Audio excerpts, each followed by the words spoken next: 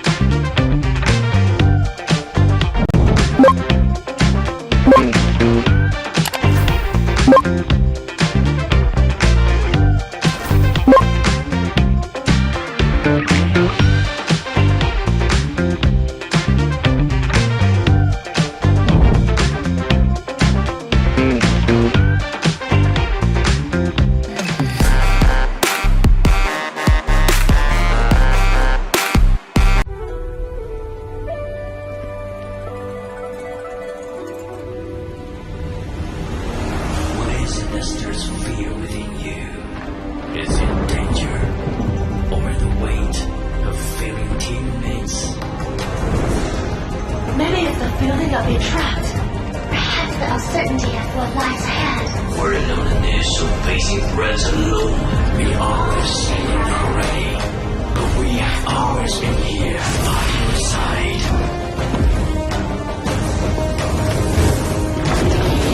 Now, rise. Embrace our strength and let your courage lead the way.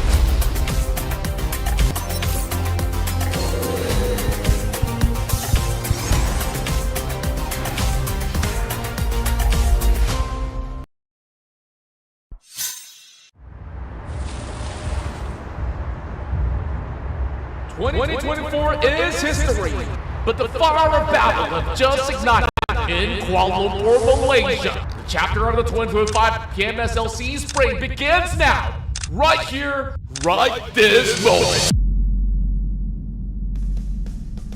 Hello, PUBG Mobile esports fans. Get ready for the ultimate showdown as the 2025 PMSL SEA kicks off. For 3 intense weeks in Kuala Lumpur, from February 26 to March 16, 24 teams will battle for the coveted Southeast Asian crown, and the $200,000 prize pool awaits the victor. This season, the battleground is set for the most intense fights yet, with exciting new formats shaping the action. Week 1 kicks off with 2 stages. In the group stage, 24 teams are divided into 3 groups and compete over 3 days. The top 16 teams will advance to the Super Weekend. Yes, say goodbye to Super Sunday. Now, 12 matches over 2 days will decide the Week 1 standings. Week 2 raises the stakes with a game-changing twist, Smash Rule. Once again, the top 16 teams advance to the Super Weekend after 3 days group stage. Before Sunday's matches begin, the match point will be set, determined by taking Saturday's first place team score and adding 10 points as the target score. On day 2, the battle will continue until team secures a winner-winner chicken dinner after reaching the match point, or until all 8 matches are played. It's also worth noting that on day 2, under the Smash Rule, matches will rotate between Erangel and Miramar. Based on each week's Super Weekend ranking, teams will earn league rank points to secure final slots. And finally, the finals. The culmination of all the action. The top 16 teams, based on their league rank points from the league stage, will face off in 3 electrifying days to decide who will take the crown. Now, let's cheer for these 24 teams from Indonesia, Malaysia, Thailand, and Vietnam. Rivals clash, legends rise. Only one will claim the throne and take the C slot for PMGO main event. The battle for glory starts now. Let the games begin!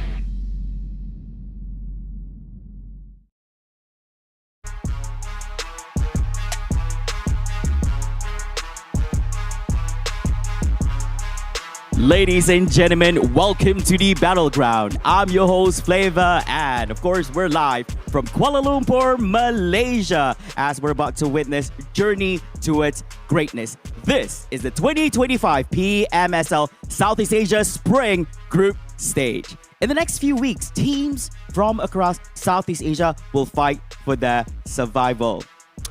Some of them are battle-hardened veterans, where they are returning back to show that they are at the top. Meanwhile, others are rising challengers, eager to prove their worth and do a little bit shakier in the competition and also make them up. But whatever their past may be, the only thing that matters is what happens here in this competition. Now, at the end of the stage, only the best of the best of the best will be moving forward, edging closer to the final stage, where the true fight of the championship begins. But before we go there, they must face the pressure, adapt to their opponents, and prove that they do have what it takes to be here. Now the stage is set, the players are ready, and the action is about to begin. This is the 2025 PMSL Southeast Asia Group Stage Day number 1.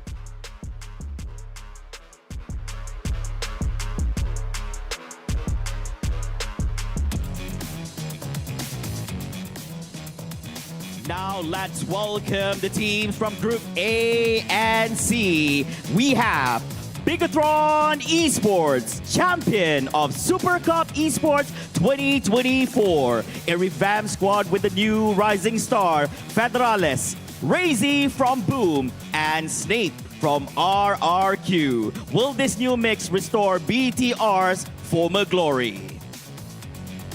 TALON Esports, 4th of PUBG Mobile Super League Southeast Asia Summer 2024. 3rd of the PUBG Mobile Super League Southeast Asia Spring 2024. Team Flash, champion of PUBG Mobile Super Weekend 2024 number 2 and champion of PUBG Mobile National Championship Vietnam 2024. New Era, the second place winners of PMNC Malaysia 2024. HOMEBOIS, 5th of PUBG Mobile National Championship Malaysia 2024 with Shamil, MVP of Malaysia Esports League 2024, leading the charge. Can HOMEBOIS make a breakthrough this season? OSJA TH, 2nd of PUBG Mobile National Championship Thailand 2024.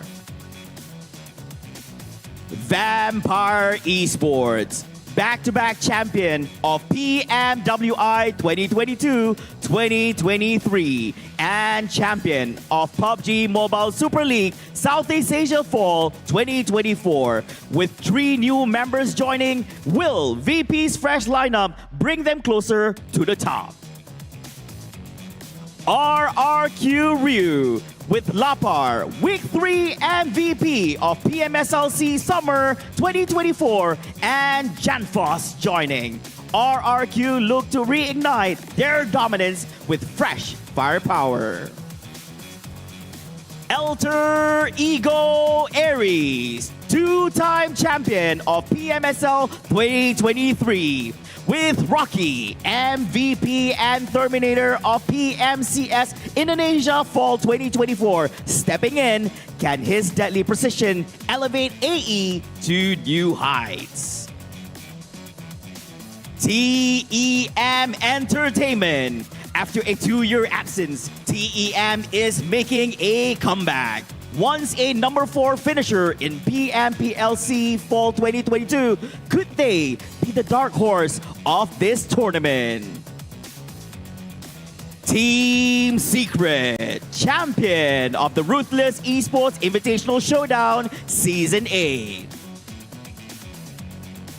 MAQNA Esports, the champion of 2024 PMNC Malaysia.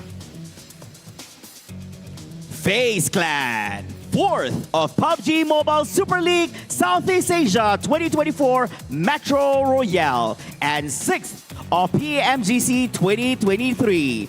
A completely new roster, can they rebuild their legacy and rise to the challenge? Viking Esports, they've just joined as a partner team and all eyes are on them. Let's see what they bring to the battleground. CELCOMDIGI Alliance, 3rd of PUBG Mobile Super League Southeast Asia Summer 2024 and 4th of PUBG Mobile Super League Southeast Asia Fall 2024.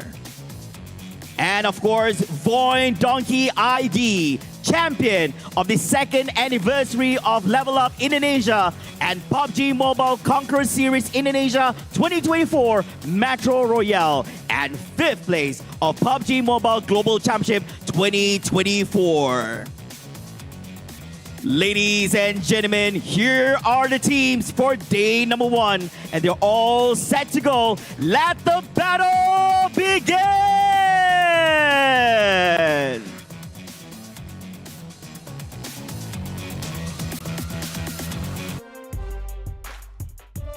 My goodness, this is an insane introduction to all these teams. While we see very, very familiar faces, we are also seeing very new ones and a major rehaul for many of these rosters. It's an interesting situation as we go into this year because everything that we knew about these teams, all these players that we know and love, Signature, Impact, and all these teams have finally been separated. So we're starting this year very, very fresh. Anyways, welcome everyone. I'm Tash alongside Contra, your casters today, and it's a very exciting one as we go into day 1 of week 1 of PMSL SEA.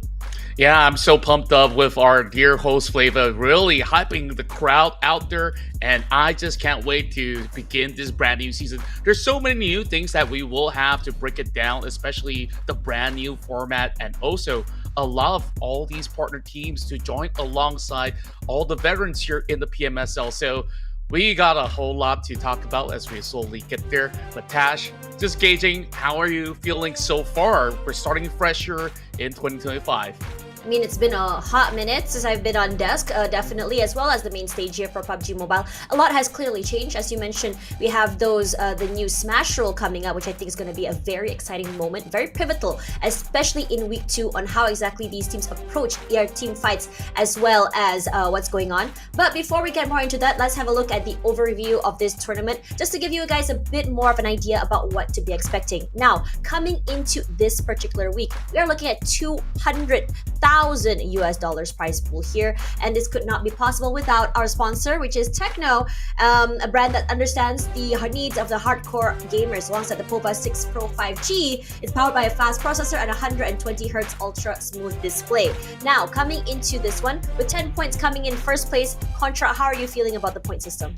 Well, it's been pretty much stock standard for the past couple of seasons already. Teams will be very familiar on how much points they will gain based on all the rankings as well as elimination points for sure. So 10 points for the chicken dinner, and of course this time round we only have 2 weeks of group stages and then the super weekends to wrap up the weeks, and then 3 days to dictate who will be going into the global rounds.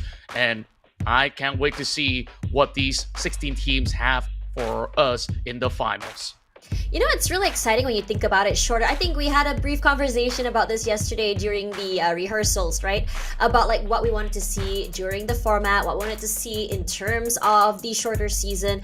And I feel like the shorter season brings a different mindset, a different go, go, go sort of style without teams really having to overthink about how exactly they want to approach this season. Now, coming into the group stages, we have 3 groups. We have A and C, which is starting on Wednesday, tomorrow B and C, and lastly on Friday, A and B, before we head into the Super Weekend. If you guys are very new, the Super Weekend shows off 16 of the best teams here in the group stages to go into this weekend to collect points to go into the Grand Finals eventually. And what's also interesting to note is that week 2, we will begin with our Smash rule, and we'll eventually elaborate how Smash rule works once again. So 6 matches per day, up to a total of 8 matches to be played out. So this is how Smash rule works. The teams will set a match point. So the team with the highest point on Saturday will just add 10 points onto the table. So that will be an example, say 70 points to end the run. So teams will have to reach 80 points, and the team that reaches the match point will then need to secure another winner in a chicken dinner to end the match. So that's like 80 points plus a chicken dinner to close off the day. to close off this the weekend. Actually, if you think about it, it's a lot hard to explain, but you'll see what we mean in a little while. But anyways, here are the teams participating, and this is what we talked about in terms of this year. Right? I think for a while now it's usually the same suspects coming into the tournament. Sometimes we'll have a few new teams, but this season is completely new. We're seeing a lot more teams come around, brand new orgs as well, and I think we also mentioned about the roster shuffles, and I think this is very pivotal. I think like teams like say FaZe, like Vampire Esports, like Sem9, like Alter Ego, like BTR, like RQ, they have a very like stock standard, I would say, core that they really hold on to throughout the last few seasons, right? Maybe the major reshuffle we would see maybe is like a player out, a player in, a change in sub. But this time around, a lot of teams have opted for major reshuffles. And Contra, I think you've been here for quite a while now. What do you think might be the major reason as to why this has happened? I think like over the course of some of all these seasons, teams are starting to improve from all across these regions, and what they have to do is to step up, and we will kick off today with Group A versus Group C. And when we're talking about changes, BTR, they have the biggest changes on the block. That's due to the retirement of the Tachibana brothers. Both Zuxi as well as Luxi is out of play. So what did they bring in? Some of the hottest prospects across Southeast Asia. Federalis, who was the top gunner from PMCL, is now here in PMSL, and I think that is what we are definitely going to be looking forward to coming into this Group A versus C matchup. And of course, the list of names we're all very familiar with. But on top of that, even with new names like Viking Esports from Vietnam, I think we will see a couple of familiar faces as well, as we'll kick off our day one with 6 matches. Yeah, I think it's the usual stuff. We have 3 Ingles, 2 Miramars, and start off the day with Sanok. Very, very stock standard stuff. I think for a while now, when we talk about, I think these things, it's usually we have like a certain region that's dominating each map. But I think last season is definitely, I would say, the standard of what we can expect, because every single team seems to have stepped up, like you mentioned earlier. But before we go into more of this tournament today, we have something super interesting to share with y'all. For you guys who are huge fans of PUBG Mobile, you guys also know that PUBG Mobile also does these amazing collaborations in terms of music, and this is the 7th anniversary of this, which is happening on March 7th. That's right, a familiar friend is on his way. I think that for the old timers, they will absolutely love who's going to be involved in this 7th anniversary music collaboration.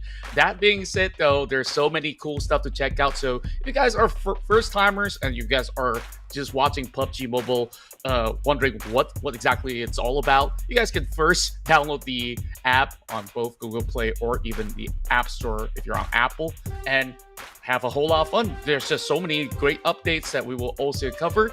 But before we go into all of our games, this event is proudly brought to you by TECNO, a brand that understands the needs of hardcore gamers. With the POVA 6 Pro 5G powered by a fast processor and 120Hz ultra smooth display, your gaming experience is now more responsive and lag-free. It's really exciting when you come into this tournament, when you're mentioning TECNO. I think a lot of gaming phones have definitely upgraded and it comes to this, and I am a firm believer, whether it be PC or mobile. Now that mobile has caught up to PC as well, higher refresh rate always means a better, I would say, experience when it comes to FPS, and this is the perfect phone for PUBG Mobile.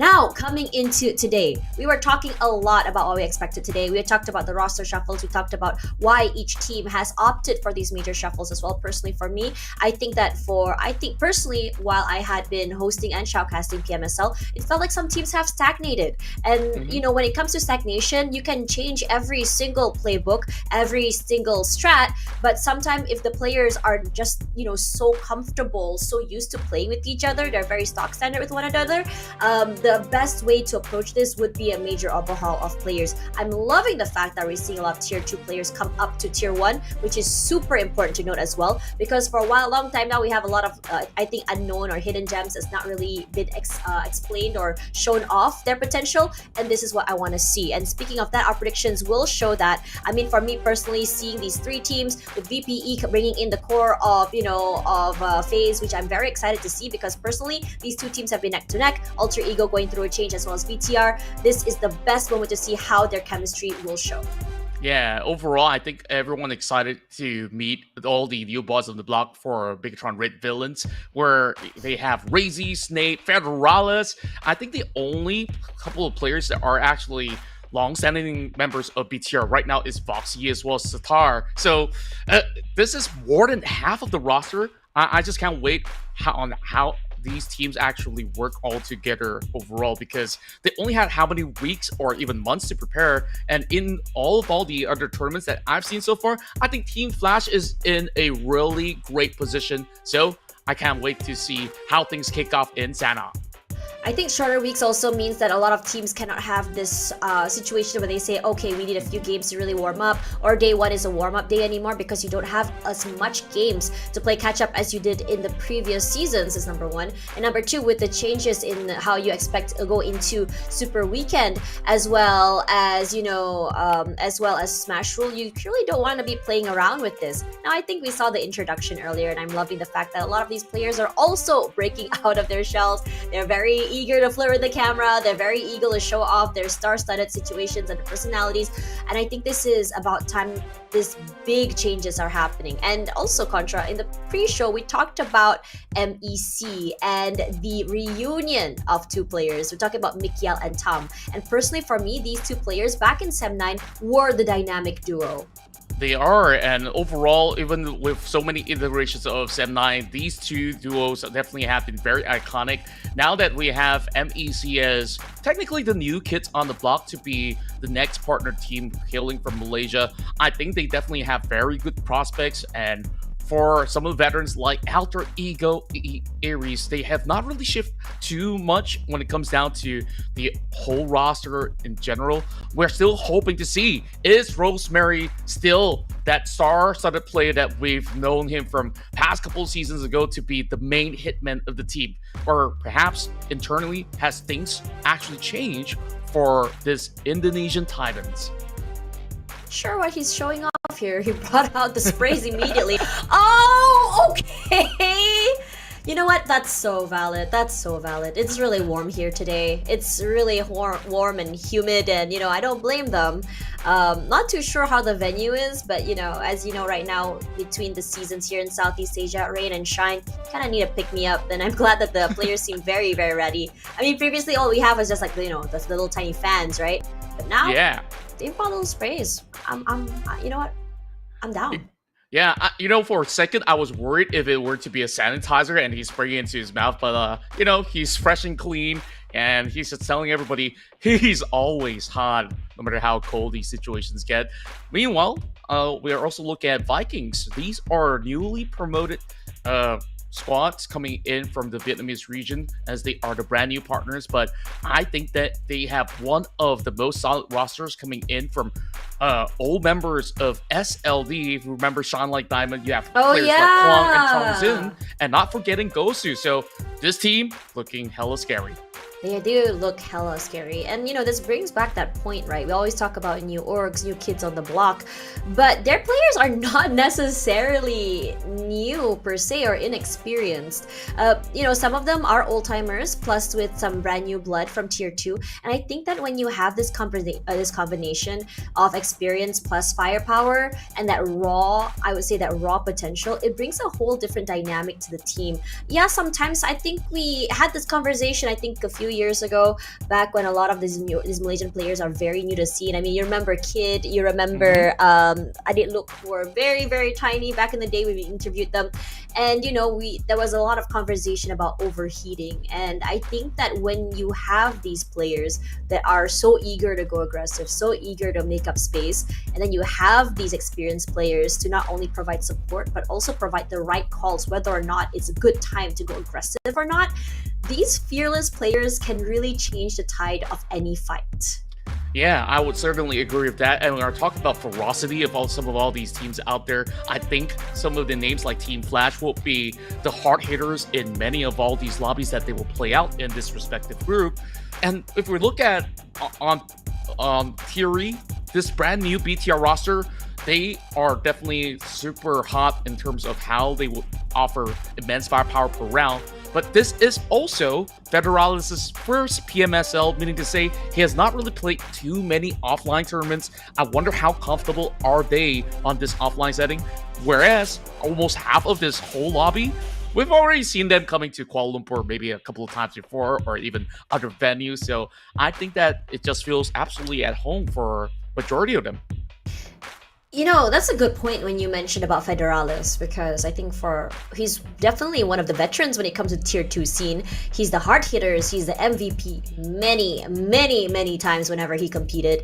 But, you know, as you said before, you know, that LAN experience hits very different. Playing, I would say, you know, in person on a bigger stage, it's higher pressure as well coming into tier 1. I'm excited to see him up here. I think, you know, personally for me, when I heard he's here, I thought, it's about damn time. It took way too long for this guy to be picked up to go to the bigger stages. He's proved himself, you know, time and time again. I hate using that word as a caster, but it is the truth right now. And I think it's great to see him here. I mean, even if he say he does not perform, he does not do that same impact he did back when he was in PM's, you know, what is that? It's just OSJA. Was it OSJA? No, Harame Bros. Excuse me. Harame Bros. Yeah. You know, even if he did not, you know, do that same impact as he did on Harame Bros, I think it's okay. It will take some time for him to adapt. But once he does, I think he's about to be a monster. He definitely will be, as the man is right in front of our screens. He's just warming up his fingers. We got less than a minute to go, and all these brand new kits coming in from all the teams are looking great. I hope that we can actually get some jerseys for our own, but Tash, I believe it's about time that we move into our first match. Yeah, I think a lot of these teams, it's feeling pressure. There's that, okay, we don't have time to think. There's no such thing as icebreakers. There's no really getting a feel. So ready or not, ladies and gentlemen, let's go into our first match of the day. This is the PUBG Mobile Super League Southeast Asia.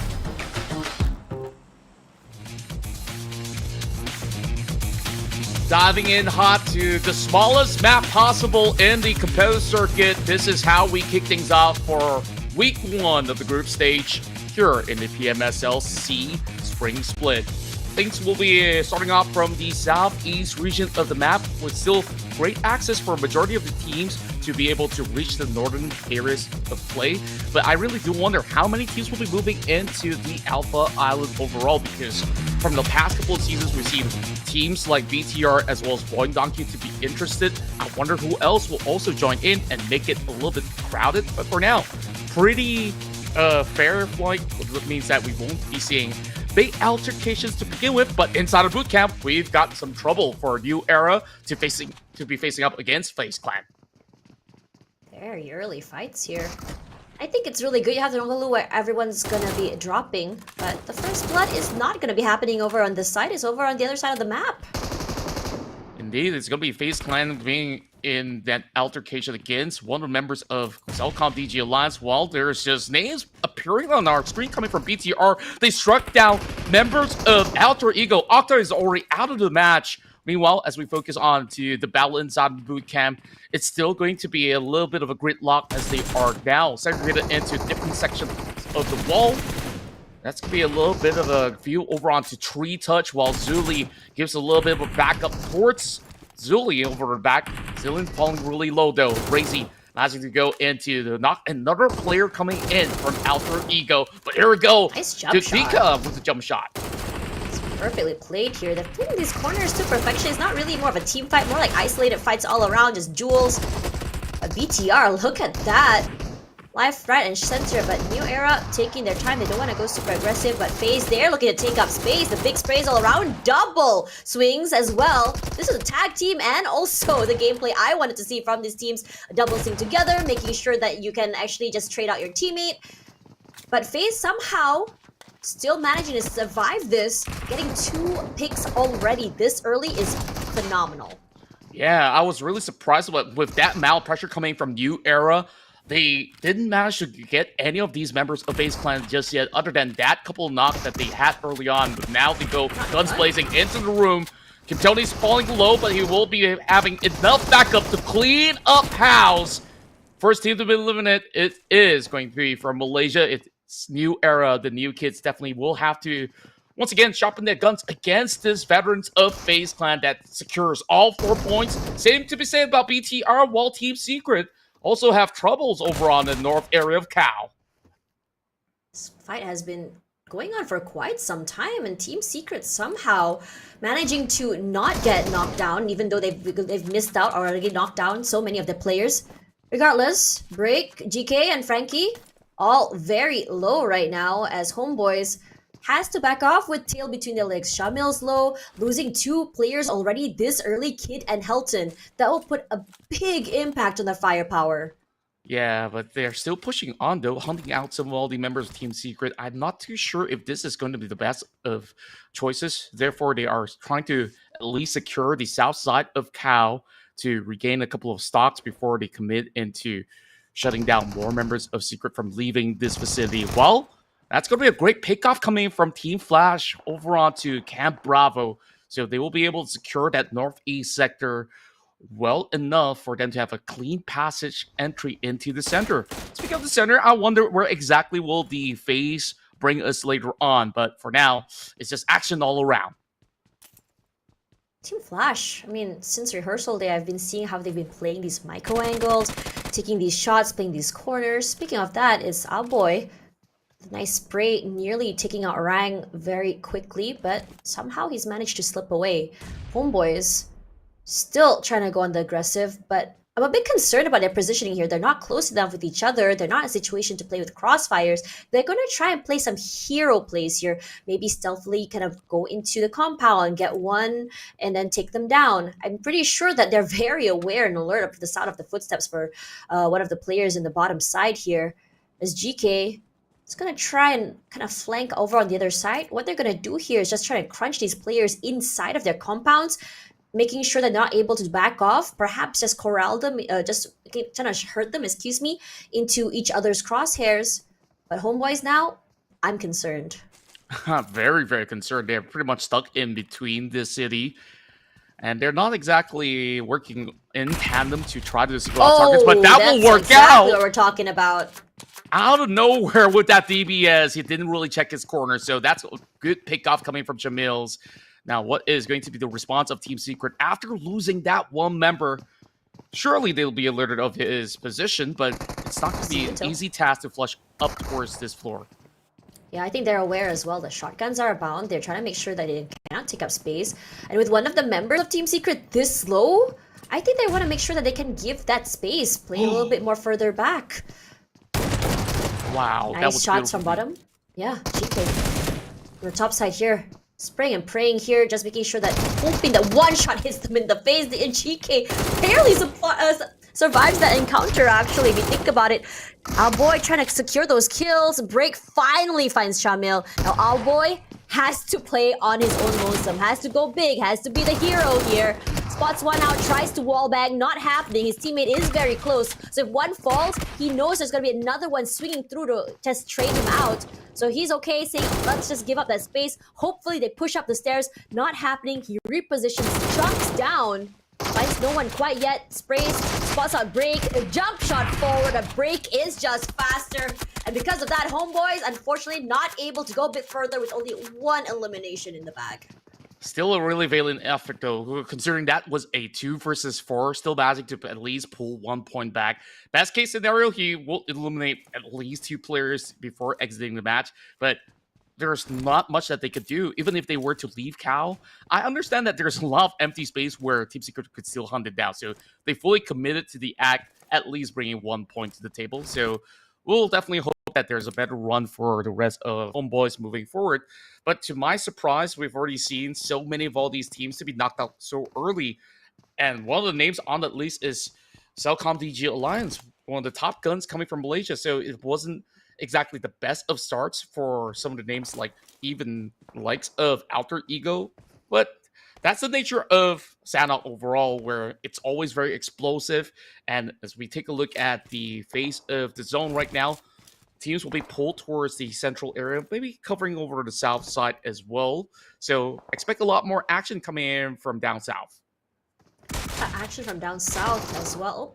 It's a replay just now for that fight. I think I have to say that I think that what Homeboys wanted to do just now was to be able to isolate these fights, take them away, just kind of like force them in a 1v1 situation, just kind of dwindle down the numbers one by one. But I think as soon as one of the members of Team Secret realized that one of their teammates had been knocked, they decided, okay, we can't play together too close because we're not gonna get, we're not gonna get chunked one by one. But let's put ourselves in a position where we can trade off of each other. They've given themselves a lot of space in between these fights, not allowing for the shorter range of the shotguns to be able to shunk them down and be able to spray them out left, right, and center. Unfortunately for Break as well, that jump shot was immaculate. It was perfectly timed. It gave him a lot of value. Indeed, and overall, I love this brand new style of play come from Team Secret. A couple of seasons ago, they were that team that just bum rush into certain compounds and find themselves in sticky situations. Now you can see that they are a lot more calculated in how they do single out their targets. So yeah, great insights onto that fight. Overall, plenty of these teams are trying to at least secure some grounds over on the central area of the map. MEC so far, no casualties, but no points just yet.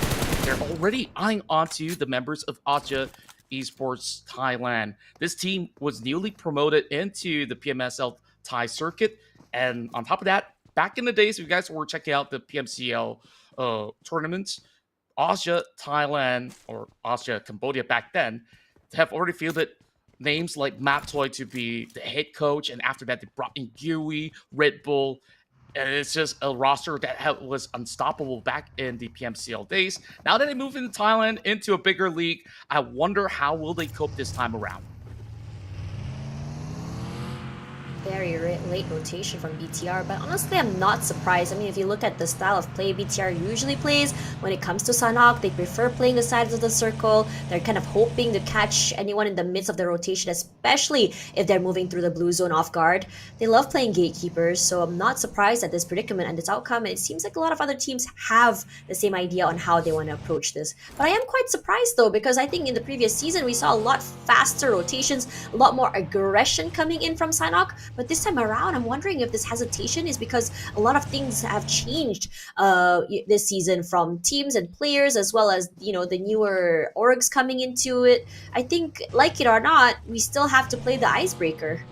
True enough, and overall, some people may say that, hey, this is just a warm-up round for everybody on board, or perhaps they are just being a lot more careful because they understand how important each round actually contributes to the overall standings. We only have 2 weeks of play this time versus the past couple of seasons where it's a full month long of action. So if you were to slip up in 2-3 rounds in a row, it will prove to be very costly in the overall standings. So you can see that certain teams, after certain big fights that they've took, they will go in for a longer reset and then join into the fray a little bit later on. A little bit bird's eye overview, as we do see a scatter of teams all across the region. As we see on the north, Team Secret still hanging out around from the blue zone, just looting up from Paradise Resort. They should have just about enough stock for them to outlast plenty more battles to come. So it's a good plan for them after racking up that total 4 points. And considering the fact that they lost one member, I guess it's better for them to ensure that the entry is going to be safe later on. Meanwhile, for Vampire Esports, they're just by the edge of Painan, so they would expect visitors to be coming in from the far western end of the plains later on. I think the initial skirmishes have ended as well. There we go. The bridge toll grabs their fee, but not without a fight. The Vikings get the first hit, but you can always rely on Federales to shoot back here. Kwang falls. Agosu waiting a little bit more patiently here. Has a bit more, I would say, cover as well. They have full control of this tiny little compound here with his teammate. Kwang will be eliminated already. 3 more members left here for Vikings. You can start to see the hesitation come through as BTR. Okay, let's go for resets. Let's just try and play together here. Takes the shelter underneath the bridge and kind of hoping, maybe even baiting for them to push out, hoping for a closer CQC, but I don't think the Vikings are eager to take up that space. They're very happy already taking out 2 members of BTR this early. Yeah, that's the best case that they could actually get out of that one. Seems like they did manage to secure only one of the points out there. And BTR, now that they have to ditch their vehicles, this is going to be one of the toughest areas to play on foot. You can see that fast corner from both sides of the hill across the river is going to leave them very susceptible to all these lurkers over on top side. But thankfully enough, no team happens to be over on top end of the hill, as Team Flash is much more focused onto the members of Team Secret who are hoping to reach in from the north. Pretty sure they had a glimpse of Break just now. I'm not too sure if I can say the same thing about Break. Oh no, they don't. Tops has his eyes on all these players, keeping very silent. They have all the advantages. They have the high ground area, they have the crossfires. Great opening by Baus. Takes a bit of damage as GK fires back. But the same could be said about his teammates, and that's what we talked about in terms of the advantage, in terms of the crossfires. Already taking out one member of Team Secret. They are not catching any breaks today. From one jaw of another team to this one, Tops taking full advantage of their situation right now. A nade comes through. Bo's repositioning quickly, taking up their space as GK takes a lot of damage. That nade hits another player, knocks down Break. Their car is on fire. The only player left alive right now is just barely surviving by the skin of his teeth. And Flash, they're eager to just completely rush up forward, take up space, crunch them in the smokes. Can't be seen. Blind shots all around, and finally they fall. Trang will be the next one to fall down with 4 eliminations only. Team Secret will be down and out, and Flash, what a great start for the day. Indeed, it's 8 total points, and they execute that so perfectly from the high ground views into how they have rushed right in. That nade that was just thrown in was just the nail in the coffin for those members of Team Secret, unable to even react or even try to dodge because it's just open grounds for the taking. On this side of Team Flash, I'm hoping to see more of as we will continue on with the rest of the field.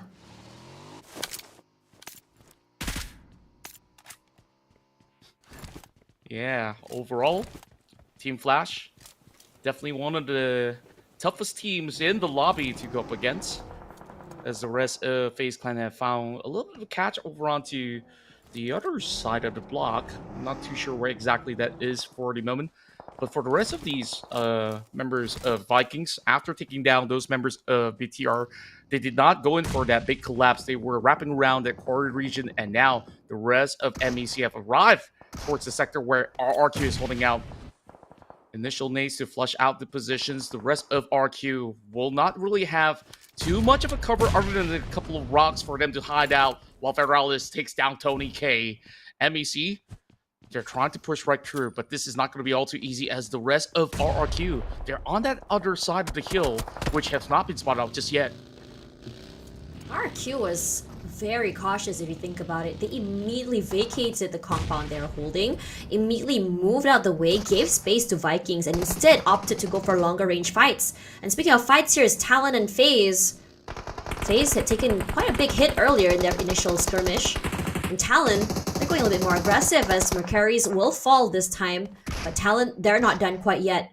Slowly but surely taking up that space, playing off the side of this hill.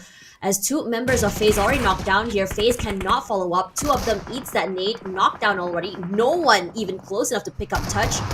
As the last few members of FaZe will be hiding for their lives as Dukdiko, in fact, over inside of the blue zone, will be taking that damage and saying, okay, let's just play for placements now. Yeah, it's going to be really tough for him to even move out of the way. Best case, maybe he will find one straggler still standing around his corners, while Linux holding up against the rest of Vampire Esports, pushing right through. The nades will clear him out.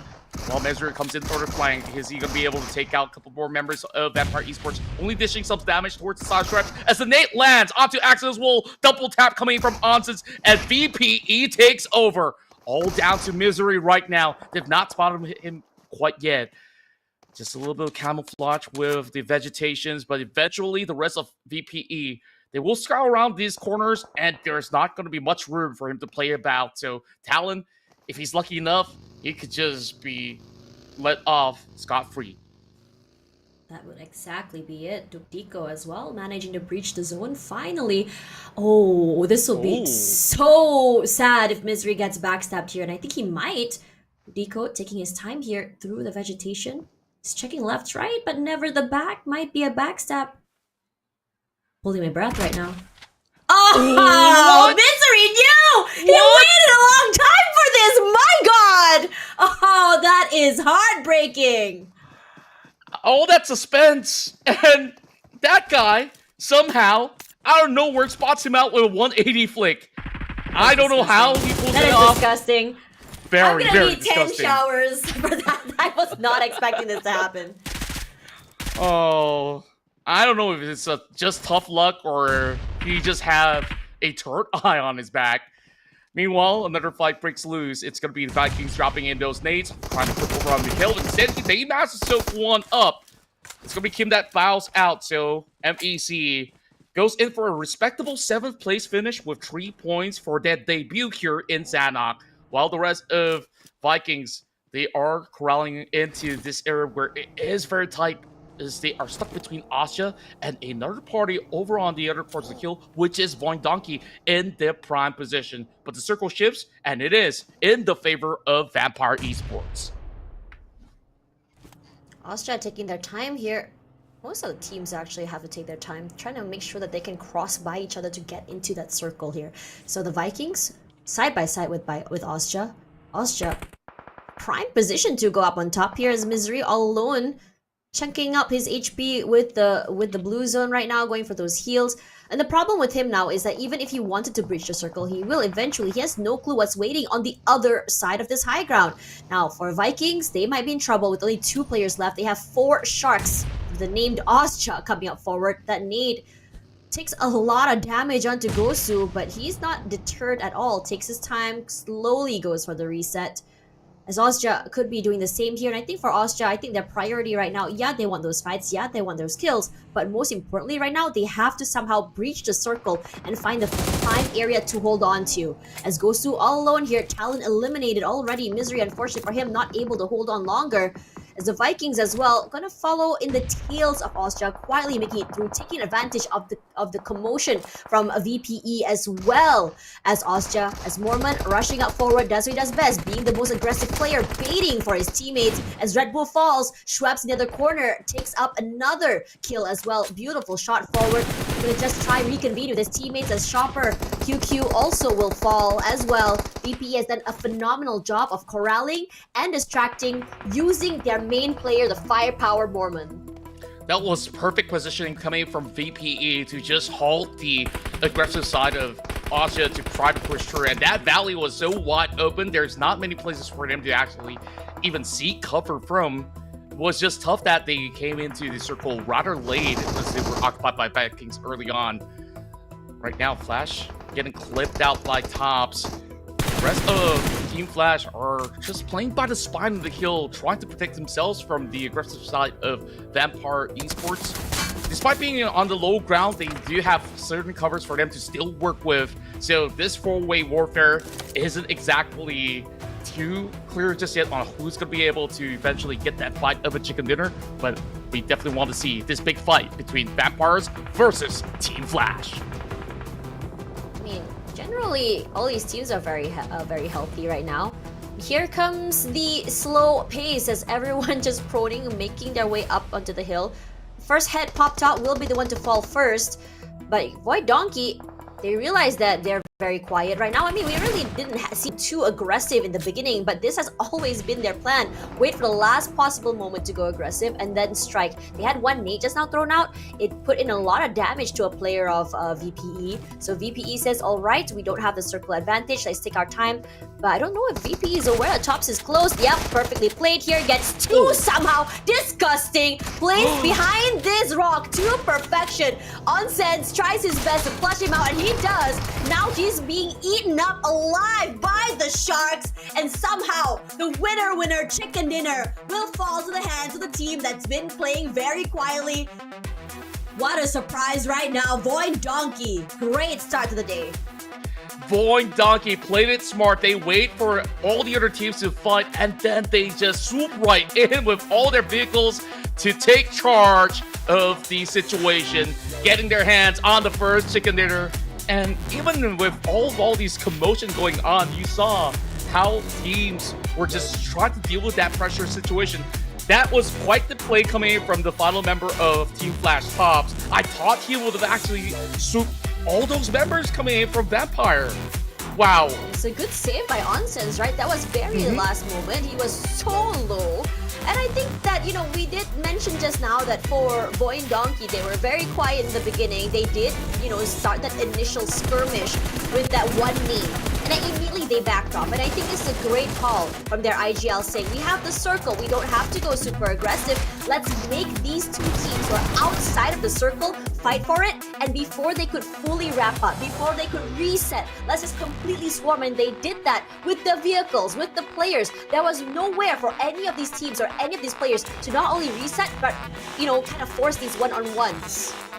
Exactly what you just mentioned. They just ensure that once they have those names basically popping up over on the feed, it's go time. They just send every member without any form of hesitation and with no time for them to even recover. They have to just cleanly sweep the floor clean in that sense. VOIN Donkey, we've seen each of these members putting up great work. As much as we don't really see too much of them being involved in big fights, overall, they've been ensuring that they take those position priorities in order to secure this chicken dinner. Now let's look back for a quick bit as we have plenty of all these battles here in the highlights. It started off really well for those players of Vampire Esports inside of bootcamp, and then there's just a whole lot more commotion that breaks loose over on the south as well as the east, and then Team Flash, they just racked up the total of 8 points in that early game, which has been pretty solid to start with from the Aces of Vietnam. You know what's great about watching Team Flash is how active they were. I mean, they weren't really a team that's just really waiting around to see the circles. They were walking around, they were catching people in the midst of those rotations. And again, reminding everyone, when you see these players play, especially I wish we could get more POVs of them, because seeing how, say, Tots played, or maybe like, I think Young, how he played in those little tiny micro angles, taking advantage of anyone in the middle of crossing. And because they have such great recoil control, they can, their TTS, their time to kill, TK, excuse me, is just so quick that, you know, before you could even see these micro little corners, they're already, you know, knocked out and done for. And then by the time that happens, the rest of Flash are very aggressive in just completely collapsing. And I think that, you know, today it's a very interesting one, because I know that a lot of teams that say VOIN Donkey, they're very traditional, right? Play quiet, and then at certain parts of the circle only they start to go get active, start to get aggressive. We saw it to the last circle. But for players like, say, BTR, like Flash, like Team Secret, you can see them actively looking out for eliminations, and I do understand why, because the idea and mindset of how aggressive this map can be is number one, and number two, the idea that one elimination is 1 point. You can rack up more points just getting active. Yeah, true enough. Overall, one of the most active has been Team Flash out there. You see, the damage numbers is almost double of what VOIN Donkey offers in this match. We also see a lot of involvement coming in from Vampire Esports. The defending champions here were close enough to eventually close up the game, but they didn't really have much left by the end of it all once they were basically deterred by the presence of Tops. That Lone Ranger just wiped the floor clean up against the rest of the Thai squad, and for the debut of Vikings, they are looking super solid, finishing onto the top 4 of the standings for now. But the MVP of that round definitely has to be Zeta. He's been positioning into some of the prime areas, negating some entry points for the majority of these teams to take over that control over onto that northwestern corner map. And not only that, he is one of the players that basically call for that rush in order to secure this massive victory.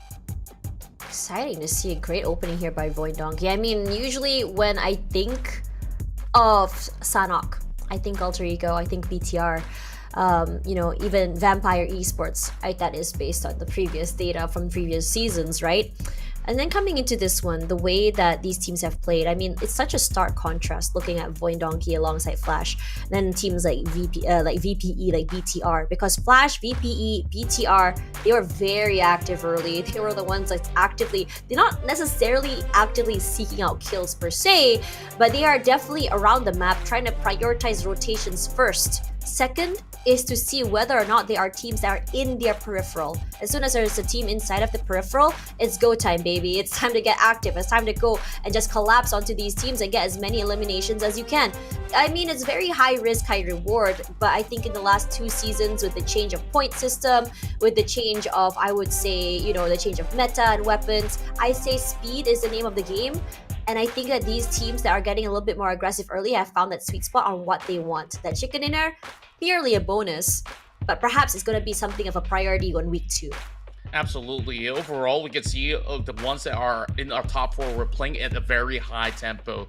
VTR did a lot of damage, but the biggest ones were coming in from all the members of Team Flash, where we even see them shutting down Vampire Esports. Vampire played really smart, especially on that battle for that high ground, where they managed to shut down Team Secret, and eventually even OSJA was denied entry into the final zone because of how well they not only positioned themselves, we saw how much damage Mormon himself has done in that close quarter combat. So definitely these are the names that we'll be also looking out for when we move into the bigger maps such as Erangel and Miramar.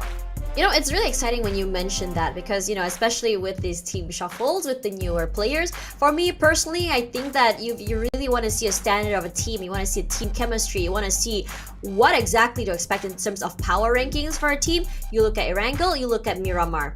Sanhok was just merely a taste. And speaking of tastes, we are going to be getting a taste of what we are going to be expecting very, very soon. And that is the Memory of Sand, which will be happening, I think, on PUBG Mobile version 3.7.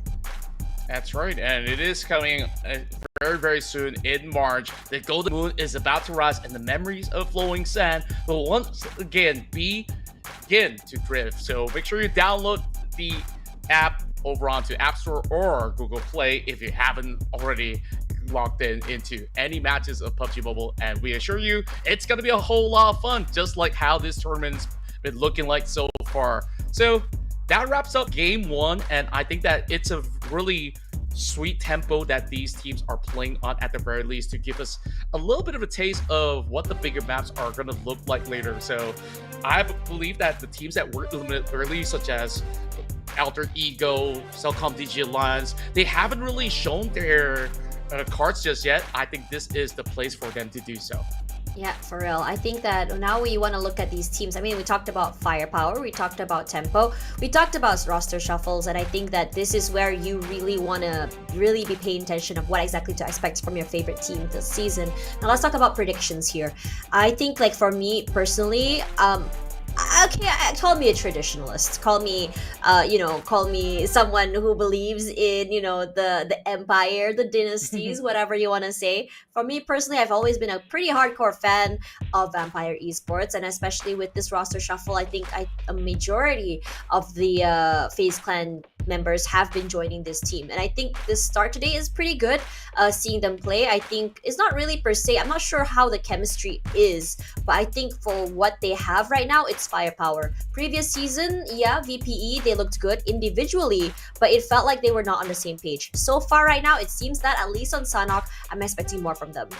Yeah, me too. Overall, we know some of these guys have been playing all together, whether it's on their usual scrims and even in recent lobbies when it comes down to minor tournaments. They've always been all the way up there. If it's not going to be the championship, that it is within the top 3. So I will expect them to have a very stable run. I did also put in names such as Talon because this is a map that they absolutely excel at. So I'm hoping to actually see what Talon really has in store for us when it comes down to controlling not only the space in between the central areas once they do actually get it. This is a very versatile team that has been able to really wow audiences because they are willing to call the shots. It's like, oh, we have a full squad right there. They're in those compounds. It's go time. They don't care. Like, they don't need to leave like maybe a support trying to go for flank. This is a team that is out there to entertain all of us. Yeah, it's really exciting. I mean, when we talk about teams that entertain, like maybe there are some teams that say, okay, we're playing the way we play because of content. It doesn't necessarily mean it's a bad thing. I think some teams have found that nice little, I think, sweet spot between content, aggression, and even, you know, strats. And the thing is, when we look at these teams, especially throughout the most few years, like how many teams have support staff that have really changed the trajectory of how they approach a game and how they play. Now, coming into Sanhok, I think that's a lot to talk about, right? I think Sanhok is a great, I would say, a yardstick, or rather a simple one, to figure out how teams play in I would say a smaller map in terms of quick rotations, in terms of faster fights. I am quite surprised at the tempo of that particular Sanhok, but I wouldn't be surprised if if in the next coming days it will change. But I think you did mention a bit about Rosemary in the pre-show about whether or not he will still be thriving because of these big changes to the team he's playing in. And for me personally, I think yes. I think individually he's a great player. He's made things happen with or without support of teammates. I think it comes with those many years that he's been playing, I would say. But at the same time, right now, look at the bottom of the screen, in terms of healing, what do you think? What's your thoughts on these? Yeah, overall, when it comes down to Sanhok, there are situations where you are pit against the wall. When we saw big spikes happening, you were left stranded on the outskirts, and there's nothing much that you do. Sometimes playing it safe was the best option. We last saw that final member of Talon almost sweep right into the top 5 finish by doing so. So sometimes when push comes to shove, you just really got to ensure that you are healthy enough to actually outlast your opponents overall. Got a lot of all these great match stats out there, and Mormon happens to be the ones with a lot of all these grenades and utilities thrown out there. So I mean, are you surprised, right? I mean, when you look at Mormon, the way he plays, I think it's very interesting how he uses those util to give him that space to go aggressive. How do you think he gets up and close and personal?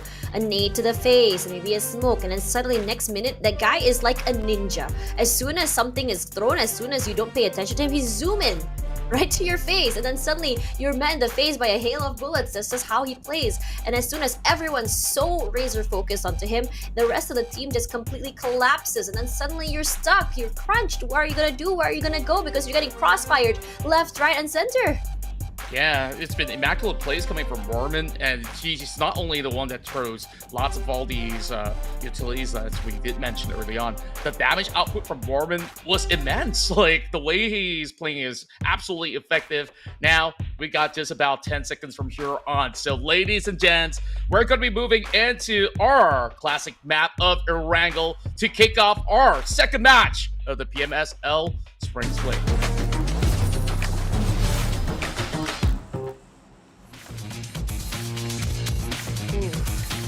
And this is where I am very excited. Again, Contra, it's been a while since I've been here. With these roster shuffles, with these new players, new teams, this is where things get serious. And why I mean serious means that you have to really figure out how your rotations are going to be. Are you aware of where the drop spots of your enemies are going to be? And what are you going to be doing if, say, you do get hot drops very early as well? I mean, to be fair, it's the first Erangel of this season. I'm sure that some teams are very, very prepared for it, but let's see whether or not countermeasures are abound. Yeah, at the very least, we're starting off with a decent flight path that gives fair entry into their favorite drop spots to kick things off with. So perhaps it's not going to be too many of all these teams that will be looking to hot drop one another just yet, unless they really want to establish that zone control for the rest of the tournaments to come.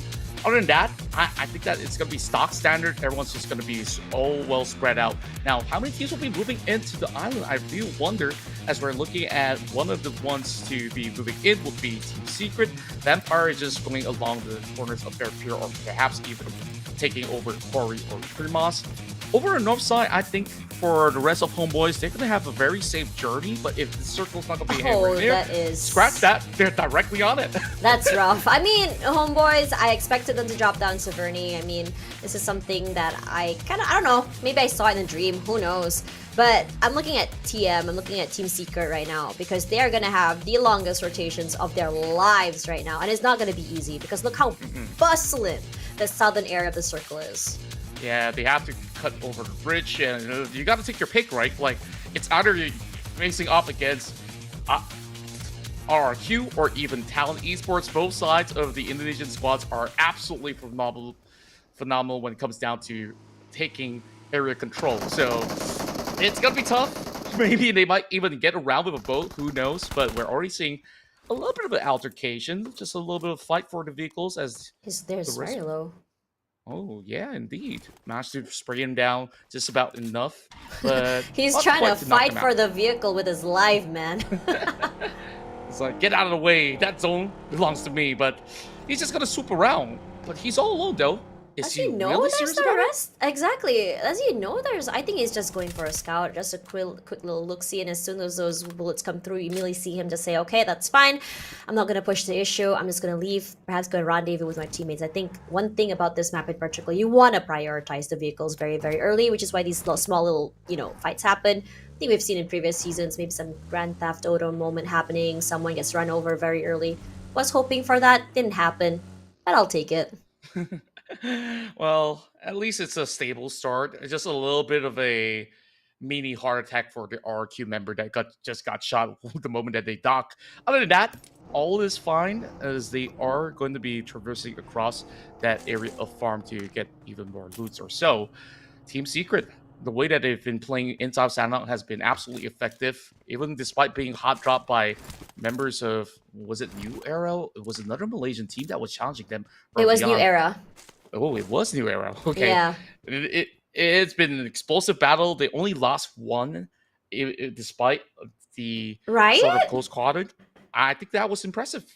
It really was, and I think it comes down to positioning. I think FaZe is so aware on how exactly they want to play this. I think, if anything, they're understanding that the lower side of a compound is going to be a little bit more safer, especially when you don't have strength in numbers in one compound. So when you are playing the lower side area, it means repositioning is going to be a lot easier. It's easier to have your teammates rotate over and kind of crossfire from those open windows. That's kind of massive as well. And I think these kind of like small little understandings, I think a lot of people talk about macros so much that, we kind of disregard those little tiny micros that comes down into a basic FPS that comes into that kind of changes the trajectory of this game. Indeed, and overall, I'm also glad that we are switching up the maps this time to get a little bit more of a different tempo. I mean, phase one, sure, you always have your looting phase, get everything that you need, and then get into some of all the hot zones to actually play about it. And now that it's ending up over the north side, a lot of teams will have to figure out where exactly will be the best spot possible. Well, the most populous area would be maybe Yasnaya Polyana, where teams will eventually cut across those sections.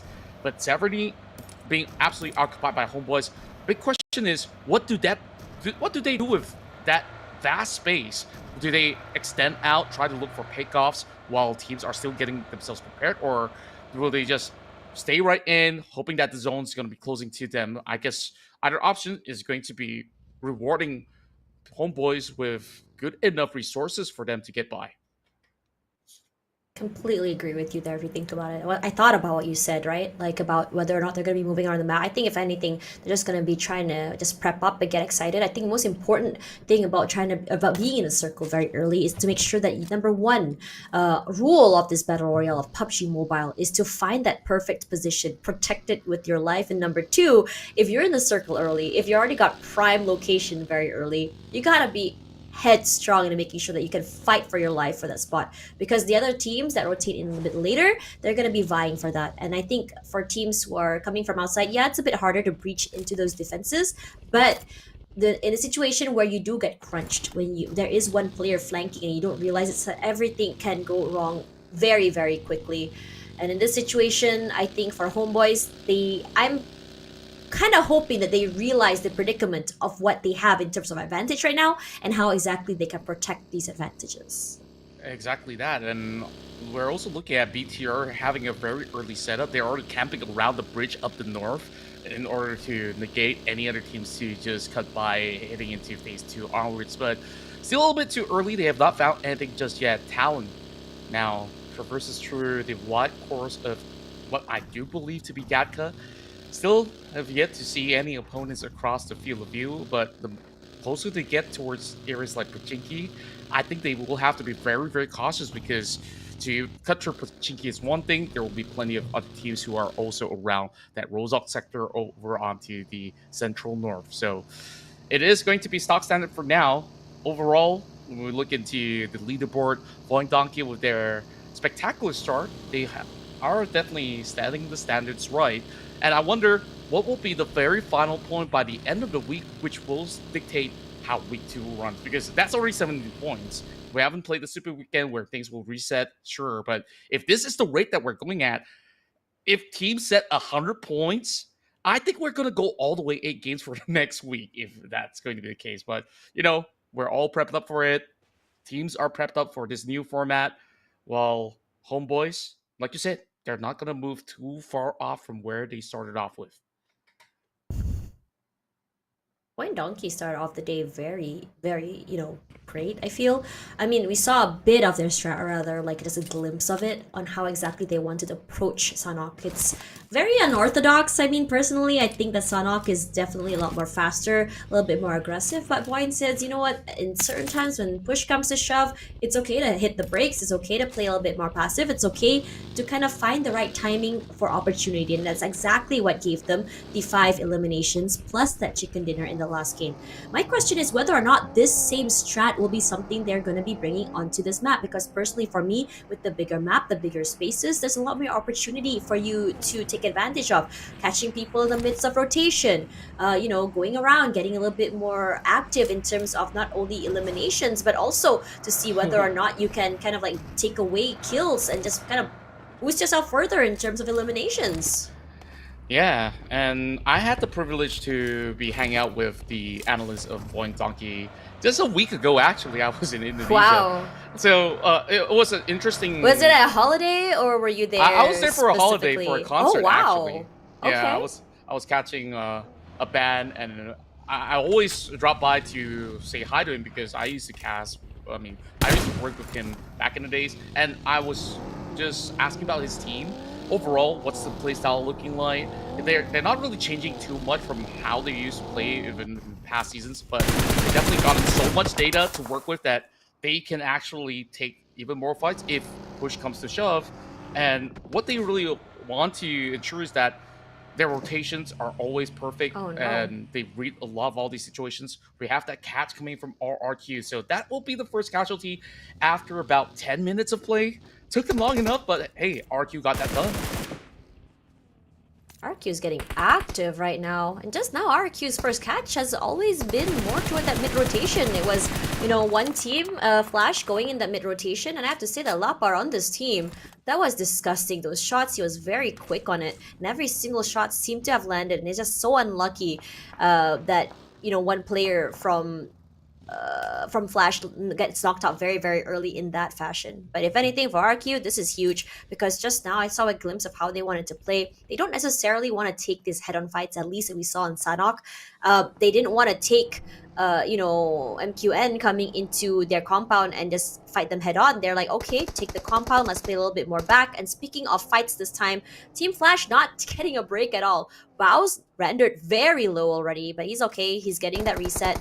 But they're meeting up with Talon this early, and immediately you can see Flash just react. You can see Tops going on a second floor, hoping that this high ground can give him a bit of advantage. Great sprays onto Misery, but Misery slippery as ever. We saw that on Sanhok. It doesn't seem to be changing here, as the other members of Talon, Yoru as well, just going in for that. Okay, now that we know there's someone close, Flash is here. We know that one player has definitely been knocked down. We have advantage in terms of numbers, but how can we capitalize?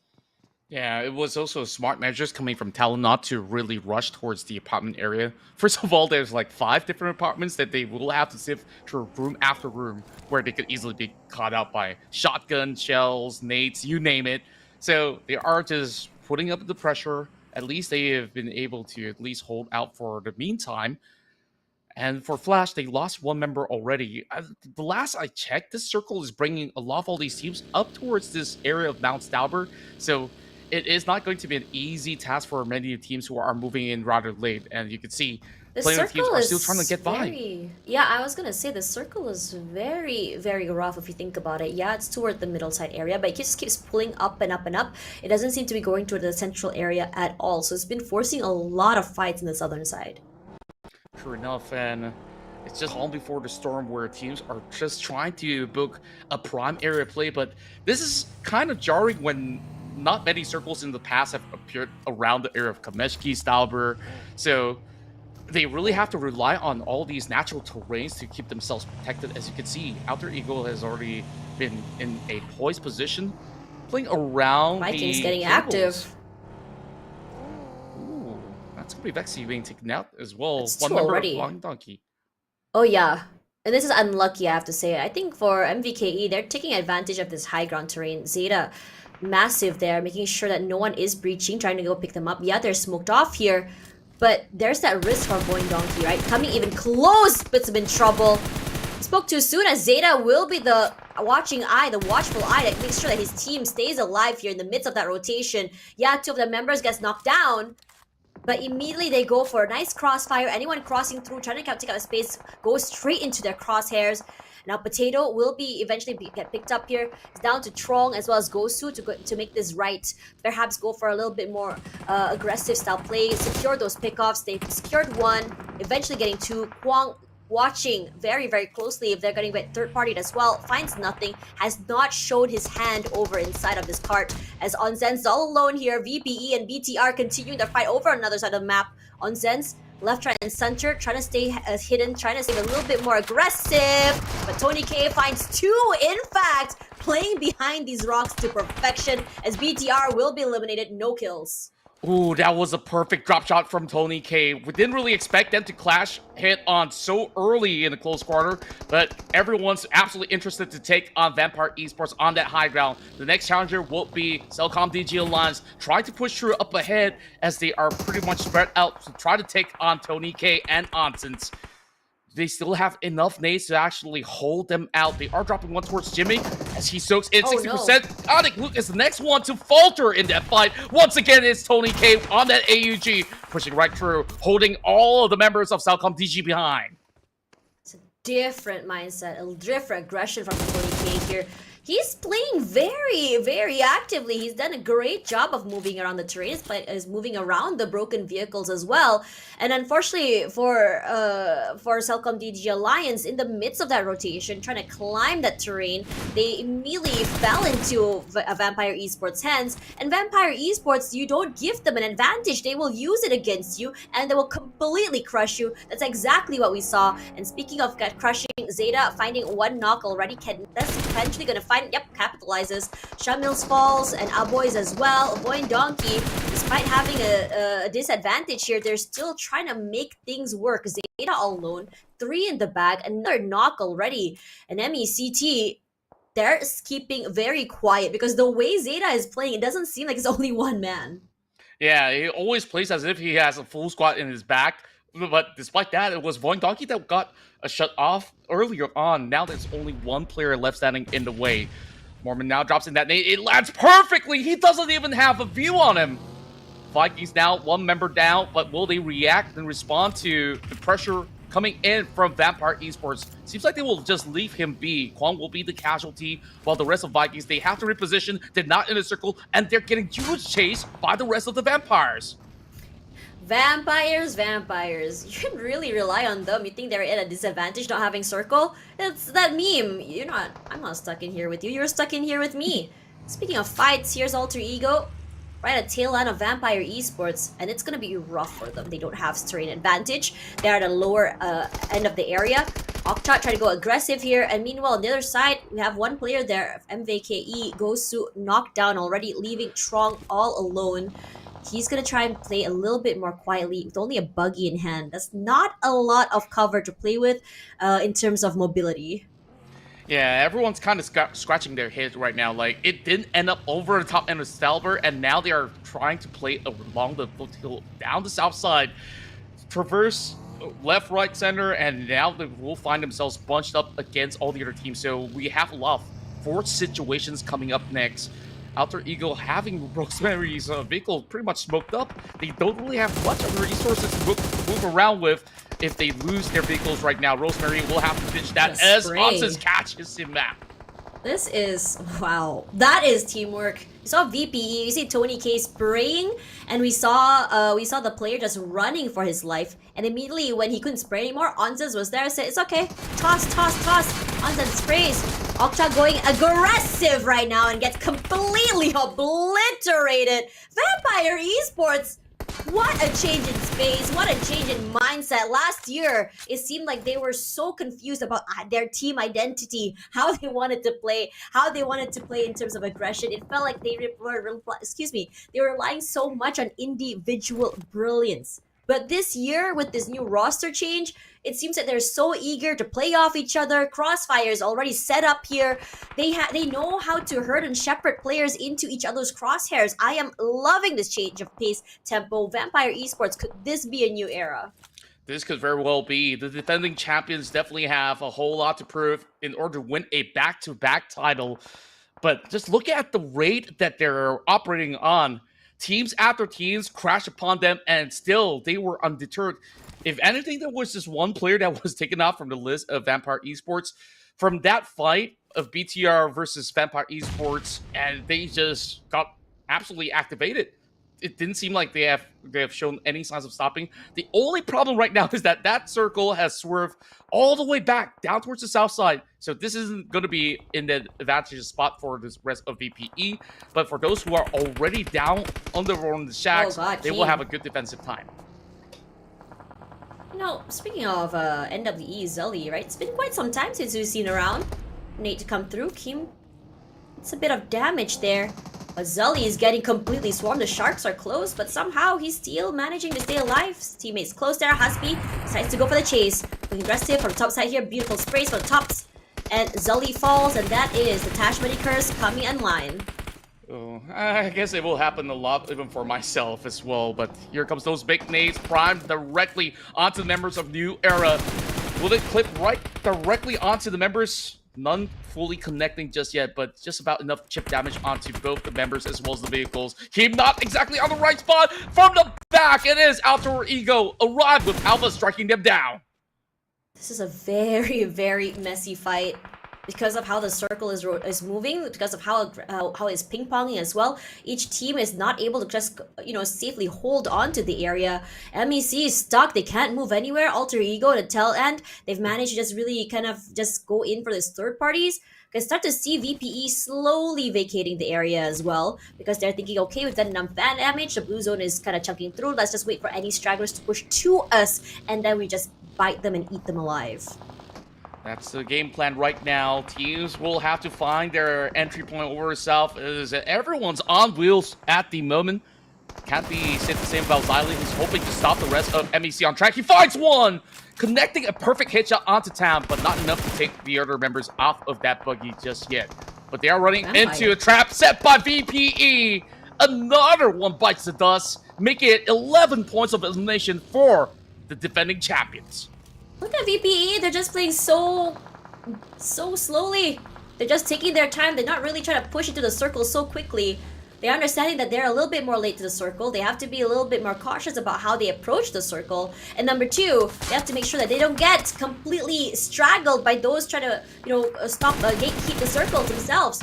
Very aware right now, MEC is close. Schweppes playing very, very dangerously in the smokes, but somehow managing to survive by some time here. His teammate is close. Not sure if they know that Onsense is inside the area as well, as Flash saying, okay, we know they're here somewhere, but where exactly are the positions? We have no clue, because just now, look and see how Flash has positioned themselves through this terrain. 2-2 formation, one on the high ground, one toward the lower side. It gives them a lot of situations just completely become a meat grinder for anyone crossing through. And that's exactly what VPE is facing right now. But somehow, Flash hasn't been able to really capitalize on it.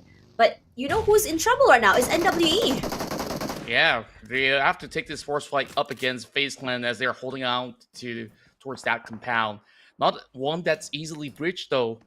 Considering the fact that they are down with only 2 members left, they have to single out these targets, but they have to really find the picks in tandem. Big nades drop right in, managing to avoid that big shot coming in from the side of GenFoss. Now going hit to hit, it's going to be GenFoss absolutely prepared to take him on with the S12K, looking for a whole lot more team secret. They look like they have a safe bunker, but not quite just yet, as RQ are just priming nades after nades towards the direction of GK.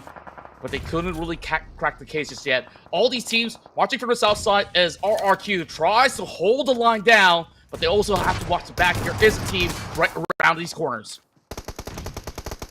It's not actually hitting quite yet. Lapar has been phenomenal. Just taking his time here. Just playing with those smokes. Nate to come through, backing up. Nate number 2, backing up. He's doing it again. It's making it very hard for Team Secret to really go and pick up rank. There we go. And now he falls. So other members of Team Secret are saying, okay, I think we just gotta cut our losses right now. But somehow it feels a little bit too late. This GK is taking so much damage. His car exploded. He's been knocked down already. Not able to secure that kill quite yet. Break going on the aggressive. Frankie on the higher side of the area.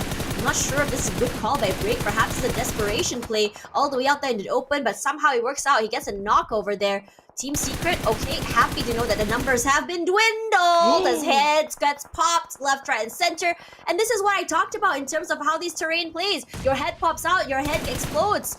And TS, they've been doing phenomenal at just being aware, taking their time, and just waiting for the right moment to see if anyone gets antsy. And RRQ will be the team to do it first. They need to come through. A quick reposition by Ryu, but he still eats the damage though. Rendered quite low right now. Break is taking so much space. Spots out Hazel. Spots no one close by. It's a corner area. He eats the damage and he falls. Lapar not able to protect his teammate. It's an unfortunate situation for RRQ. As Team Secret, they were at a disadvantage. They were at a man disadvantage even. But now it's RRQ that's in trouble. Yeah, it was a big clutch factor coming in from Frankie, getting that double headshot, and now it's all down to Lapar holding inside of the washroom. I don't think he's got much space for a brick at all. Team Secret is going to eventually charge right through, and all it takes was that perfect nade to be primed right in as they just deterred the entirety of RQ, who was on the offense.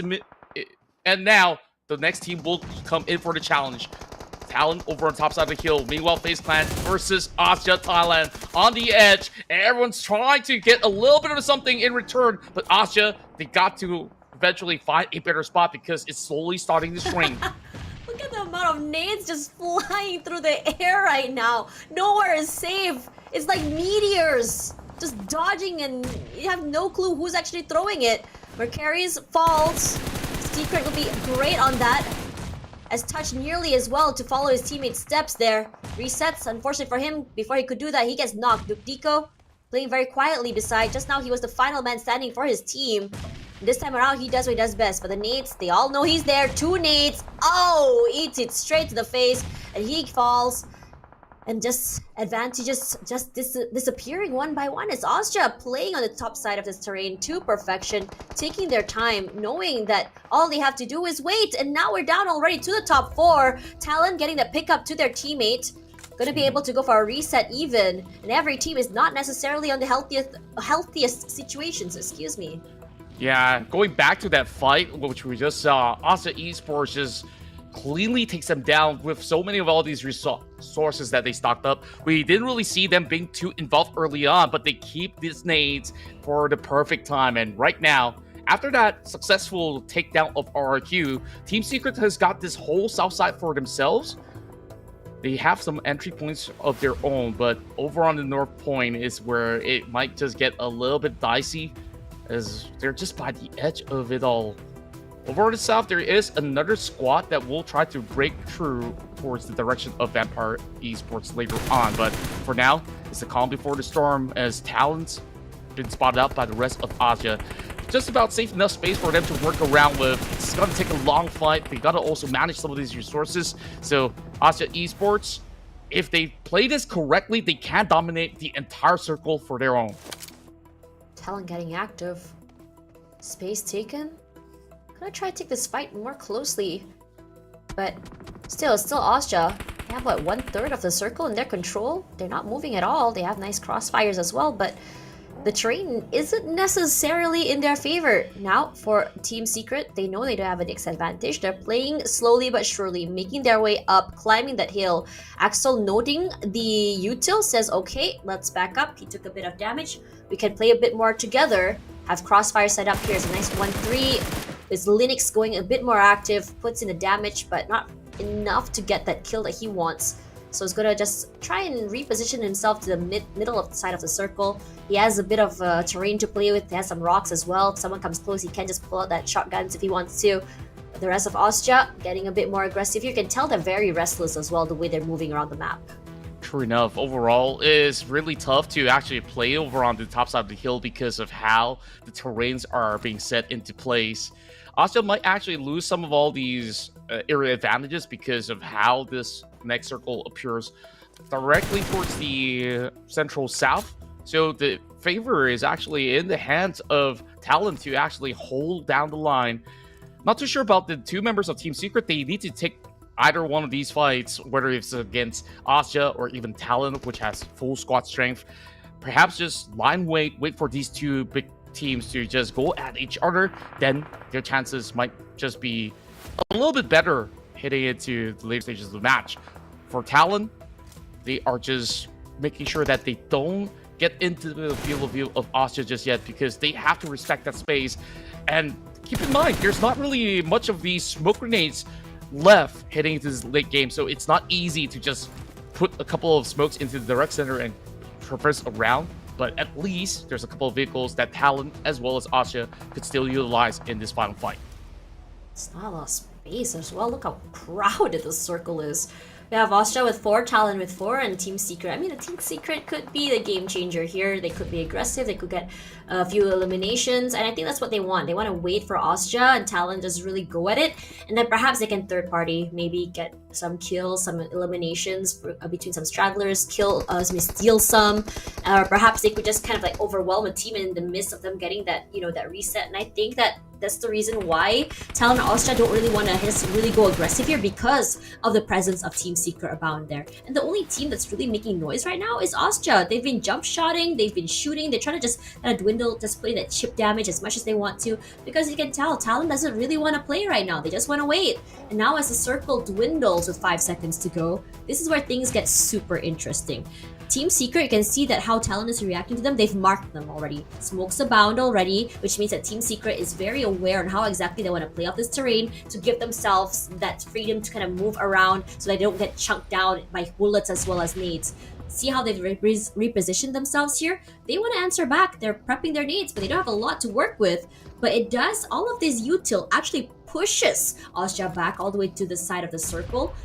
And Team Secret, Break especially, has taken a lot of damage here. Forced to hide behind the tree. The nade's right there. Knocks him down. GK, what are you gonna do here, buddy? What's the answer? You wanna go a bit more safe? You can play for yourself, or you want to go pick up your teammates, but at the expense of being out there in the open. And he knows exactly the answer. Goes to the play zone as the rest of OSJA gets active. Misery gets run over completely as Talon, they are just no clue how to deal with this aggression. 2 knocked down already, and now for the rest of Talon, they're getting left, right, and center chunked down by all this util. The nades, the smokes, they managed to avoid it perfectly, but OSJA, they're not relenting. Not at all. OSJA Esports, they know they have the upper hand from the grounds that they cover, and there's not much smokes left. They will all subside. Huey driving right through as they manage to catch over on Axel. They trade right back, and the rest of Talon only left with 1 standing in the way. Team Secret also has hope, but it's going to be OSJA that dominates this fight as they crash out the rest of Talon members. All that's left is Jiki as he gets rampaged upon, with the buggy driving by to secure the winner chicken dinner for OSJA Esports. Crazy how OSJA's control of that circle was. Crazy how active they were as well, playing that round. I have to say, while Talon had a good control, a good hold of the situation, but it was their hesitance that cost them that game. It really was. When we take a look at Talon, we thought that, hey, with the circle coming into the era, they should be able to at least play it out like a fiddle, so long as they wait for the right moment to strike upon OSJA. But OSJA says no. We've kept these stocks of nades, and you saw from the fights against Vampire, they get crushed instantaneously, and they have 10 grenades to work with in that very final fight, and they put it into perfect situations where they just slowly hurl nades upon nades to deter them, and after that they just finish off with style. They don't really need those bullets from the looks of it, but we're just taking the buggy, running them down. And OSJA Esports, the newly promoted team into the PMSL, have struck gold in this round. Right now, it's so interesting looking at them. I think for OSJA, what's really... I mean, you can talk about teamwork all you want, right? But in this situation, I have to say, I have to applaud them. Because number one, for them, it's their utility, I would say utility control. How they know when to use it. Because I think out of all the 3 teams that was in the circle toward the last parts there, it was them that had the most utility, especially those nades, which they took full advantage of. They know there's not a lot of space to work with. They know there's not a lot of util left because everyone had used them very, very early to secure their spots. So what they do was, okay, let's just play around. They didn't even vacate their vehicles if you think about it. They just moved around the area, avoiding every single util thrown around there. They marked every single member. And I have to say, this game awareness is on a next level because how they played just now was that, okay, they marked both members of Team Secret. They marked all the members of Talon, understanding that Talon wasn't in a situation where they could kind of like play, get more control of the circle because of Team Secret. And personally for me, Talon didn't want to take that fight against Team Secret either because they were just too worried about how OSJA would react to it. And because of that, OSJA, understanding that they had 1/3 circle control, either Talon had to take a fight with Team Secret or they get chunked together. And for Talon, they chose to chunk together and they paid a severe price for it. Spot on, Tash. Like, I was also wondering about what if Talon actually went for Team Secret instead, where easily OSJA has already known that those 2 teams are on that lower ground, which they could just push at any given moment. So they were being a little bit too respectful. Perhaps Talon kind of paid the price for it, which they possibly need to actually force something to happen. But it was just tough when you are pitted up against Team Secret and OSJA at the very same time. So it's hard to react overall, but OSJA, they had that initial space advantage. They put it to good use to secure this win, and we would love to actually see them enact this form of method once again, so cleanly executed from start to finish. This is a very, I would say, interesting round if you think about it, because of how the circle has been, because of how the movements are around the map, right? I think in this situation, I remember how we talked about how, you know, sometimes, most of the time, most circles are very stock-centered, maybe toward the central side, either it's going to be west, east. But this time, it really tested the team's rotations. For me, personally, while OSJA was great coming into, you know, this map, how they were able to get that chicken dinner, my eyes were so locked onto VPE and how they rotated, how they took their fights, because it's a very interesting predicament understanding what they had on their playbook in terms of, like, number one, how exactly do you want to rotate around the map? Okay, we're late into the circle. How exactly are we going to be taking these fights? But enough about VPE. We'll talk about it later because it's Secret that is right now the MVP for this particular game. And honestly, look at the amount of damage he put into the into this entirety of this game. And I'm not surprised because I think he was one of the most active players for OSJA TH. It's number one. And number two, he was so actively walking around gathering that info. Every time a head popped up, he immediately reacts. I have to say, his contact time was phenomenal. It's scary. As soon as you pop up to see whether or not he's there, you're knocked.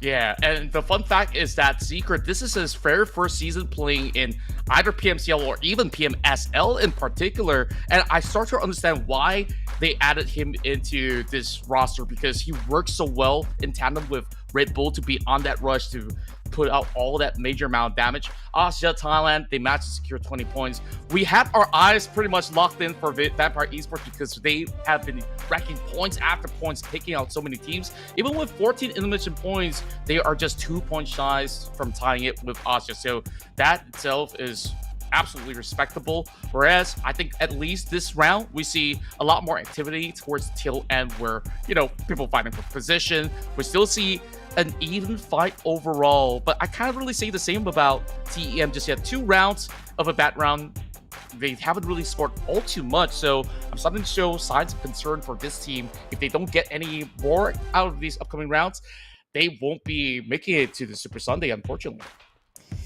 It's okay. Have a lot of days still, a lot of time at least to make it to Super Sunday this week, so don't take it too seriously. But coming into here, again, this is what I talked about in terms of VPE, about how active they are and how their mindset is this season. And, you know, again, reminding everyone how while VPE is a dynasty, how, you know, especially in 2023, I believe was their best year, they were making a huge splash all around, but it was only because it was individual brilliance. That strat did not work in 2024. This major overhaul changed the trajectory trajectory of how they played, how they play off each other.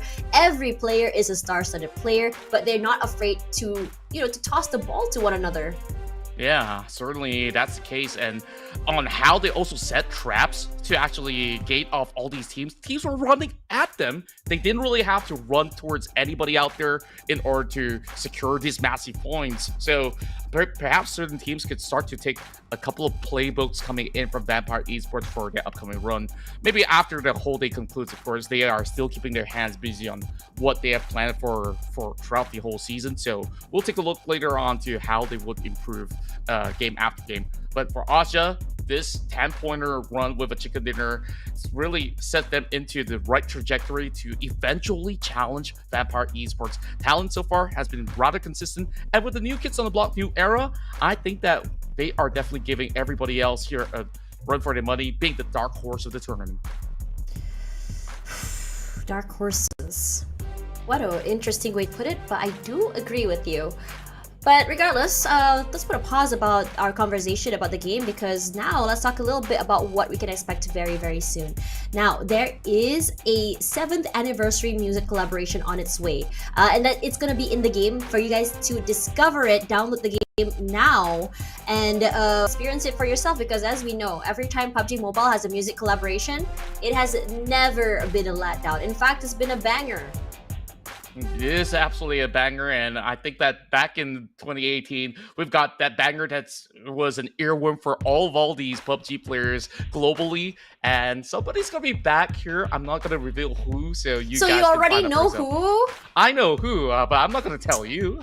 Dang, I thought we maybe were friends. Later towards the weeks, where we're closer to March, and I could tell you who exactly that is. No, I don't want to be spoiled.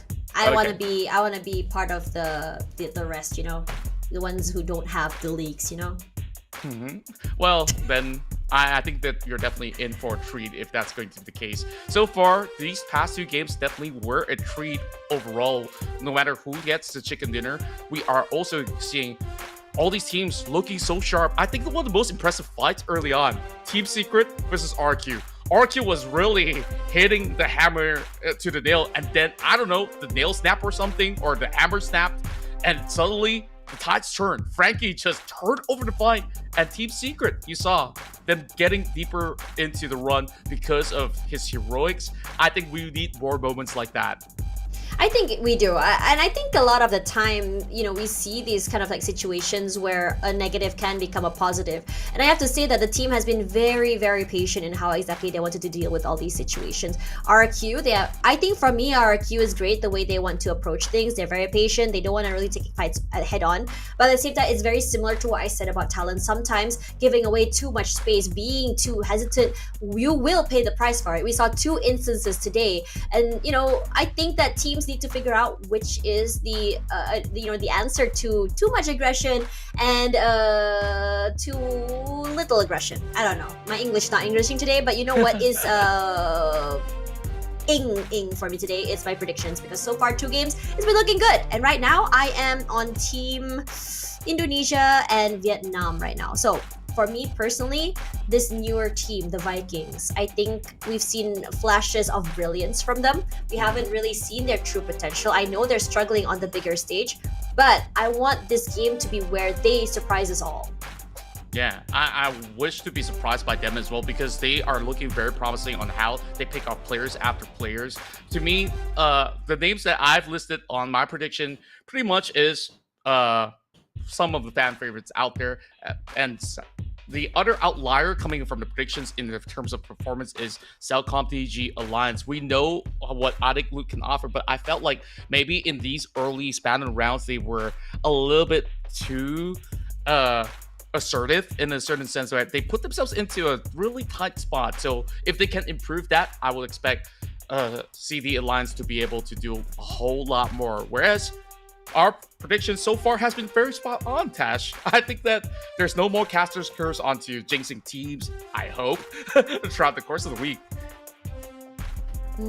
I mean, patterns are always there. Week 1, it's interesting because usually on week 1 is where we see these outlier teams come up on top, where we see, it's like you just get caught off guard, especially on game 1, game 2. But it feels like because of the tempo of how fast these games are going to be, the shorter season, I think everyone is putting all their cards on the table. No hidden strats, no wait and see. Just play how we usually play, do everything according to practice. We have many pages prepped already, so let's not waste them and and fall behind, because I think the trajectory of how things go, it's so easy to fall behind, especially since we only have a few days of building up into that super weekend. We miss super weekend, we miss out on so many points to get into the grand finals. That's right, and I'm glad that this format is somewhat familiar for all these pro players out there, and it is probably the most fair on how things play out, where you have to be always consistent in terms of performance in order to make it into the weekend, that's for sure. And then on the weekend, that's where every point counts for you to eventually lock your spot for the grand finals eventually. So far, things are looking really good for players coming in from Vampire Esports. I love the new kit coming from RQ as well. This is one of the first times that we see RQ clad in black and blue. So if you guys want something fresh, maybe cop one if you guys are around SEA, or just visit the website. Either one of your favorite players, you can get your kit. Now we are getting ourselves ready for another round of Erangel. So get your snacks, popcorn, drinks, and enjoy week one's action as we dive right in.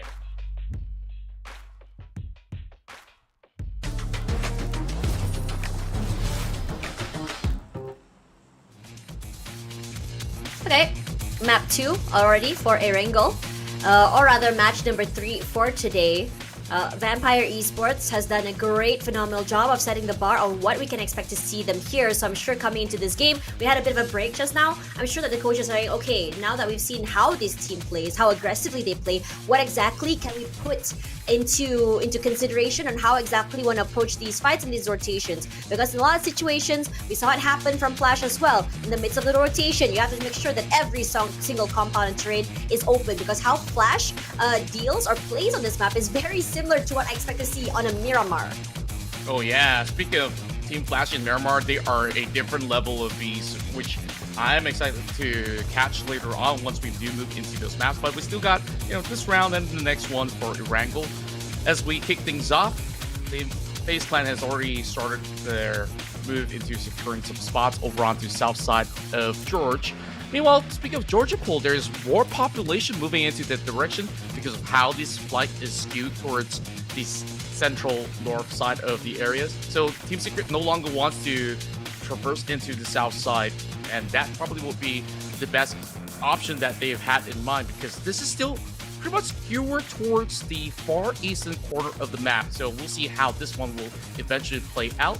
Even OSJA are we seeing I'm so sorry to cut you, Contra. I was gonna say, isn't this a deja vu moment? Am I seeing double? Slightly. Are we replaying the same tape from last game? I'm just kidding. Similar circle. Maybe not, because we didn't really have that much of a water coverage overall. Perhaps we could still pull into Mansion, Yasnaya. If some of the players of OSJA is lucky enough that it will close to mid the power, then great for them. They don't have to move. But if it's gonna be the same scenario, I'm in for it, because that circle was rather rare, and it has been ultra challenging for all the players out there. I think it threw a lot of teams, I would say, strats and mindset through the window, because it kind of ruined their rotations, kind of ruined the idea of how they wanted to approach a circle. I think in most situations, not only was it individual brilliance, but also adapting on the fly. And I think that's what really set teams like OSJA, TH, and also VPE to put them all the way up to the top. And speaking of top, VPE has put quite a big gap between themselves and OSJA. Yeah, and speaking of which, that was just one brilliant round coming from OSJA to reach 25 points, and still there is more than a 10-point gap at the moment. Well, my math is not mathing because it's just slightly less than 10. So still pretty much doable for OSJA if they could reach maybe another game-breaking round of a chicken dinner. But certainly for the rest of the pack, it's even more challenging. Temp Entertainment. This is the first time I see them start off with 0 points in recent seasons, because usually this team scores about an average of 6-7 points per round. perhaps they just need to really readjust. But to be fair, like we did mention last round, it was a big curveball for almost anybody to even play that round. Even BTR starts off on a slower note, so we could just cut them a little bit of that slack in that sense. But the team that impressed me so far, Vikings, from Sanok into that past round, they've been racking some decent numbers overall. It's really interesting when you mentioned that about BTR because I think, I personally I disagree because, back when I first started, I think the fans were explaining to me about the word Raja comeback, which means kings of comebacks. They just catch you off guard, come back in the last few rounds and just immediately make it into the grand finals or even, that super weekend. And I think this is a theme that's commonly shared between BTR as well as, I believe it was Boom Esports and Alter Ego. It might be an Indonesian style play if you think about it. But personally for me, I'm here for it. But would this be the same, theme this year, given the fact that it's a shorter season? Yeah, it's really tough to call, right? Since, the alteration of the rosters into how the coaching staffs have also changed, maybe different style of play coming in to adjust to new names coming into the block. So definitely it will take time for them to pull that comeback for sure. So my hopes are still pretty high for even names like Alter Ego, BTR, which, they will usually take one day, read the room, just that and they'll be fine. Yeah, I was gonna say that it's always a situation where it's kind of like you just need one good game to just really set things in motion. We've seen situations where, for, I don't know, 4, 5 rounds, a team will be at 0, maybe 1, 2 points. And then suddenly they have an immensely good game. And then suddenly that mindset shifts, the momentum, the heat sets in, and suddenly they're just snowballing forward. True enough. Overall, when it comes down to how they will ideally play some of these rounds, the teams that we just mentioned are also masters of Miramar. I think perhaps they are really showing all their cards on those rounds later on, but for now, still a lot to navigate. And these past 2 rounds playing over onto this far eastern corner map, definitely not easy when it comes down to all these terrains and compounds being set into motion. So it is rather tough for teams to even plot out how exactly will they rotate. Speaking of rotation here, FaZe Clan are one of the first movers into getting themselves a spot somewhere towards the center for now. Still on wheels. We are not too sure where will they end up just yet. Team Flash will also join alongside as they move into the areas of the outskirts of Yasnaya. All right, Contra, I have a question for you. I mean, for a long time, we know that FaZe Clan and VPE, they're just so defined by their players, right? Rarely we have major overhauls or reshuffles, but then you see a majority of FaZe Clan players moving into, VPE. And FaZe Clan having, I would say, some new teammates, some prodigies, a nice little mix of experienced and non-experienced players coming into the frame. What are your thoughts about this new FaZe Clan, actually? I think that their roster definitely seemed to be very promising. It's a major revamp for sure, which means that they do need time to really adjust. But from what we saw from the past couple of rounds, they are still having their ideals intact on how they actually play the game, where the identity of FaZe Clan to also be a team that people fear, most importantly, on their firepower rates. So even with all these new names brought to the table, their identity isn't exactly lost just yet. That's what I really do like about these Thai teams that has been legacy teams for so many years right now from the PMSL Thai region. Wow. And those shots traded here. Not too sure where Risey was. I think he's quite close by there. Nice little double spray from both teams. Gives you double firepower, which means that you're going to get a secured pick-off there. Risey doing well to make sure that his teammate can put in the damage and survive that ordeal. So good for them. Yeah, that was just a couple of good warning shots out there with immense damage output. Speaking of which, even CELCOMDIGI Alliance wants to find a little bit more coming in from all these teams, just cutting over onto the north side. VOIN Donkey lucky enough to just avoid and negate danger, as they didn't really take the dip into this bowl. If they do, I think that's a couple of points for CELCOMDIGI Alliance for sure. But this is definitely a good spot for Alliance to at least hold out for 2 phases for now, being in the dead center of the current zone. I think the other spot probably will be the mansion grounds, which hasn't exactly been occupied just yet, which FaZe Clan wants to claim for their own. Now we get a little bit of overview to know what's really going on. Oh, that's New era, rough. so far away though. Are they gonna make it? I don't know. They have no clue, no info of who's inside already. Might be seeing a Yesnaya Pollyanna circles. It might be an urban warfare. I remember. I think I recall a few seasons ago you said that that's your favorite ending for a map. One of my favorites. I think like Pachinki endings has been the best kind of endings where everyone's just trying to take a house for their own and people climbing over on the rooftops, fighting over the churches, and it's just pure helter-skelter, right? Yeah. Yes, Naya, it can take a while. It will definitely take long because of the apartment buildings. Very technical. So I guess. all urban warfares are not equal, I suppose. Yeah, not all urban warfares are equal. Military endings, still very iconic though. That we'd love to watch, but we haven't got one just yet. Maybe in the next round. Who knows? You know, seeing Federalis on BTR is such a different... I'm not used to it, man. He's such a, you know, that impact maker for Harame Bros, but I think it's nice that he doesn't really have to always be on the ball, always have to pull, you know, his other teammates to the finishing line. I think that it kind of suits seeing him there onto Tier 1. A bigger, I would say a more suited stage for him. We've seen some pickoffs on the kill feed now, left, right, and center. I believe that it's just some isolated fights, long range pickoffs, and this is what I was talking about in terms of how Team Flash plays like Miramar. They like this high ground areas. They like to really see if anyone's just rotating and just spray the heck out of them. And I have to say, out of every team I've seen today, Team Flash's sprays, especially for long range, is really scary. Immaculate, right? The way they actually do it. Like, I can't even see the guy out here, but he somehow knows, okay, he's did that vehicle, he will spray towards those hay stacks overall just to ensure that there's just nowhere else to run.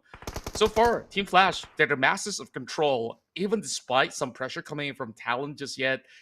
None of these members of Talon are willing to go in for the full flush against Young. I think we had a practice run yesterday where Young just show who's boss when it comes down to duels, where he managed to take down a full squad all by himself. So definitely that's not one guy they want to challenge just yet. This is a bit of a... I mean, I wouldn't say it's a bit of a quiet start. I remembered last game we didn't see our first blood until like, what, minute 10? Yeah. Yeah. Is it going to be a new record here that we're going to only get our first... What's our timing now? 11? Oh, we still don't have... Yeah, we still don't have our first blood. Wow, okay. I think we should take a ledger. And we should write down how much longer will it take? You know, as the words of our very, very famous iconic King Julian says, how much longer is it going to take? Oh, I love that line. I know that movie too. One of family favorites, of course. Actually, come to think of it, there was a couple of pickoffs that did happen, just that it wasn't exactly the most kind of appealing kind of takedowns where, you know, just rotation takedowns in between and fights for vehicles, the stock standard stuff in the early game. Other than that, we finally get a little bit of action. OSJA arrives in the scene, and RRQ having Lapar to guard towards the back, but he will also be deterred. An eye for an eye. Here comes Shopper with the jump shot. Oh my god! Man, it was in the previous round. We saw that OSJA and RRQ were sort of fighting for a while. They didn't get a pick off here, but RRQ was the one who started. This time around, OSJA is the team to really come up on top. But this time around, see, CELCOMDIGI Alliance said, okay, let's get active. Let's try and third party. Adelup pays for overstepping his grounds.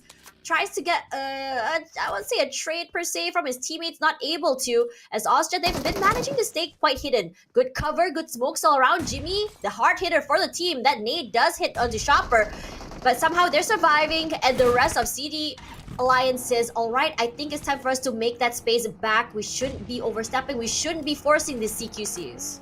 Yeah, they're trying to ensure that they get control of this real estate, but pushing towards the low ground when you have the high ground isn't exactly the easiest to do. Adelup kind of poke and prod it a little too much in that form of case, and now we'll just have to give a form of respect towards the rest of OSJA while Talon has been caught out. Misery on the ground. No one's going to be saving him, as the rest of Team Flash have already barricaded the entire area to their own. So it's that Pollyanna pretty much well secured by Team Flash, while Vampire Esports created a bunker up these hills.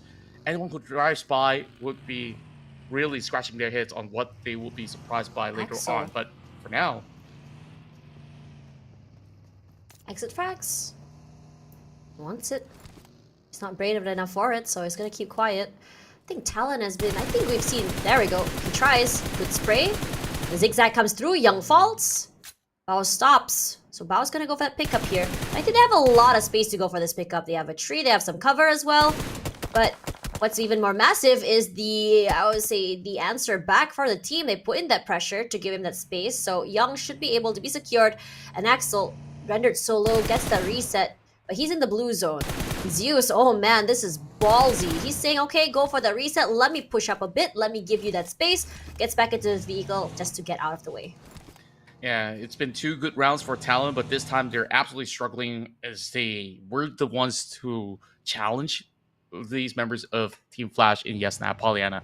But the circle now pulls all the way across Lipovka into some familiar territories around the crossroads, so it is still going to be a decent effort coming in from these members of Alter Ego this time around, a spot that they've had high ratios of chicken dinner, so I will expect Alter Ego to have a much better round heading into the later skirmish.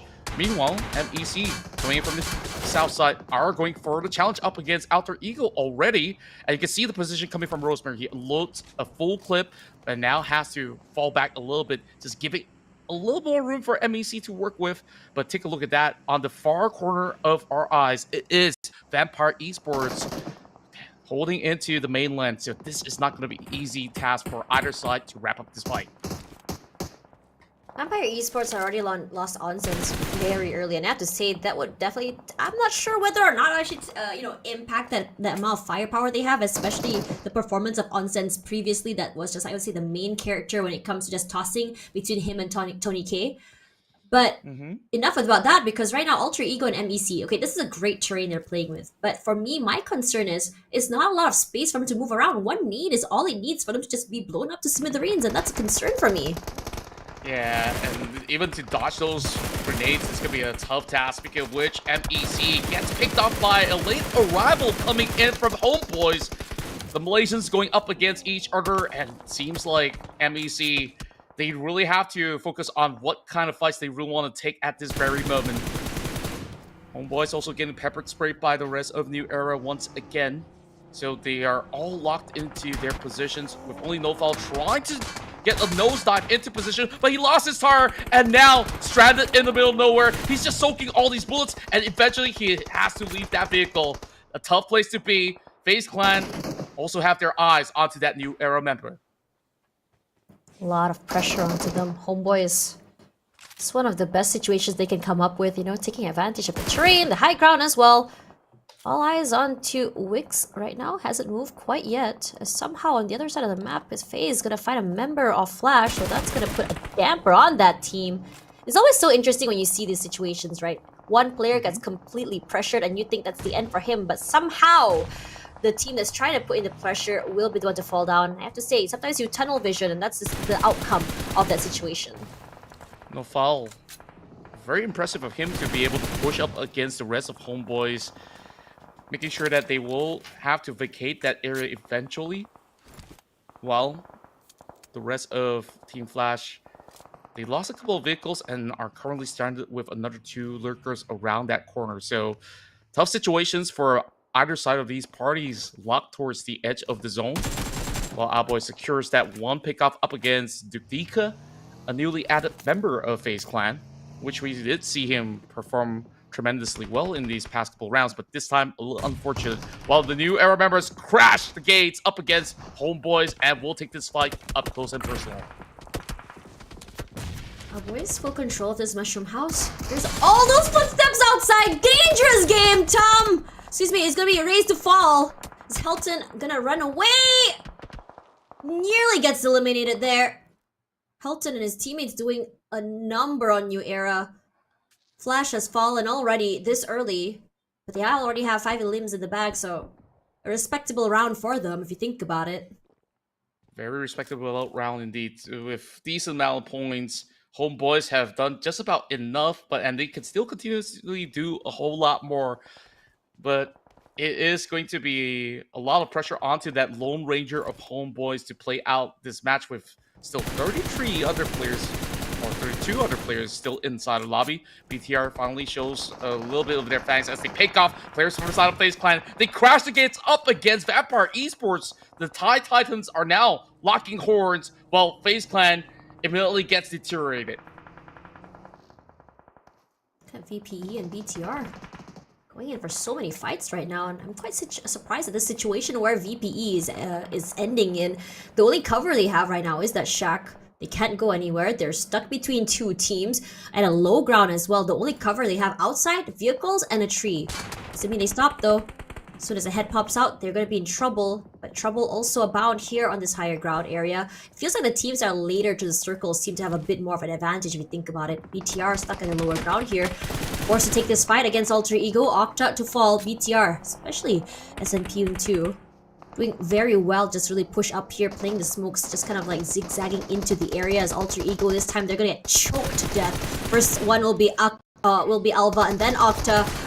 Rocky also eventually will be knocked down. One shot to the face by Ryzy. BTR, what the heck is this? And this is exactly what I was talking about by BTR. This aggression, this silent but deadly situation, right? You don't expect this from round number 1. We definitely didn't see this. And now suddenly, it's only Rosemary all alone here. He's in trouble. Only a buggy in hand against the rest of the Titans of BTR. 4 of them, in fact. And Rosemary knows he has to concede. Forced to run away. But look who's waiting on the end. It's MPC, who just sprayed the heck out of him and he falls. And Alter Ego, this is a very, very early round for them. 2 eliminations, only at 10th place. Yeah, it's just so rough. They just got hauled over by the members of BTR. You saw that initial shot coming from Snape. It was just pixel perfect. And they wasted no time, sent the full squad in, and just wrap up with those 3 eliminations to add to a tally of 10. And they're not stopping just yet. They're also hunting down the rest of the members of MEC, currently corralled over onto the low ground. That's not exactly the best possible spot for the Malaysian team, but they have to make do. There's barely enough covers. There's barely enough room for them to rotate, but the response comes in perfect from Mikhail. Even across those form of terrain, through the trees, he managed to spot him out. That was a great catch overall to at least suppress the Titans coming in for BTR. They're still sending in a member to crash right through.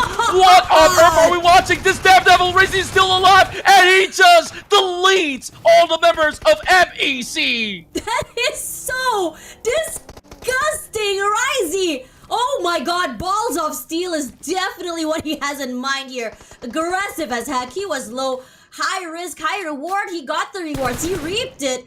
Helton this time will be able to put in the damage, aware that the rest of BTR is close. And I have to say, him showing his hand this early all alone, I am concerned. And now BTR immediately reacts, and that's one singular nade from Ryzy to just demolish him out of the game. What the heck is that? He's a mad lad. He does it all by himself. Look at that. 8 elimination points. So far, he is the best performing player in this current lobby. And my mind, this brand new prospect, the transfer of the century, you might even call it, bringing him from Boom Esports was the best decision that BTR has ever made so far. Team Secret now up against the rest of Vikings, where we finally get to see the action between 2 of the Vietnamese finest. And that is a great shot straight towards the side of Quarantine to eliminate him and the rest of Vikings. They're in trouble, but they found Frankie. We were expecting, I was kind of hoping that Frankie could survive that ordeal. He wasn't able to. Gosu as well will fall. I have to say, for Break today, this is an amazingly good game for him. He's been like, I think, the game changer in these clutch situations, keeping his teammates alive when push comes to shove, right? True. It's tagged by that nade there. VPE so aware that he's there, and Tony K is not relenting at all. A lot of pressure onto him. Another nade drop right in. Oh, dang. That one catches perfectly after 3 tries. While Tony K continues on with the pressure, there is still a few team members lying around, but I'm not too sure if they would still go in with the resuscitation.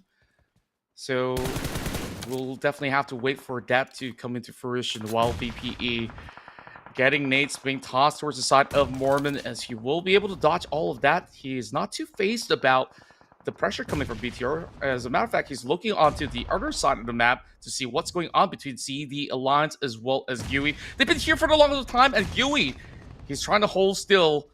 And Leon, he's trying to breach right in. It's not going to be easy. Separated as well, and Jimmy, wow, what a nade. Perfect. Leon so low right now, but Jimmy, I would have to say, you look at Jimmy, you think he's a silent deadly killer. I have to say that Leon has done a great job of keeping all eyes on him. Now he falls very much alive. Jimmy being very patient right now, not to be isolated, not to be baited by Gui. And somehow Gui just now, he took a chunk of damage. I think he heard his footsteps, so he's just gonna try and do some blind shots through the smokes. It hits one part of him. He's rendered so low right now. The blue zone gonna chunk down both players. A shot to the face. Jimmy! This is what we were talking about his veteran status in the team. But Goth 3 as well. That one need to take out a member of TS. Frankie in trouble once again.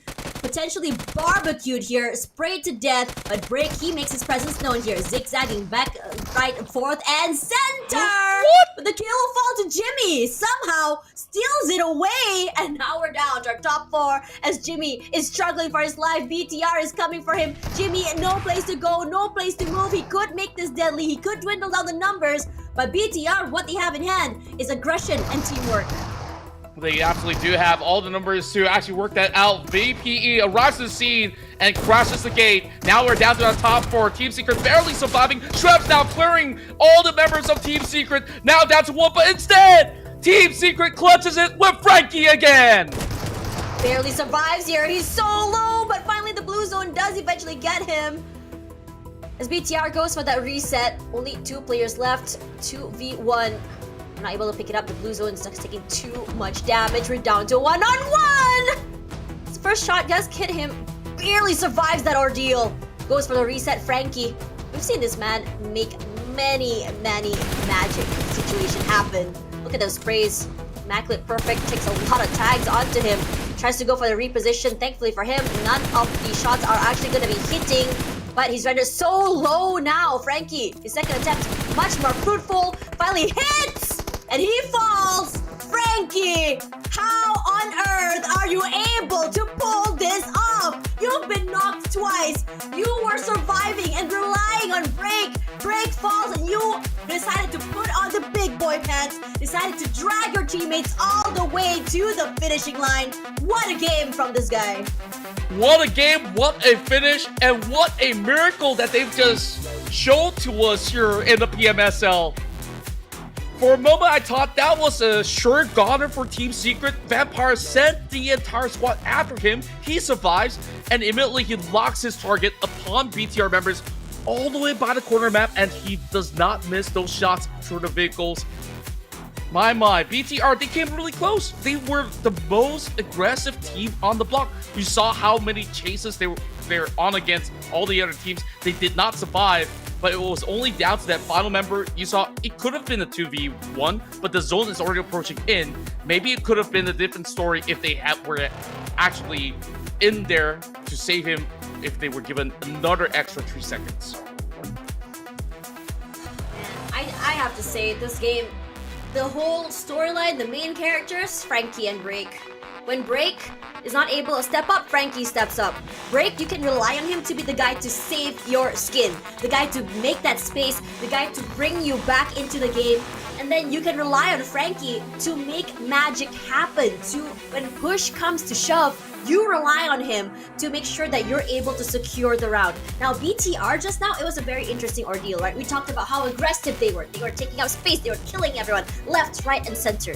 I was expecting them to come up on top there, but unfortunately for them, a tiny little mishap. His teammate, unfortunately, not able to survive. The blue zone not in their favor, took a lot of damage onto them, and Frankie was able to fully capitalize on that situation. Yeah, BTR had the cars, but they had the vehicle, excuse me, but all he had was the buggy. It's not a lot of space to work with. Personally, for me, I would love to see, you know, a slower start from BTR, perhaps to hide a little bit more, take their time, trying to get into the circle. But I think that rush sort of got to them, that momentary panic that you have, you know, that you're stuck between the rock and the blue zone. You don't know where to go. Either we try and take up space, find a place to get cover, or get forced into this one-on-one against Frankie. And fortunately for him, he chose poorly, and Frankie capitalized. Yeah, overall, I think that BTR, with the amount of points that they've gathered in this round, just take a look at this crazy play from Crazy. That was like 6 kills back-to-back by Razy himself. He just deleted the entire MEC, and he just goes out hunting for more and more. That's the kind of mindset you want in any team member to be playing in your squad. And this was that very moment. Look at him. He survived with less than 10 HP, and then eventually went out to hunt the final member of BTR. Just look at them being so elated. Just brings joy to my face. And wow, Tash, the games just keep on getting better. Oh man, I was not expecting it to be this bombastic this early. Come on, it's only day one. You're setting the bar really high about what to expect in the grand finals, guys. Hello? Too high. A little too high. And I'm wondering, like, if this is the bar being set at day 1, day 2, day 3, it will probably be broken eventually. But we take a look at numbers. Nobody tops BTR's record right now. The individual kill rates and the amount of all these utilities that they throw out. And on top of that, it wasn't exactly the easiest rotations for all these top 4 teams to get to the final destination, but they fought tooth and nail to get there. CELCOMDIGI Alliance finally bounced back. They managed to reach the top 3 finish. That was a long battle they had against OSJA Esports, but this was our hero. Other than Frankie, it was definitely Break that was the backbone for Team Secret to keep thriving in these sticky situations. A team contribution of 56% is impressive. That's how many fights he's been in, how much pressure he put onto the enemies as well. But I'm really liking the fact that looking at Team Secret, it's a very different mindset compared to last year. Last year, I feel like it was a bit more quiet. They were very hesitant. It felt like they didn't really have or understand what they wanted to do in terms of their identity as a team. But coming into today, I think this is a great benchmark about what we can expect and an idea whether or not they've managed to figure out everything that they couldn't last year. Coming into the rankings this time around is BTR to set the tempo here. And again, despite not getting the chicken dinner, they made a statement on what to expect from their firepower, from how aggressive, and from the land of spicy food. This is how spicy it's gonna get from the 17 eliminations. That's 10 eliminations over the rest. Yeah, I love the flavors that they're bringing out in this particular match. We were showing signs of concern from the past 2 matches played out, but showing this kind of tempo of play, BTR, if they could continue to thrive in such a fashion, well, they could also take a run for the title once again with this revamped roster for sure. Meanwhile, when we take a look at the middle of the pack, I think it was a decent distribution when it comes down to how all these teams were navigating or trying to pick up fights on the outskirts as well. The only surprise to me was Talon on that initial push towards just now Pollyanna. Knowing for the fact that Team Flash always drops around that corner, I think they were intending that to be a pit stop, but eventually they got spotted out without really getting any points at all. But rest assured, I think they will still be in the right track as they are still in the top 5 with their surge of points falling into the favor of Team Secret. They are currently placed number 2, tied alongside OSJA Esports with this chicken dinner. What's interesting, excuse me, about BTR is the fact that they started day really quiet. I think we had a momentary conversation about this, right? About how it felt like they were very quiet. It's very different to see them, you know, in that situation. But then suddenly they just come back, just smack dab in the face. It's number 1. Number 2, jumping from almost the last few parts of the rungs of the ladders all the way to 4th place. And I think that BTR, especially BTR, they are a team that relies so much on momentum. And I can tell definitely they are definitely heated up. They are definitely holding on to the momentum. I wouldn't be surprised if they're going to be even more aggressive after this. Now, what's surprising for me this time around, I mean, we talked about TEM before, right? For me personally, it's Alter Ego, because usually they're a team like, okay, they have bad games, but they would have a few points at the very least. I was expecting them to at least right now in game 3 to at least have 10 points. This is something that's quite surprising for me. Perhaps it's the change in their roster. Perhaps it's the change in the pacing for the teams as well. They're not seeming to find that answer to how exactly they wanted to approach this day one, week one situation. So for them, I'm not sure whether a few more games is needed, because for me personally, I'm so used to seeing Rosemary pop off. But perhaps that identity has to change. They need to find a different way where everyone can step up, where everyone can give that same impact as Rosemary, because at this point, this season, where everything is this competitive, that mindset has to change.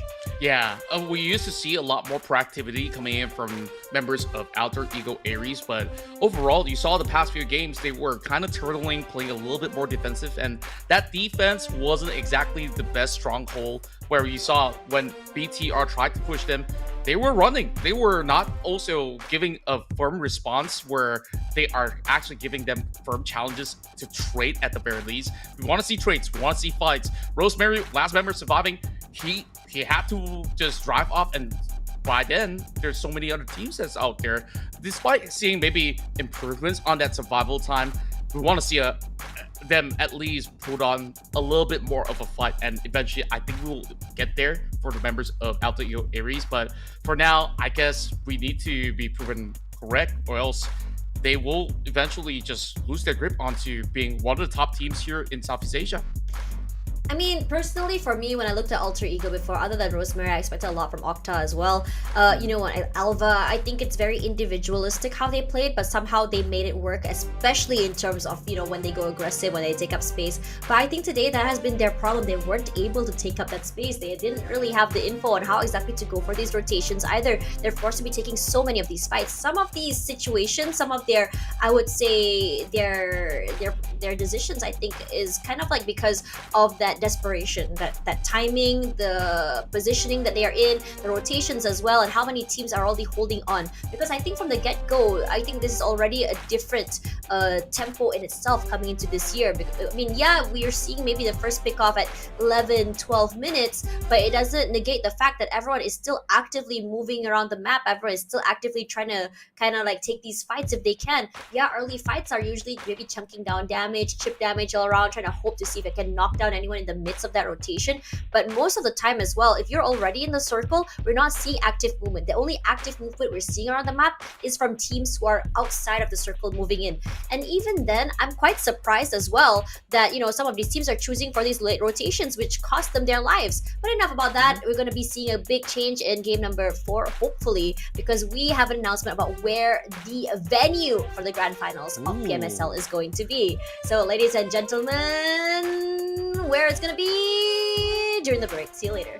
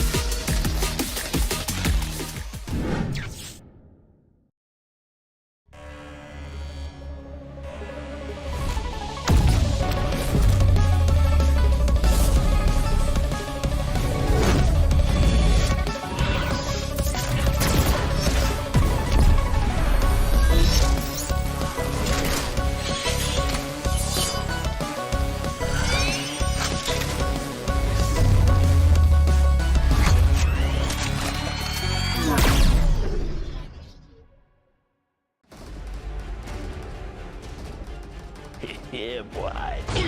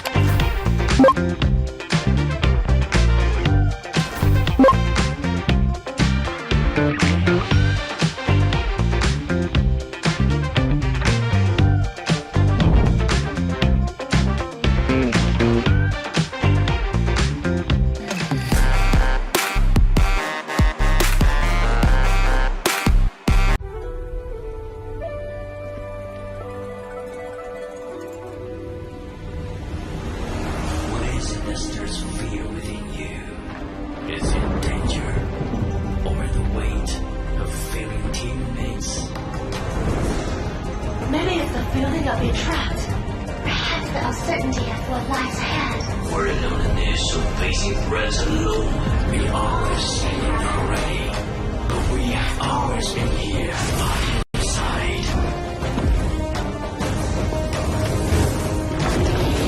Now, rise, embrace our strength, and let your courage, lead the way.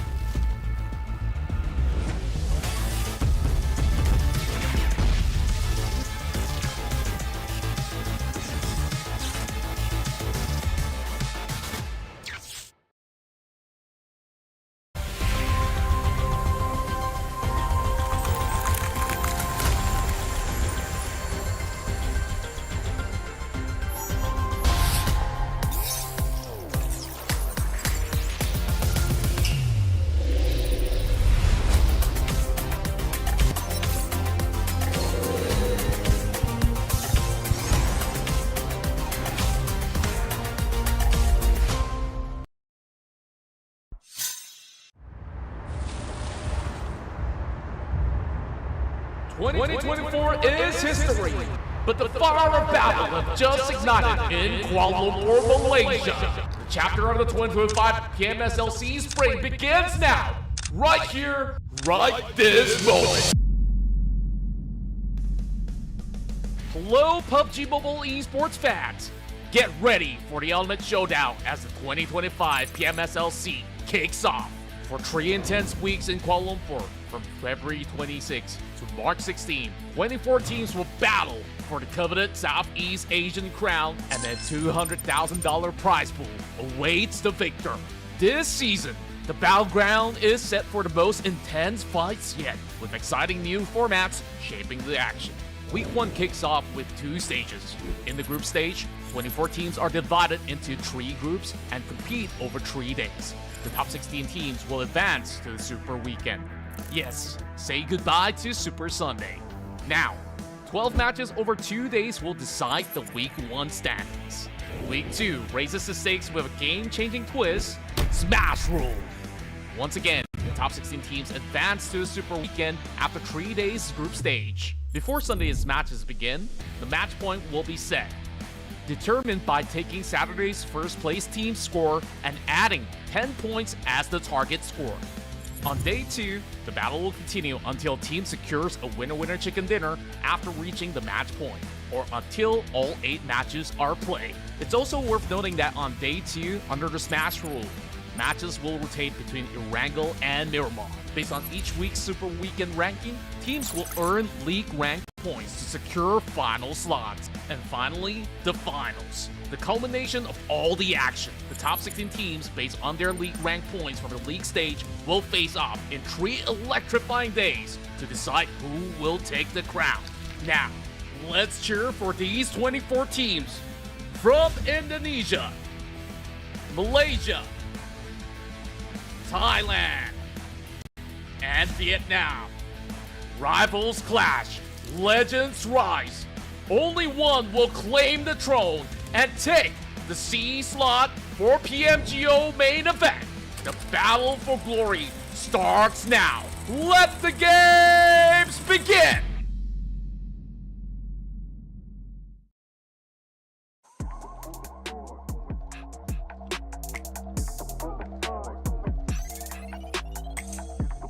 Welcome back, ladies and gentlemen. Hopefully you guys have had an enjoyable time witnessing the first half of day 1 here at the group stage of 2025 PMSL Southeast Asia Spring. And of course, we're here with our first interview at the group stages. I'm joining with none other than Shopper QQ from Team OJTH. And of course, now the top 2 teams are Thailand. If you guys did follow with the updates right now. Now, do you think that this do you think that this actually proves that the Thai teams are the strongest in PMSL, or is it a little bit too early to tell?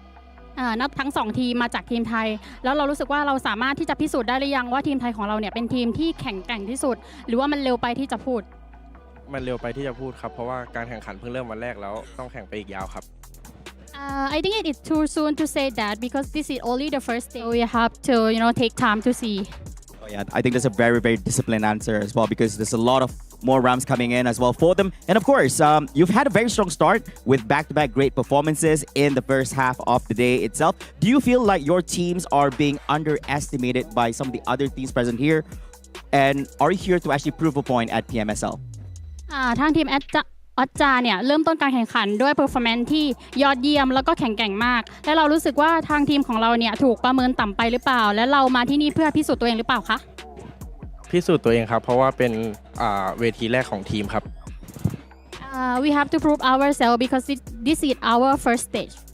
All right, I think that's definitely a worthy praise over there, commendable based on their performance so far. And of course, coming on from PMNC to PMSL here today, how has the experience been for you and what has been the biggest challenge in adapting to this level of competition? จาก PMNC to PMSL ทางทีมของเราค่ะมีประสบการณ์การเล่นเป็นอย่างไรบ้างแล้วก็ความท้าทายที่ใหญ่ที่สุดของทางทีมของเราคืออะไรคะความท้าทายที่ใหญ่ที่สุดของผมคือการได้มาแข่งรายการนี้ครับOur biggest challenge is to come and join this PMSL. Right, and of course, ladies and gentlemen, we want to ask this. Now, do you see BIGETRON as a rival? Because given that both GUI and Federalists actually come from PMCL. ทางทีมเราเนี่ยรู้สึกว่า BTR เป็นคู่แข่งของเราหรือเปล่าเพราะว่า GUI and Federal เนี่ยมาจาก PMCL ไม่เลยครับเพราะว่าพวกผมแข่งกับตัวเองครับWe don't think they are our competitor because we are come here to compete with ourselves only. I see. So these are all internal battles in between themselves coming up from BSL. Thank you very much here to Shopper QQ for this interview. And of course, ladies and gentlemen, don't go away because in a few short moments, we're going to be back with our game number 4 of the day here at the 2025 PMSL Southeast Asia Spring Group Stage Day number 1. All right, don't go away because we're going to start after this. Bye, guys.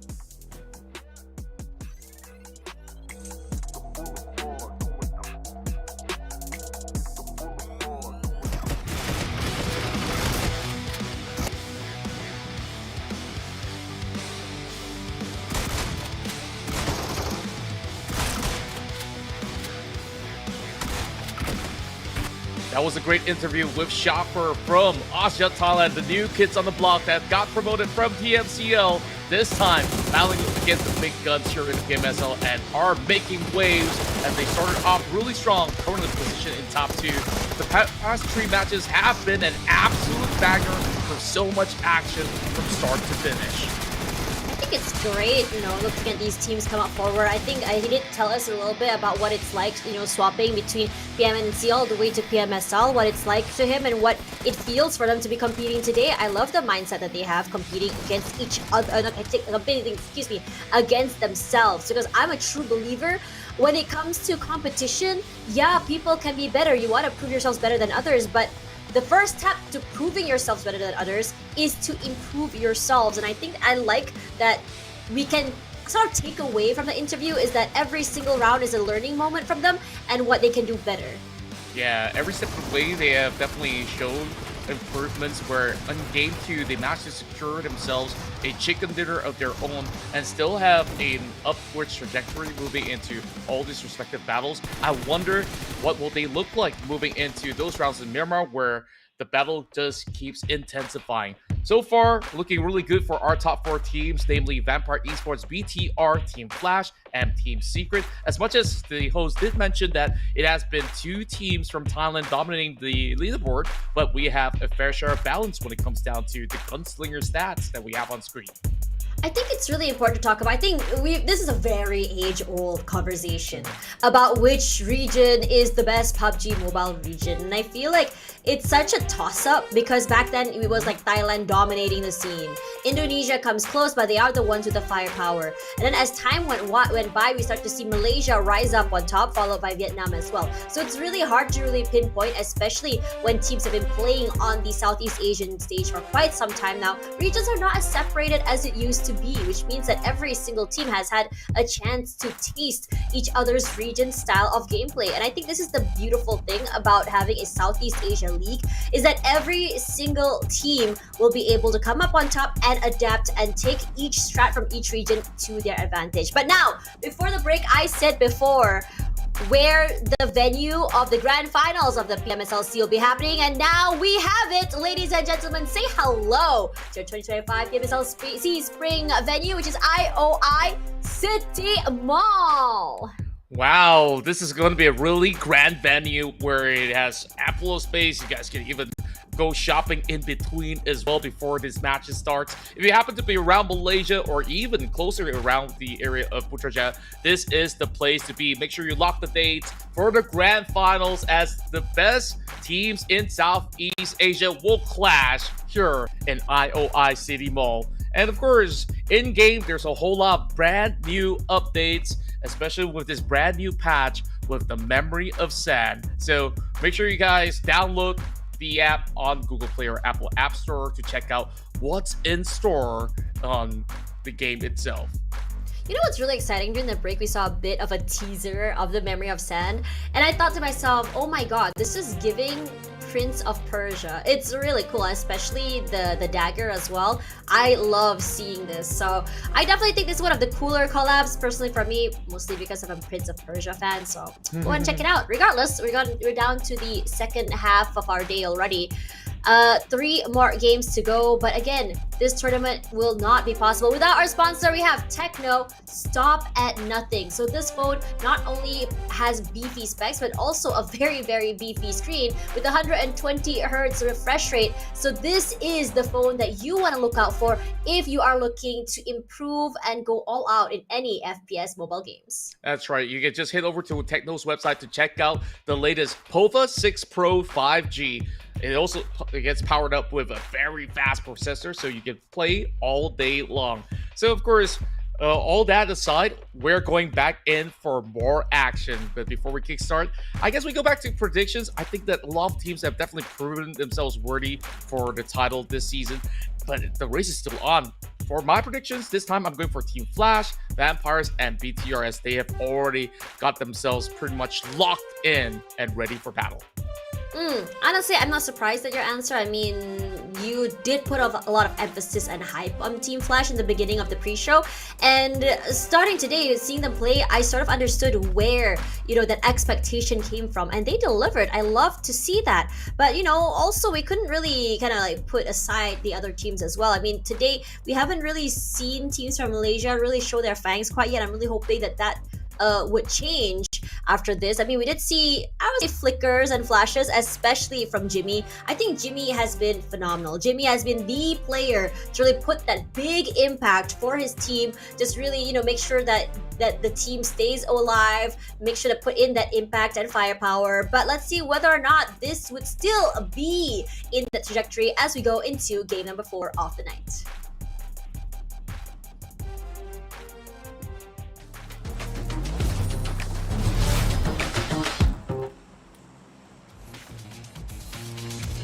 All right, welcome back, ladies and gentlemen. I hope you guys have already gotten your dinner all sorted. Else, we got chicken dinners here to serve. Still 3 more games to go to close off our very first day of this brand new season of the PUBG Mobile Super League. Now, this is going to be a very skewered flight heading down south into the military base.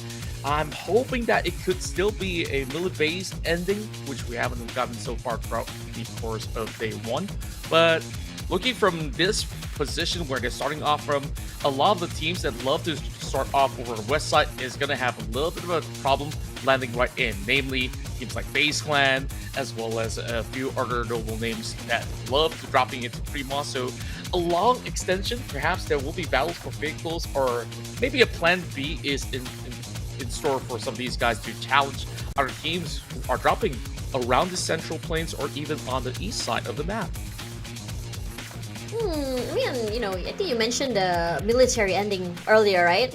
We can get. I mean, we saw quite a few of it last season as well. I thought that SMB endings would be like one of the hardest rotations ever. Personally, for me, after seeing teams play, I still think that the hardest endings would still be either Georgia Paul or even toward the northern side of Stalber. But this time around, I don't think it's gonna be a Georgia Paul ending. But I think teams are going to be breathing a sigh of relief because it's more of a centralized circle. They have to worry too much about rotating hardcore up north or down south. So this is a nice change of pace for them. Yeah, and speaking of change of pace, we also do have a lot of all these early altercations coming in, and FaZe Clan was hoping to strike one player down, but they find themselves in a predicament. It's going to be MAQNA that will be knocked down, but it's not too troublesome just yet, as the player who went for the knock did not seem to fully commit it into the act. So they'll be safe for now, but FaZe Clan, they started off strong. They've already found 2 elimination points, but exactly from who, I would really do wonder. Oh, it is members of VIKINGS that got struck down. Interesting if you think about it. I mean, these are the more stock standard starts. I feel it's more of those, okay, love taps all around, hoping to get that pick off really, really early. I mean, most of the time, these early, I would say, drive-bys always result in maybe a knock, but never really a secure.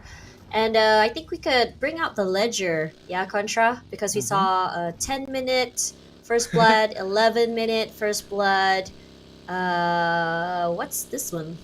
This one was 1 minute earlier. No, that was not a first blood. That was just a knock. It doesn't count. FaZe Clan's already secured 2 points, so that. Oh wait, they got 2. My bad. That's what I was pointing out. So this is a different tempo, not tempo per se, but rather I think this is a more proactive approach. And speaking of proactives, Zoli's back. What do you have to say about him?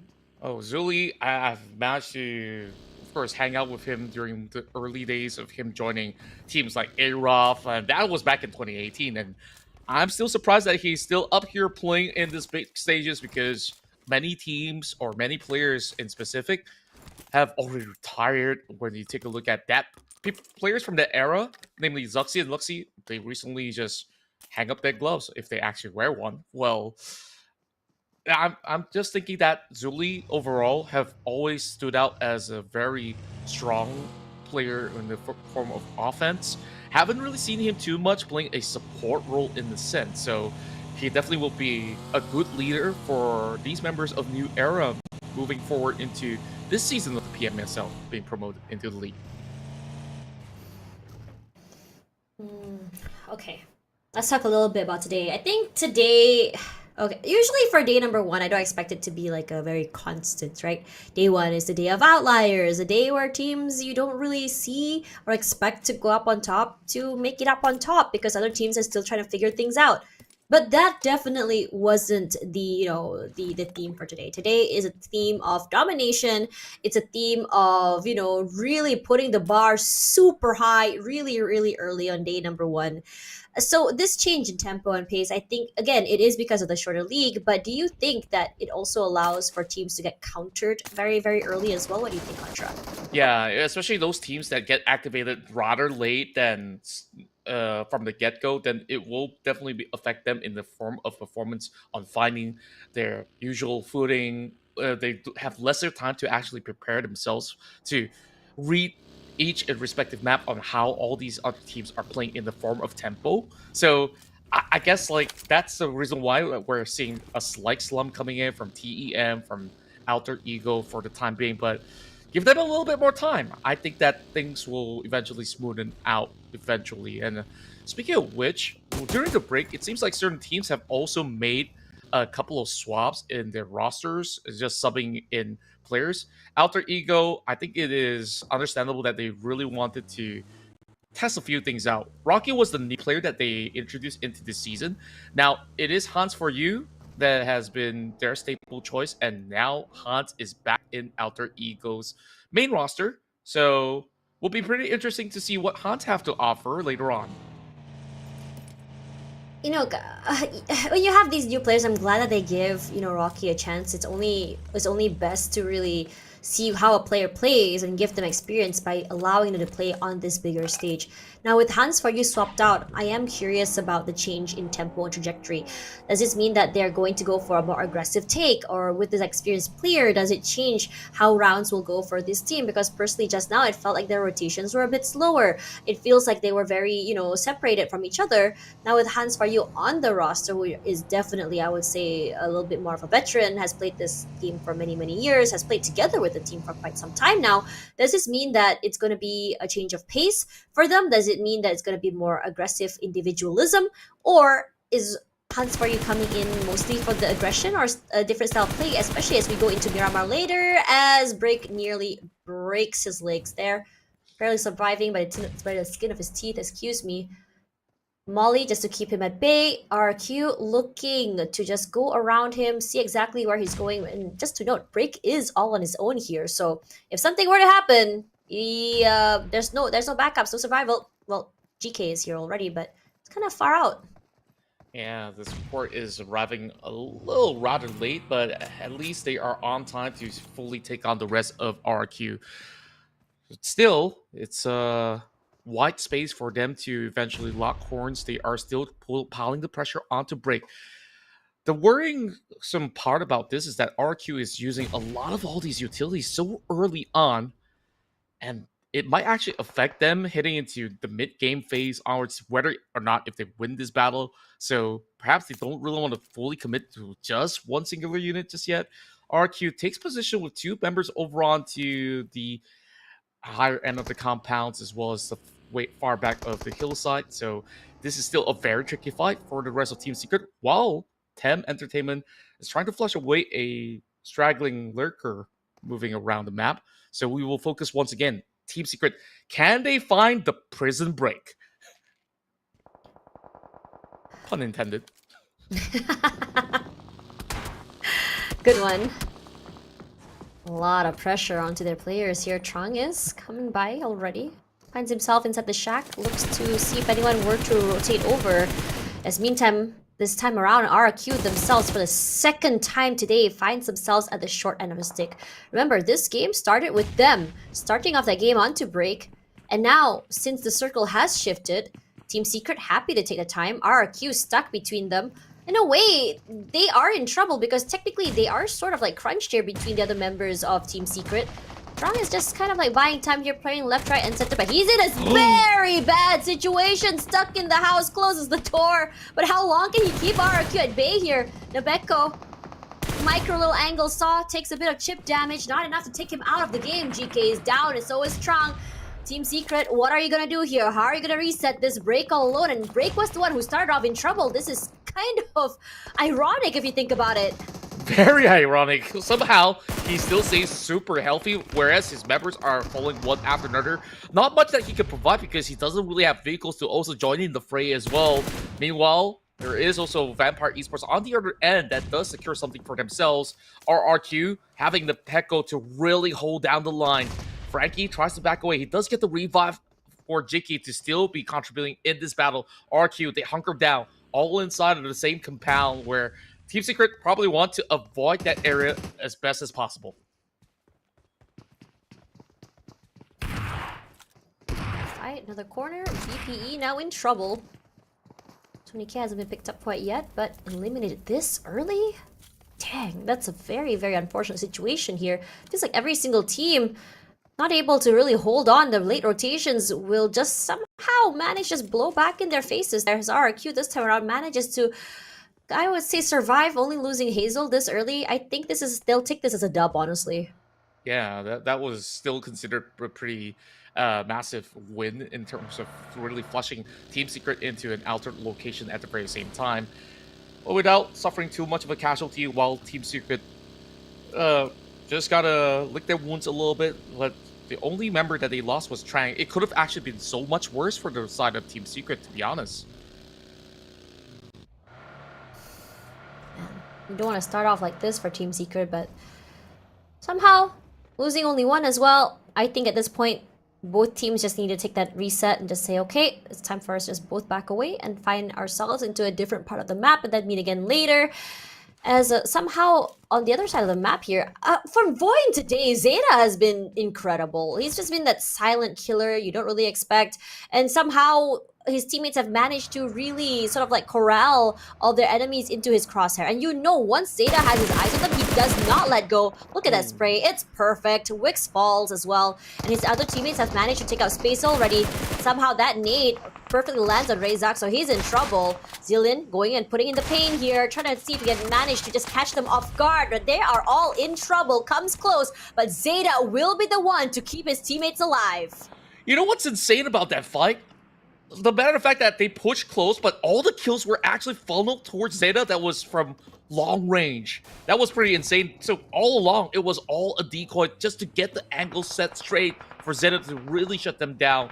Could have looked a little bit dicey with that form of knock, but they managed to, of course, pile in, even with those grenades, flushing the angles, and things were set perfectly for the rest of VOIN Donkey to be performing at that level. Like I said, Zeta, so far, absolutely having a pop-off day one, while BTR, they move directly into Pachinki, and this is not just BTR that we're looking at. 4 other teams are in the vicinity. Spoon 2. How do you pronounce his name, Contra? SN Pune 2? SN Pune 2? How I do you believe pronounce that's it? Snape. That's I believe. Snape? Yeah. Oh, is that how you spell it? Yeah. It gets Okay. confusing every season. Yeah. They keep changing the names, but yeah, I believe that's Snape. Okay, now here's Hans for you.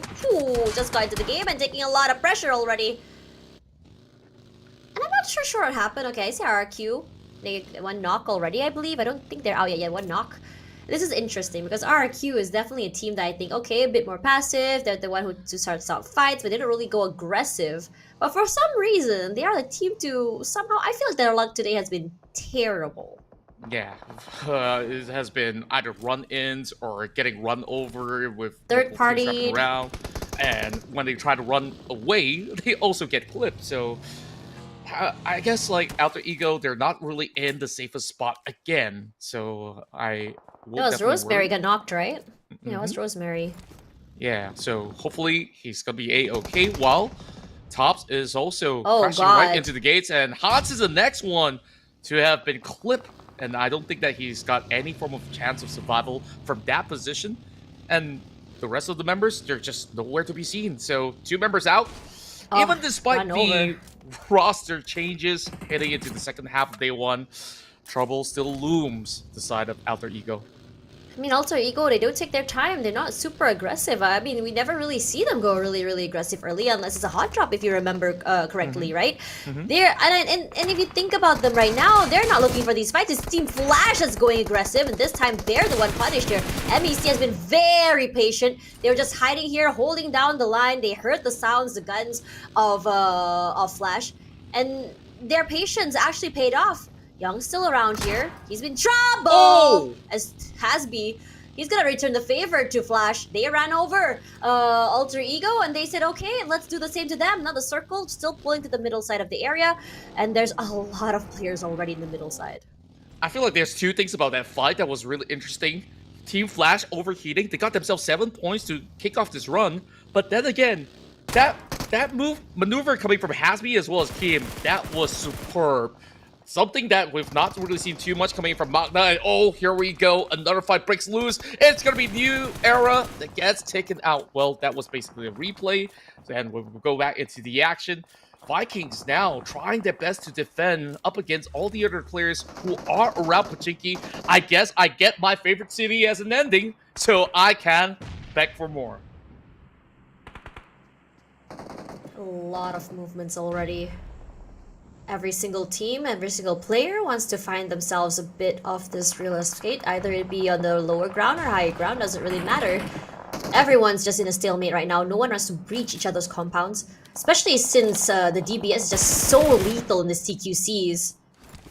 Very, and overall, I think that they have also gotten the priority where certain teams are still in the midst of rotation to enter the city of Pochinki, so they want to keep their eyes peeled as well from all the teams that will be traversing via vehicles. So hunkering down for now from this current position will be the most ideal for whoever's already inside of the city. But the problem is, if there were to be any form of hardship, then these teams are kind of stuck. They probably won't have a safe way out.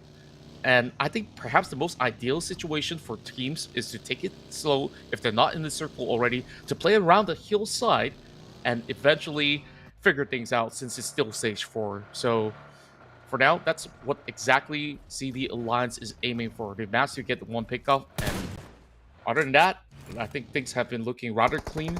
The Malaysian team that has been really carrying the flags of throughout so many seasons of PMSL is still hoping to find a better footing. They're still within the top 10, but they definitely want to back a whole lot more points as we go back into the eyes of FaZe Clan. This is an interesting predicament. I saw VOIN just now, who was the team that was actually kind of surrounding the area where FaZe Clan is. Zeta was alone here. Oh, Razak, that was very, very dangerous. So Zeta should be picked up right now. And I think this is the problem. You pick these fights and every single team is just going to pepper spray right at you. So Dubiko, fairly quiet today, if I'm being honest. I didn't really see a highlight reel for him. At least not quite yet. Touch still haven't been picked up quite yet. But Zeta, they're back and very much ready in the game. Reset already as MEC this time. Oh, I think they're just going to say, cut our losses, leave Kim there. I don't think we can hold on to the area very, very much longer. As Talon, they're looking to get active. It's been a very, I would say, unfortunate day for them. Mikiel low, going to try and breach those smokes right now, making sure that no one is in the back line here. Misery all out there in the open, not aware at all at how many people from MEC is inside those smokes. Axel, last few standing right now, as Linux as well will fall. MEC this time around, they're coming up on top. It's been a fairly good start from them. Starting off early, getting a pick on in one team, already 6, and now onto Talon as well. Whew, man, this team, very patient, a lot more quiet, a lot more slower pace, and I think this suits them very well. As Misery, last man, still waiting to be picked up right now, as Axel said, okay, this is almost impossible for us to do. So cut my losses, play for placements. Yeah, it's been rather incredible on how MEC is performing in this round. They shut down Team Flash. They now also take down players coming from Talon. Also, I would say the oldest was really onto Talon, whether or not did they actually get any form of info on those bunkers. They don't really have those full intel, and they did rush in, so we saw a couple of casualties here and there, which they will really have to take a very cautious note now that they're dealing with a full squad of MEC around that section. Well, MEC, I wonder how long can they hold from the outskirts, because they are also susceptible to be ganked by other players, whether from the high hill side. As you can see, pressure coming on. This is from Axel, which has seen them battling in close proximity. I think this is a little bit more comfortable for Axel, but then again, I say that he's the final member remaining for the side of Talon, so I don't really fancy his odds if he were to really put more pressure, but he is trying to at least secure one pickoff for now, but he got their eyes on him. Axel now will have to prepare for that full flush as 3 members of MEC is being sent his way. Nate's gonna come forward. This is Axel. So that Molly at least buys a bit of time for him to either go for the reset, figure things out. What a shot there from Lapar. This is the problem, right? You have no clue where everyone is, and I think right now MEC has to be careful. They're starting to just tunnel, and this is my concern. Because if you get tunneled, you're gonna not only get third party, you're gonna get chunked out from far away. Zeta has managed to do that earlier. We saw that happen from CD Alliance as well. So Talon, at least for Axel, one final nade to use here, making sure to cook it a little bit extra. Chunking out, clearing out those close angles there as time passes by. Those mollies are barely just missing him. He's done a good job of just playing inside of the smokes. Blind shots abound. The same could be said about MEC. Eats a lot of damage. They push him in the end and finally find the final member. So eliminated already. Talon, their streak of unluckiness continues. And this time in a worse situation as well. Yeah, meanwhile, MEC, they're absolutely thriving. They're currently having that form of momentum, already racking up a total of 8 points, the highest of the lobby so far, even topping out against the ferocious Team Flash that have crashed out. They're the ones who sent Team Flash out of the lobby as well. So that they are definitely proving a big statement coming from a Malaysian team who have just got promoted to the league. Tem Entertainment, they are in a really good spot playing by the ditches where they can just basically maneuver around without the worry of getting shot from across the city area. So they're just waiting for those form of exit frags, and then they can start to have a party of their own. But for now, the coast is clear. RRQ is going to be the far neighbors of MEC for now, so it won't be a big cause for concern just yet. Now, where exactly does this next phase shrink towards? And we shall see if it's going to end up inside the city. Could it be on the outskirts? Half of it is out, so this is going to be rough for MEC. They now have to make a decision. Do you dive into the city? Do you play outside? What's the verdict here? I mean, personally, if I want to put my money, I would say it's going to be pulling toward the open areas. And I think RRQ has the same very idea. And I think that it's going to be a lot harder for these teams that are already inside of compounds if that were to happen. Like, imagine how much chaos is going to be as everyone finally leaves the buildings. Everyone has to cross over each other. Everyone has to take these fights. And on top of that, it's going to have to be CQCs. You have no clue which corner, which compound is free, and which one has maybe 2 to 3 bodies. Yeah, I think that is definitely something that's definitely going to be a major factor when it comes down to how they could even burst safely. RRQ forced to pop open a couple of smokes to cover their tracks, get those vehicles prepared to make that dive, make that rotation. As a matter of fact, they don't really have vehicles. Okay, that's a big challenge. What a And shot, Razy, Razy. he spots everybody That out. is disgusting. I'm sorry. Razy, today, this entirety of today, you are just putting in the damage and the hurt. Here's Snape. Way aggressive, he gets punished.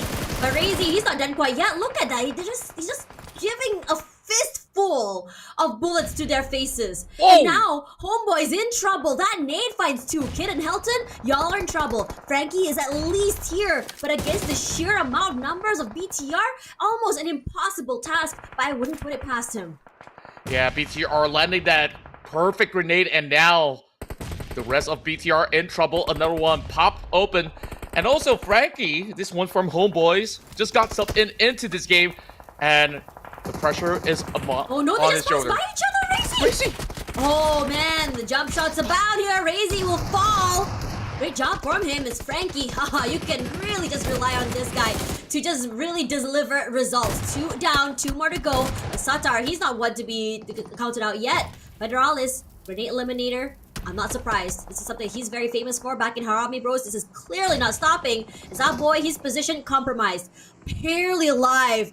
Possibly just gasping for his life right now. As the rest of BTR says, okay, we gotta pump the brakes right now. There are just too many teams around us and we cannot afford to lose this compound. And on top of that, we've lost 2 this early. It's just not the best situation to be in. Yeah, there's just absolutely no entry for the final member of Homeboys. He just have to really play by that broken vehicle, just hoping that no nades fall towards his side. While the other side of the city, we see plenty of commotion here with Vikings now smacking another member from the side of OSJA Esports out of the match. Quarantine does get a grenade elimination. While it is going to be turmoil on how these teams navigate their way out of the city. Whoever's in the direct center, great, cool. You can't get to stay there a little bit longer. But for OSJA, I don't think that's going to be the case. They're by the edge, so they will have to push through. Aggression all around. How many teams are just putting so much pressure on each other as OSJA. Secret, how the heck did you pull that off? What? Incredible! He's just hiding underneath the staircase all along. What a cheeky angle. Dude, I never thought about it. Today is incredible, man. I don't even know. what a play. I think that was like a lot of conversation about the DBS, right? How everyone said, oh, it's a very stale gun. It needs to be nerfed. And it did get nerfed a few times already. But what people seem to neglect is the fact that you put the DBS in the hands of someone that has an insane reaction time. That's what you're going to see. Yeah, when you're in one compound, like, and you're carrying whatever guns, pistols, you just can't really beat the DBS with this response time. So they were all funneled towards that corridor, and the rest was history. So going back, we do have Federalis landing a headshot, 1 member out from the side of OSJA, I do believe. While MEC, we still see them struggling to enter the edge of the zone.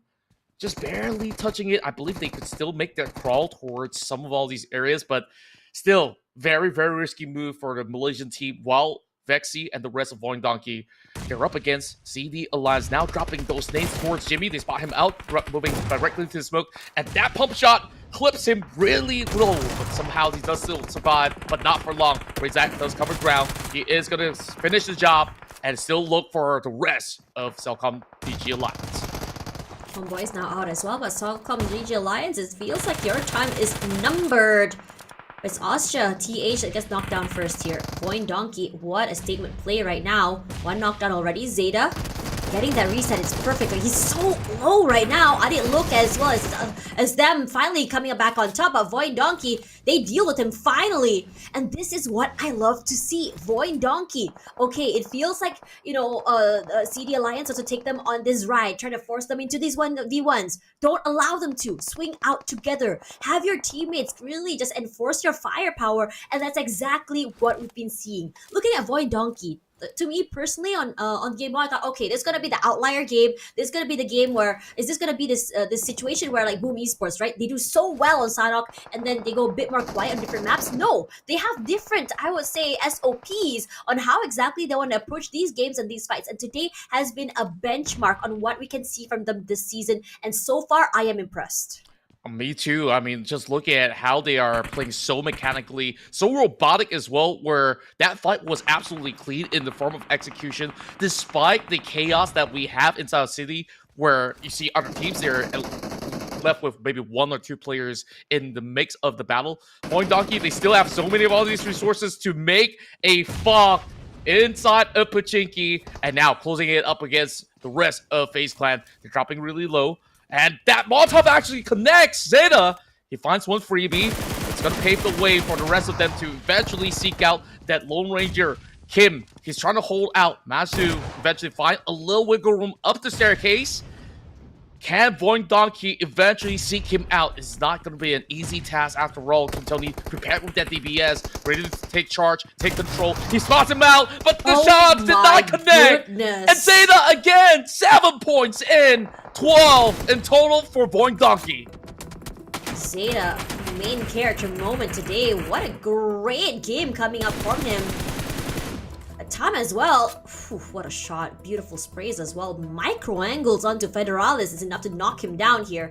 And MAC, I think they're going to be very happy with what they've chosen here, because the circle did eventually pull in. It's not toward the compounds, it's toward the open area. And they have really placed a lot of space between themselves and the majority of these teams, which allows them to go for these long range chunks off. They can go for to catch anyone in the midst of those rotations. Now for TEM, that's a good nade from Zozip there. He's managed to find Zeta as well. And also Razak eats the full force of that knee to his face. But for MEC, they're not out of trouble quite yet. They're in trouble. The only thing they have is just that hay bale. So Zip here, a nice nade to throw through Potato. Ooh, thank God for him. That nade misses. And Frame will be putting in a lot of hurt, a lot of pain onto MEC. So Tom will be the next one to fall. Yeah, that was super impressive coming from SOZIP, especially coming in with that low angle, still connecting the nades, and follow up by those hail of bullets. Now it's Kim's turn to return the favor, catching onto Frame. The moment that he leaves, he gets that catch. Temp Entertainment, this is their bounce back performance, going up against the rest of MEC. BTR only 1 member left, but they've done just about enough to squeeze into the top 3. When push comes to shove, they will have to play on those flat ground terrains, all relying on those smokes. Satar, he's being flirted with, another nade being tossed towards his side. Have to play very cautiously, while the other members of TEM, they can start to open a little bit more wiggle room for themselves as they are trying to settle scores. First and foremost with BTR. TEM. Somehow this time around we talked about how quiet they've been in the beginning. They seem to have struggled, but this time around they've really prioritized staying alive. And now with the man advantage, they just finally, one by one, dwindling down the members of every single person and team, leaving only MEC. It's Keem all alone here, and TEM with 10 eliminations. This is terrifying. Finally, sealing the last kill onto Keem, which gives them the chicken dinner of this fourth game.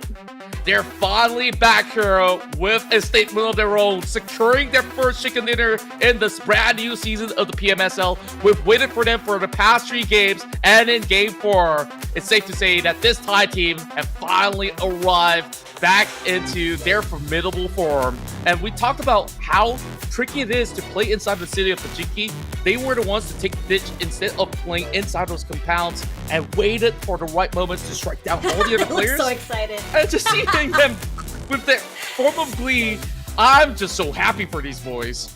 I love seeing this. I mean, yeah, as you mentioned before, I think positioning has been good. I think out of all the teams, MEC and TEM were the 2 teams to really, I would say, take a big risk in their positioning, and understandably so. Okay, you have to understand, they are very not only late to the rotation, they're also late to get into Pochinki. They go for a very longer rotation toward the eastern side. So what can you do? You just have to kind of wait it out. You don't want to breach into, the building area. You have no clue who's around inside the building. That's number 1. Number 2, you want to cross that open field with no cover, nothing, because I don't think they had a lot of vehicles either. So this is a good call from them in terms of positioning. They're thinking, okay, let's just force them to go into these fights, perhaps, and just hope that the circle pulls to us.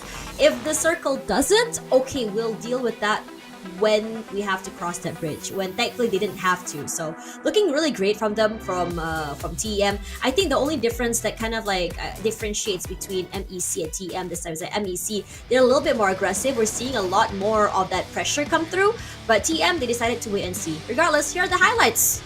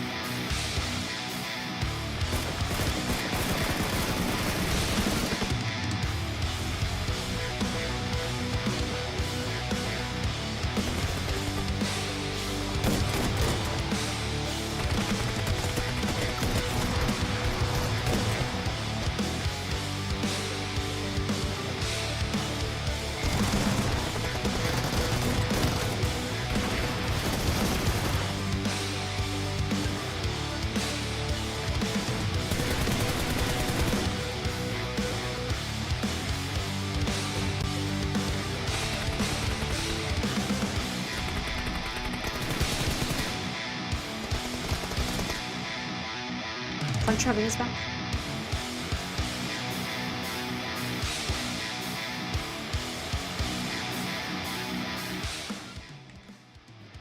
It's just so great to see TEM Entertainment bouncing back up here, securing the winner chicken dinner, and also for MEC to finally show their fangs here, proving that they have what it takes to take out all the top guns in the tournament, as these 2 clash for that chicken dinner early on. But it wasn't just them. We see the Indonesians also thrive in the battle inside the city. VOIN Donkey was racking points after points, where we just saw Zeta just showing us that masterclass finish, and BTR still getting themselves back into the top 4 action. We are just getting more and more of all these great classy plays coming in, and of all the players out there in the field, Frames X has definitely done more than enough to put TM back on top. Frame XZ, I have to say, in terms of damage, it's honestly not surprising, because for him, he's the player that if anyone were to cross paths with him, especially since he's positioned himself on the 2nd place of the compound he's holding, anyone that's crossing, anyone that's rotating, he's so quick, he's so on the ball to just put in the damage. Yeah, it doesn't really translate into eliminations or even knockdowns, but it's enough to really cripple down those members for his other teammates to just really kind of swarm. And in this situation as well, a lot of time, I think think a lot of those kills were third party / stolen as well. But you can see the impact of what he's doing to provide his teammates that, I would say, that firepower, just to provide that crippling effect, so his teammates are able to just sort of like go a little bit more aggressive, especially toward the end of that round. And I have to say, I think they really took a big leaf out of what we saw from, what was it team just now? I believe it was I think it was VTR. I'm not sure whether it was VTR or not. Yeah, it was they weren't really active in the beginning either. I think this time they said after the break you could really tell there was a change in pace and how exactly they approached the game, right? It's a little bit more passive early. It's a little bit more of that looking for information, finding to see which teams are around, and only going in when they have foolproof information. Because earlier they kept getting chunked, and I believe that it was in the midst of the rotation that they get caught out. And I think that they're understanding that they're not very aware of these things. I'm not too sure what happened or what they talked about during the break, but this is a great change in pace. They went from second last place all the way up to 8th, because that's incredible. Yeah, that is a huge leapfrog. And not only them, even BTR has already found their formula, where we also saw them being on the bottom 15 initially, and now we see BTR at the top 2.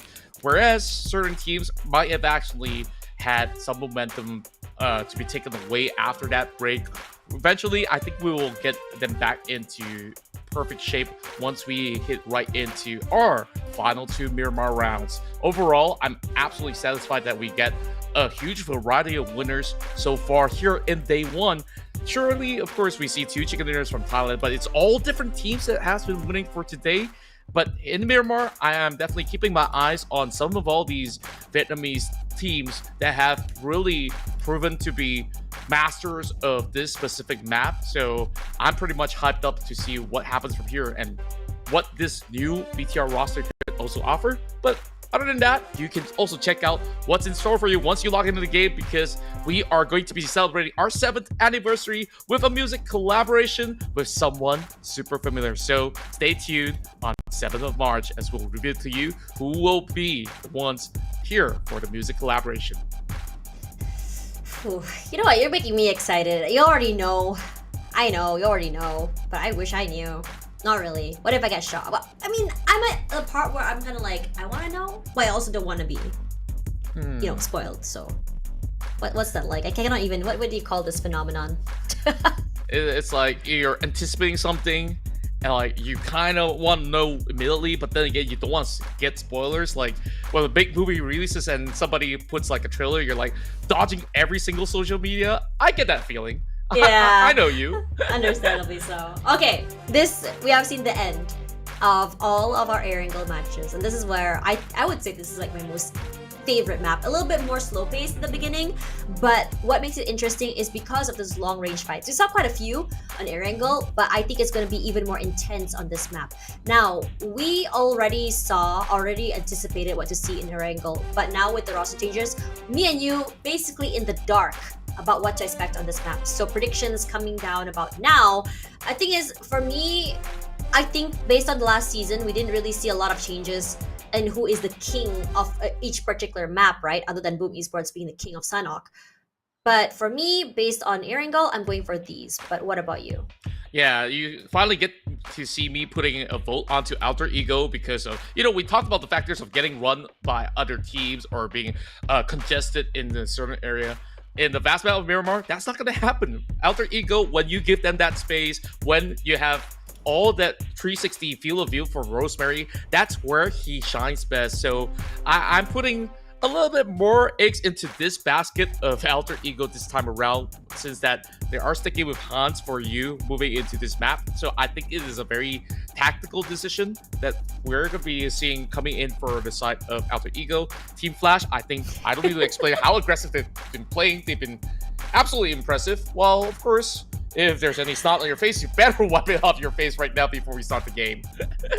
Just him and his little spray bottle of water. You know what? Again, so valid. You just want to get that refresher. You don't really want to get up and wash your face in the toilet. There's a hack for you. Just like he has hacks for in-game, perhaps. Not hacks like cheating, but hacks like, your tips and tricks on how exactly he navigates through those games. Regardless, coming into this one, we saw a lot of grenade limbs, but honestly, seeing Federalis up there, I'm not surprised. I think during PMNC, this is something that we see all the time for him. Sorry, PMCL, I believe it was. Yeah, PMCL. This is something that we see all the time when he was in Harami Bros. This is his signature, right? And I'm glad that this is something that he's still bringing over into his new roster. Yeah, I just love that it wasn't just Federalis striking out. You see, ooh, a little bit of a heart for all you guys out there coming from MAQNA Esports Club. Ooh boy. Okay. They have the coolest logo. Oh no, not I give them that. ooh. It's meow because their logo is a cat.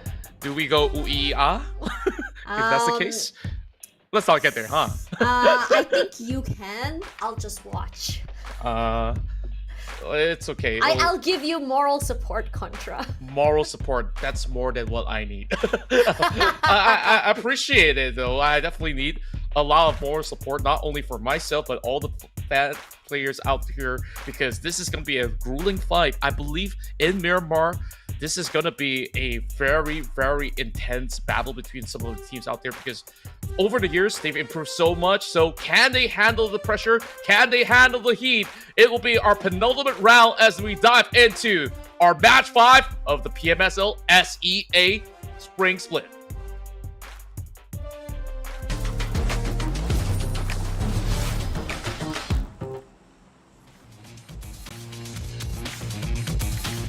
Ooh, here we go. Miramar, first one of the season, first one of the day.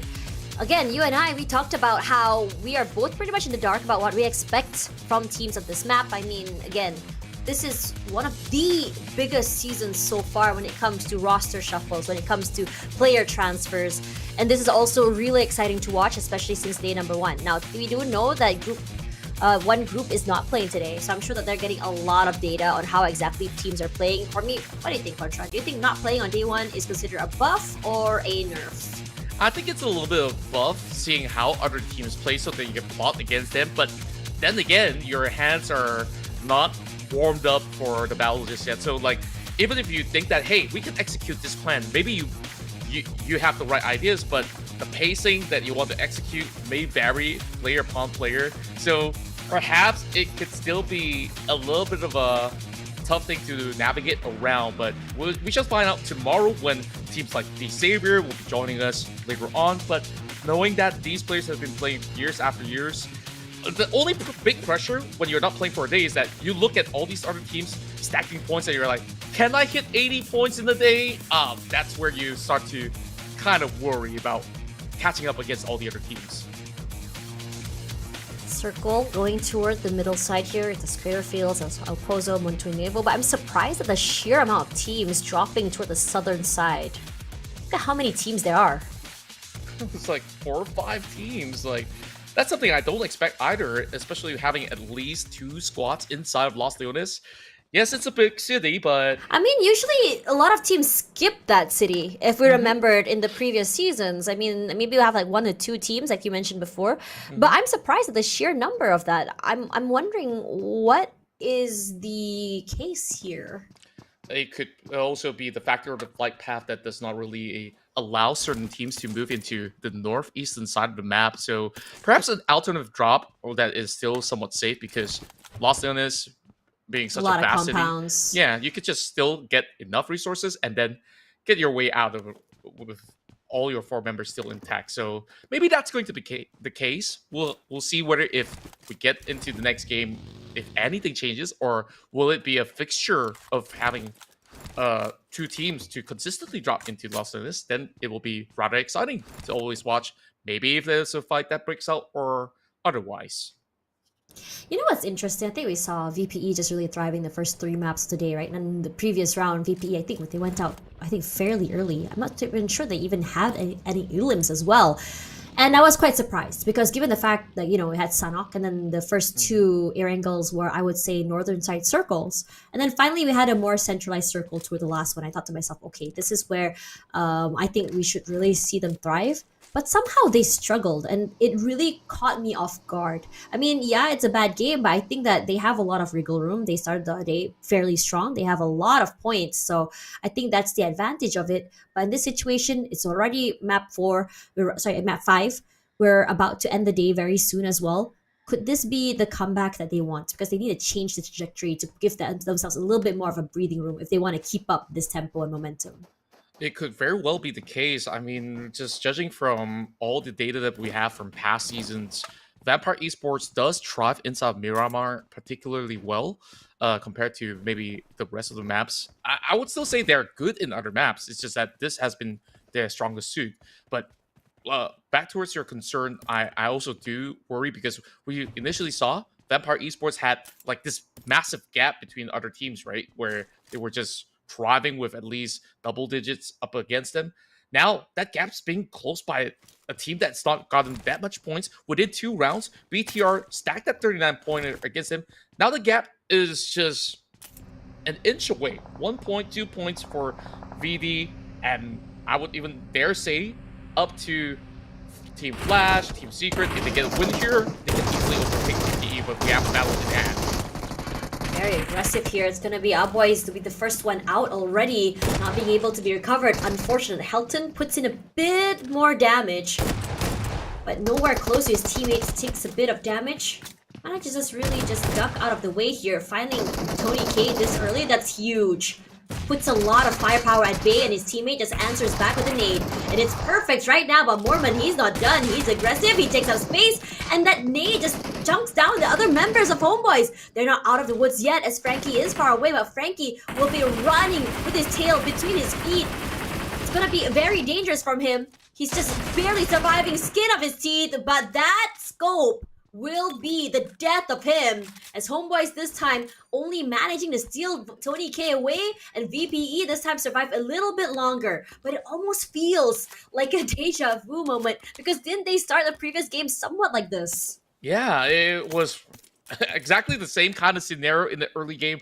This time around, the only casualty being Tony K might deduce a little bit of that firepower, but you still have Mormon. You see all that kills, or should I say elimination points, was all racked up by Mormon. That's like at least 3 points in his bag, and we definitely expect Mormon to do even more heading into the later stages of the game. So far, things looking really good for Vampire Esports. Not so much for the side of HOMEBOIS, though.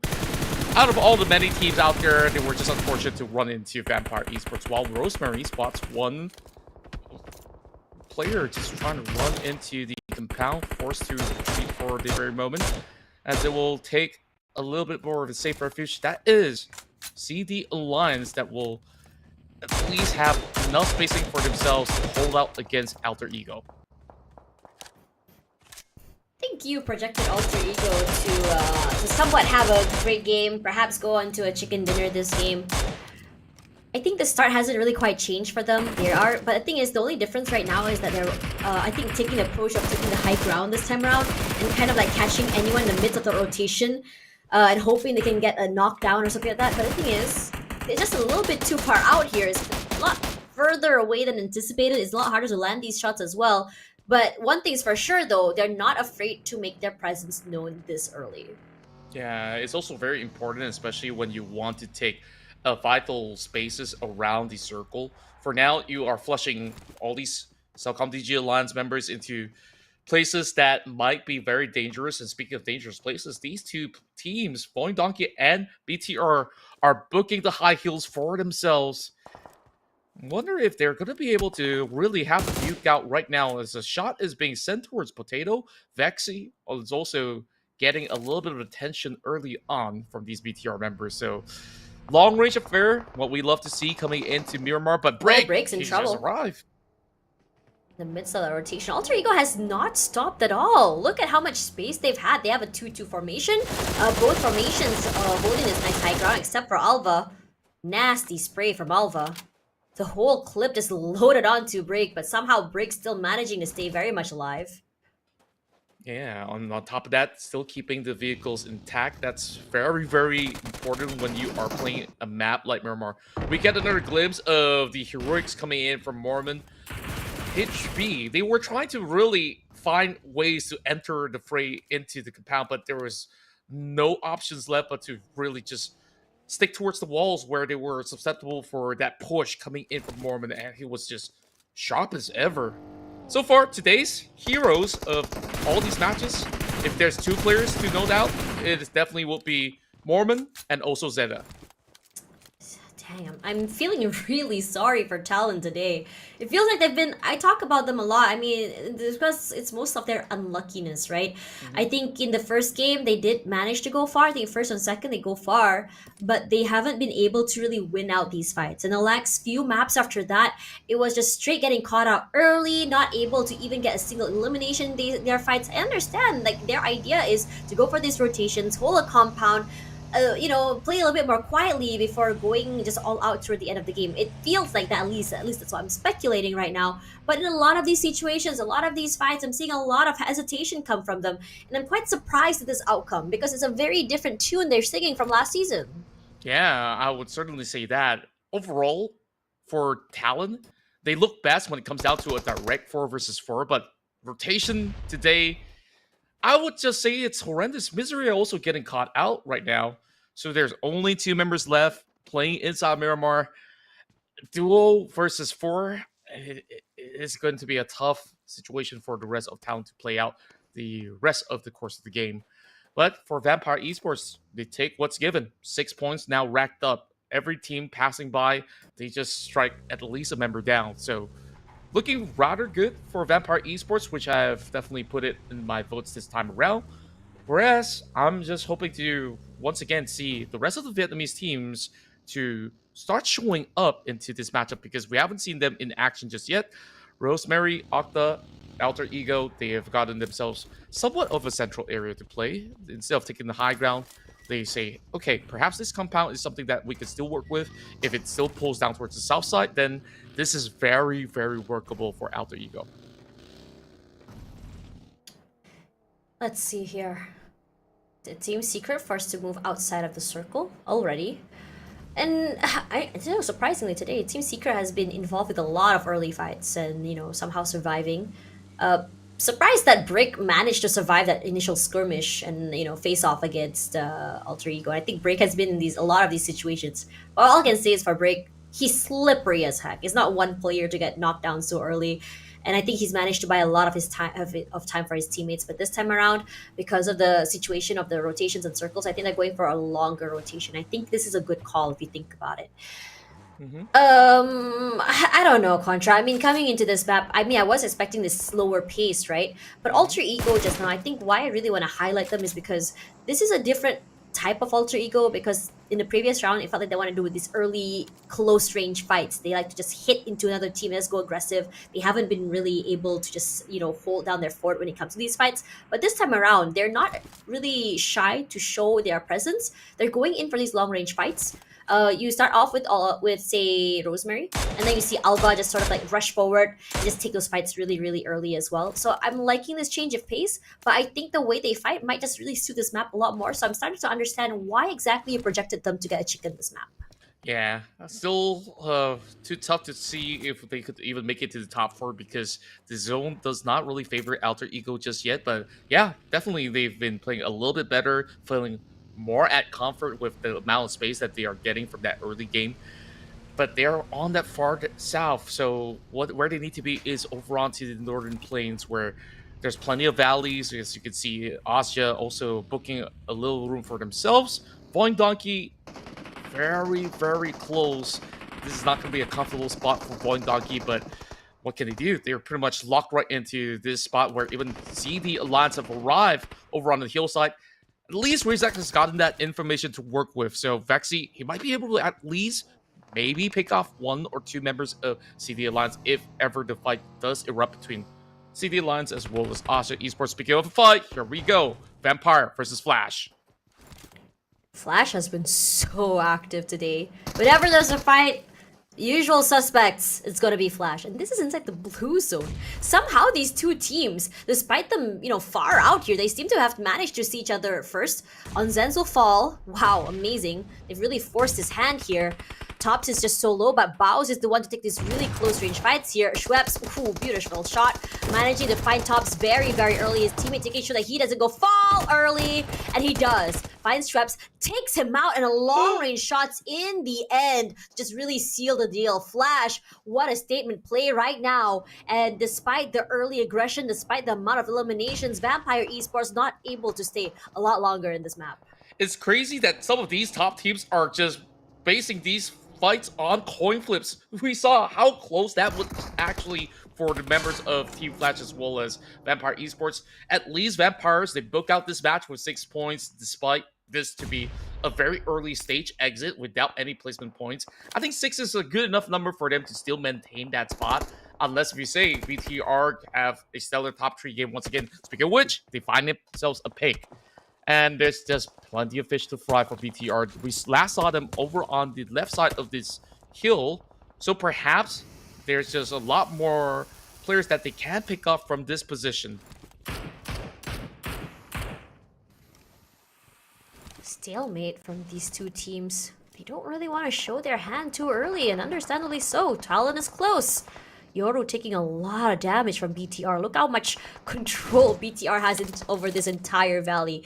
All this entire high ground area is in this control. Anyone crosses, these shots from Satar, from Snape, from Razy, from Federalis have been incredibly sharp.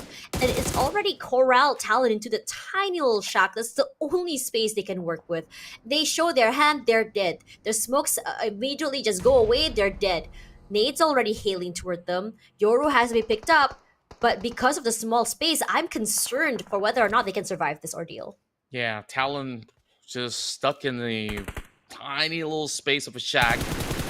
All they really have to do is dance around the smoke and maybe pull back towards the lower ground because they just arrive into the worst spot possible against BTR, who's ever ready to just flush them off. I believe that BTR should be at least sending a few members right through. But no full commitment just yet. Maybe just... Look at this Mexican standoff. Look at that. They've been here for quite some time, haven't they, Contra? They have, and the only good news is that this is the direct center of the zone, so they don't really have to force any form of move just yet. They just gotta keep themselves safe. But Team Secret, I don't even know how did they actually squish into this already tough spot. Balls of steel, man. They took a gamble. And they really are, if you think about it. Look at the position of Trang compared to his teammates. He's so far away. They're cut off each other here. It's so hard for them to play off each other because of the amount of houses and compounds against them. Now we go into this side here where Flash, we saw them be able to just completely overwhelm Vampire. And this time around, they have their sights onto another big name team here, is Alter Ego. And Alter Ego, they don't have advantages. They're on the lower side of the terrain, on the side of a hill, in fact. Any nades were to roll to them, it's pretty much over. Yeah, the only good news is that there is another team onto Team Flash at this very moment. BTR trying to suppress Team Flash, so perhaps Alter Ego got themselves to thank BTR to at least give them a little bit more of that room to make an exit. Zeus, though, he's just trying to get a little bit more cover out of that vehicle, but there's barely enough space. A couple of smokes now being popped at least buys a little more time, but the push is in effect. Alpha and Rosemary, they're rushing towards the corners, and perhaps either if they want to take low ground or even high ground, they still have to manage what's on top, and Tops is holding them down. Yeah, Tops has not, moved at all. Rosemary, this is a very dangerous team he's playing here. He doesn't have a lot of terrain to work with. It's very tiny, and he doesn't have, that top side area. It's just so easy to just roll util toward him or just jump up forward, just spray the heck out of him as well. But he is feeling very spicy, and understandably so. Now, Flash, they've have a really interesting comp coming through here. They were trying to go for this, I would say, 2-2 formation. They want to see whether or not they can, 2-2 just not until the other two fell. And now they're playing together. Now, Alter Ego understands that they do have at least a bit of advantage in terms of firepower, in terms of man advantage here. But as Flash tries to run away, it's going to be Adit look to spit the heck out of them. Wow, that one shot, those sprays to the vehicle is all he needs to get 2 to his name. He'll take it, 2 for 1. Yeah, beautiful work coming from CD Alliance, and as a matter of fact, they are in the best possible spot. They don't really have to move their muscles. They have great field of view across the whole 360 range of the circle. So It's really about who really has a firm chance to even stand up against them. Maybe a flank coming from Vikings would be able to overwhelm them, but take a look at them. They even lost one member.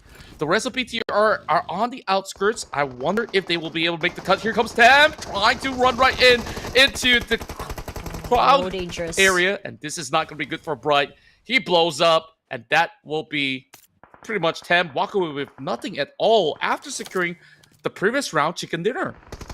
Dang, this is so unlucky for them. I'm really hoping this is not going to be one of those moments where you have a good map and then it's just going to be a dry spell after. That nade comes through here from FaZe this time around. RQ, they are in a very dangerous spot, but somehow they manage to juke every single nade that comes their way. Rebecco, oh, he's looking to push here. Smoke set up already. He wants to get up close and personal. And when he does, you know that he can deliver these fights. But somehow the rest of FaZe, they do not want to succumb to this. Being very quiet here, Kim Tony, playing on the side of the terrain, somehow manages to read the trajectory of that nade here. Kim Tony all alone here, touches close. They can play off each other. Dudicto and Marqueries in the backside as well. So Hazel forced to move out the way, and so does Napeko, forced down the hill. They cannot hold on to the area, giving FaZe all the advantages. Napeko rushing through. I don't think that nade, I did clip him a tiny bit, but not enough to take him out. But they're not done quite yet. Not just yet, but FaZe really wants to take over that bowl where there is just so much defensive cover for RRQ for the meantime. Hans does get the catch on the corner while Federazes gets knocked out by members of Team Secret. Even Snake bows out. BTR, I believe what they are trying to do is to force a maneuver across the map, just driving by, and they just absolutely got clipped by the rest of Team Secret while we continue on with this fight. More and more nades. I think they just unloaded everything in their bag. There's no more troubles in the hands of FaZe. They don't. This is not good. I mean, they're just so desperate at this point, right? Like it or not, you have to take this fight if you want to get into that circle. And this terrain is the only thing separating these two teams. Okay, now they're fresh out here. RRQ as well. Only one nade. Look at Hazel. Only one nade and one molly as well. And MVKE, the Vikings, they're like, okay, we've heard all the commotions. We're going to push as well for Alter Ego here. An Alter Ego with only 2 members is not going to be the best situation to be in. But at the same time, for VOIN and Team Secret, finally, they break their Mexican standoff. Yeah, it took them a long time, and they can't wait for much longer as Team Secret, they take over this compound. Potato goes down. It's only Vexy left. Vexy's so far away, there's no way he can contribute. But even despite the fight lasting to the point where it was only Jiki left, he has pulled just about enough effort to really hold down the line. VOIN dog key absolutely depleted. They should be able to go for the save. Frankie still limping. Who do you save first? They're all bleeding out. They got to ensure that everyone gets picked up from here on because there's still a big fight that they have to settle with OSJA TH. RQ finally taking that space as well. Touch gets sprayed down to hell right now, and so does McCary's. Knocked down. RQ doing a great job of sticking together, playing off of firepower with their teammates, and finally they make it out on top despite that major disadvantage. And the best idea to play is slowly but surely climb out the mountain, take up the space, and it was that one singular spray from Hazel while he pushed up and got a pickoff that really gave them all the space and all the firepower to work with, just completely overwhelmed their team. Yeah, I'm just really glad that RQ take a slower approach in that fight, slowly fizzing out all these utility coming in from the rest of FaZe Clan. And once it's depleted, they are ready enough to really take them on. And considering that they have such a great cover coming in from the terrains, now all these spots are being opened up, but I can't say the same about this far western end. We still got 3 teams locked right in. OSJA TH, they do have the numbers, and I believe they've witnessed what went on between some of the members of VOIN Donkey and Team Secret. But Team Secret, they fully recovered. No members have lost out. I was also kind of curious as to why OSJA didn't try to push towards the side of Team Secret when they were weakened, because that could have been the perfect opportunity to rake in maybe 3 points at the very least. MEC this time around once again finds himself at the corner of the circle. I think it worked well in their favor, and I'm starting to see a pattern here for MEC. They're not really the most eager to get into the circle very early, and understandably so. I mean, given the fact of how the trains are here in Miramar, you don't really want to be caught off guard. Sprays are nasty from Rebecco. Finds Kwang. And somehow Rosemary as well, getting caught in that crossfire. He didn't really show his hand as well. I think they've been marking him for quite some time. But now, as Okja hears the commotion at the bottom side, MEC, this is the first time we've seen them get active. And they are paying for their sins here. NWE, Wick's gonna fall first, but also Keeb and Hasby will follow. Zealin has been doing a great job of putting in a lot of damage and hurt, being very quiet and punishing anyone that pushes to him. Now, he's aware there's barely any members of MEC left. They've gotten, what, 4 eliminations total already? And now they're going to be breaking out these vehicles, excuse me. My, that nosedive though, I didn't expect MEC to just go driving in. I'm and quite that surprised was at that. Nice. Yeah. Yeah, like of all these terrains, you still have certain areas that is still opened up that is very playable. But I felt like they could have done a little bit better in navigating whether if anybody's inside of that zone. But good job as well for the members of NWE because they steer clear away from danger. They expected that outcome of that push and just clean things up in a jiffy. Massive stuff coming in from the Malaysians. Rosemary somehow still very much alive, still holding on. I think Olio, he's looking to see whether or not he can get a little bit more active and find him in the end. Just want to flush him out of this area. I'm pretty sure that Rosemary did see a glimpse of Olio's hit. I'm pretty sure. But he's still managing to stay very quiet. Rest of CD Alliance here trying to take a little bit more space. I'm pretty sure that the members of Alter Ego are very aware of where they are. Okja takes a chunk of damage there from a player of CD Alliance in that corner. No fallout quite yet, and Rosemary finally shows his hand, tucks a whole load of bullets onto a player, but somehow no casualties quite yet. Yeah, tough angles to work with for Rosemary. Well, there is definitely a little bit of the dip, and here comes a big nade coming in from OSJA Thailand, and Vexy's also chiming in true. He could possibly rack up a few points, stealing away from OSJA, and this is where Jiki just runs right through, finds Red Bull. Vexy connects that grenade onto Brick, and this is that moment where all hell's breaking loose between these 3 teams. Oh, but Vexy, he gets disgusting. clipped! He forgot that there is still one more member of the back, and Team Secret managed to at least put a dent and a stop towards VOIN Donkey, but there's a lot more to deal with. They need to hurry so badly. OSJA pushing right now on GK. Beautiful hold right now, making sure his teammates survive. Gets those shots to the face. Team Secret, call them the Tide Changers, because what the heck was that? They were not supposed to survive this ordeal. Yeah, they lose too, but somehow they were supposed to have gotten overwhelmed there. Great thinking, quick timing. Yeah, everything was pulled into perfection. The way that they've been able to navigate onto these tight little corners and just brought in that DBS into the action. Somehow, I felt like OSJA could have actually prepared so much better into dealing with that situation, but there was no response after all. It was pretty much a clear victory for the side of Team Secret, but there's still more fishes to fry as the rest of RRQ, they finally paved an opening over the top, but New Era, they've been hugging here for the longest of time. Now, they have to deal with this situation. RRQ, 2 members versus the entire stack of 3 of New Era. Different New Era for sure. I mean, they had quite a slow start to the day, right? They were kind of struggling, trying to make sure they can go through these fights.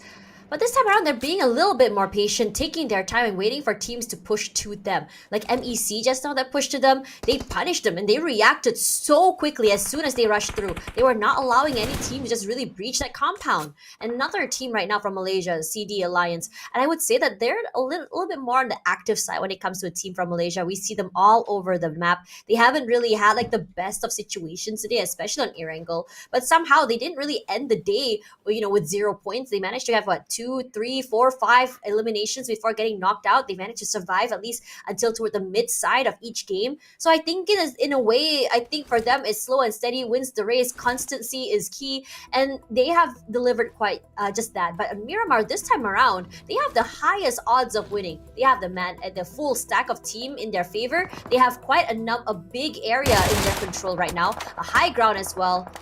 Spoke too soon, Olio. As soon as he showed his hand, he gets chunked down. Yeah, overall, from the moment that I saw CELCOMDIGI Alliance booking that spot in between all the other terrains, and I thought that they could really hold out the fort because there's no other team surrounding the area And the last we saw was from Alpha Ego. And even despite them trying to challenge, they couldn't really get much sorted out. Jimmy now spots out the other members of New Era trying to cut across. I think that there's no way that New Era can exit if they can find any angles against either La Par or any members of CD Alliance. That is going to be perhaps the best case that they could actually end the round with. But for now, nobody can stop CELCOMDIGI Alliance at all. They can't. How can they? They have the high ground advantage. The lower side, yeah, I mean, in the lower side, you do have the advantage of these terrains. But against a team full of firepower. Okay, you know, I don't want to speak too soon because we've seen so many tide changers, especially from Team Secret. If it's a team that can really surprise us, it's going to be this team. But I don't want to speak quite yet. I don't want to jinx them. But for New Alliance, they're being very patient right now. And CD Alliance, they're doing a good job. Okay, understanding where the members of TS are. They're like, okay, let's just move down the terrain and just fight them first. Taking their time to take up that space and take these fights, not allowing them to these 1v1s. And I think that's the beautiful thing about this team, because they are so aware that a lot of the times these tide changing moments is because of these phenomenal 1v1s, these individual brilliance. But with the man advantages, they can take full advantage of these situations. Leon's already finding one. 2 members of New Era down, chunked down already, and now it's down to RRQ. La Par alone, hungry to get some kills here, but cannot deliver because CD Alliance, they are looking to completely annihilate this map in a dominating fashion. A winner-winner chicken for this winner-winner chicken dinner for this Malaysian team. Absolute control. That was what it was all about for CELCOMDIGI Alliance. Calm, composed, steady from start to finish. They were unfazed with all the other aggressors that were trying to push towards their direction. And by the end of it all, they know they got this one under wraps. And it was important for them to deal with Team Secret first. Once they eliminated Team Secret, the rest was just a walk in the park. You just saw New Era being stuck right underneath. They even picked off some members of RRQ. So they have that full confidence to secure this one in the back. It's great to once again see this Malaysian team on top.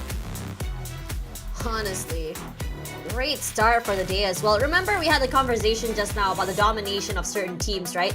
How it's going to be Indonesia, Thailand.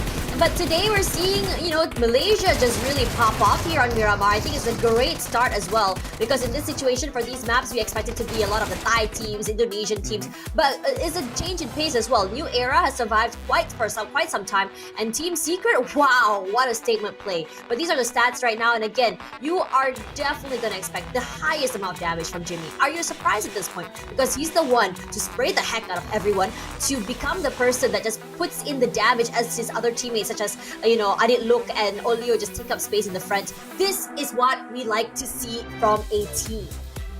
That's right. You know, we've always highlighted Adit Look so much as the golden child of this squad, but Jimmy so far have always been the backbone. He leads these fights very well. He even supports the team at the very same time when push comes to shove. And when it comes down to battles, Jimmy so far have never really missed the mark in many of all these occasions. And other than this chicken dinner, we see a consistent run, but we'll definitely want to check out the highlights before we dive in further.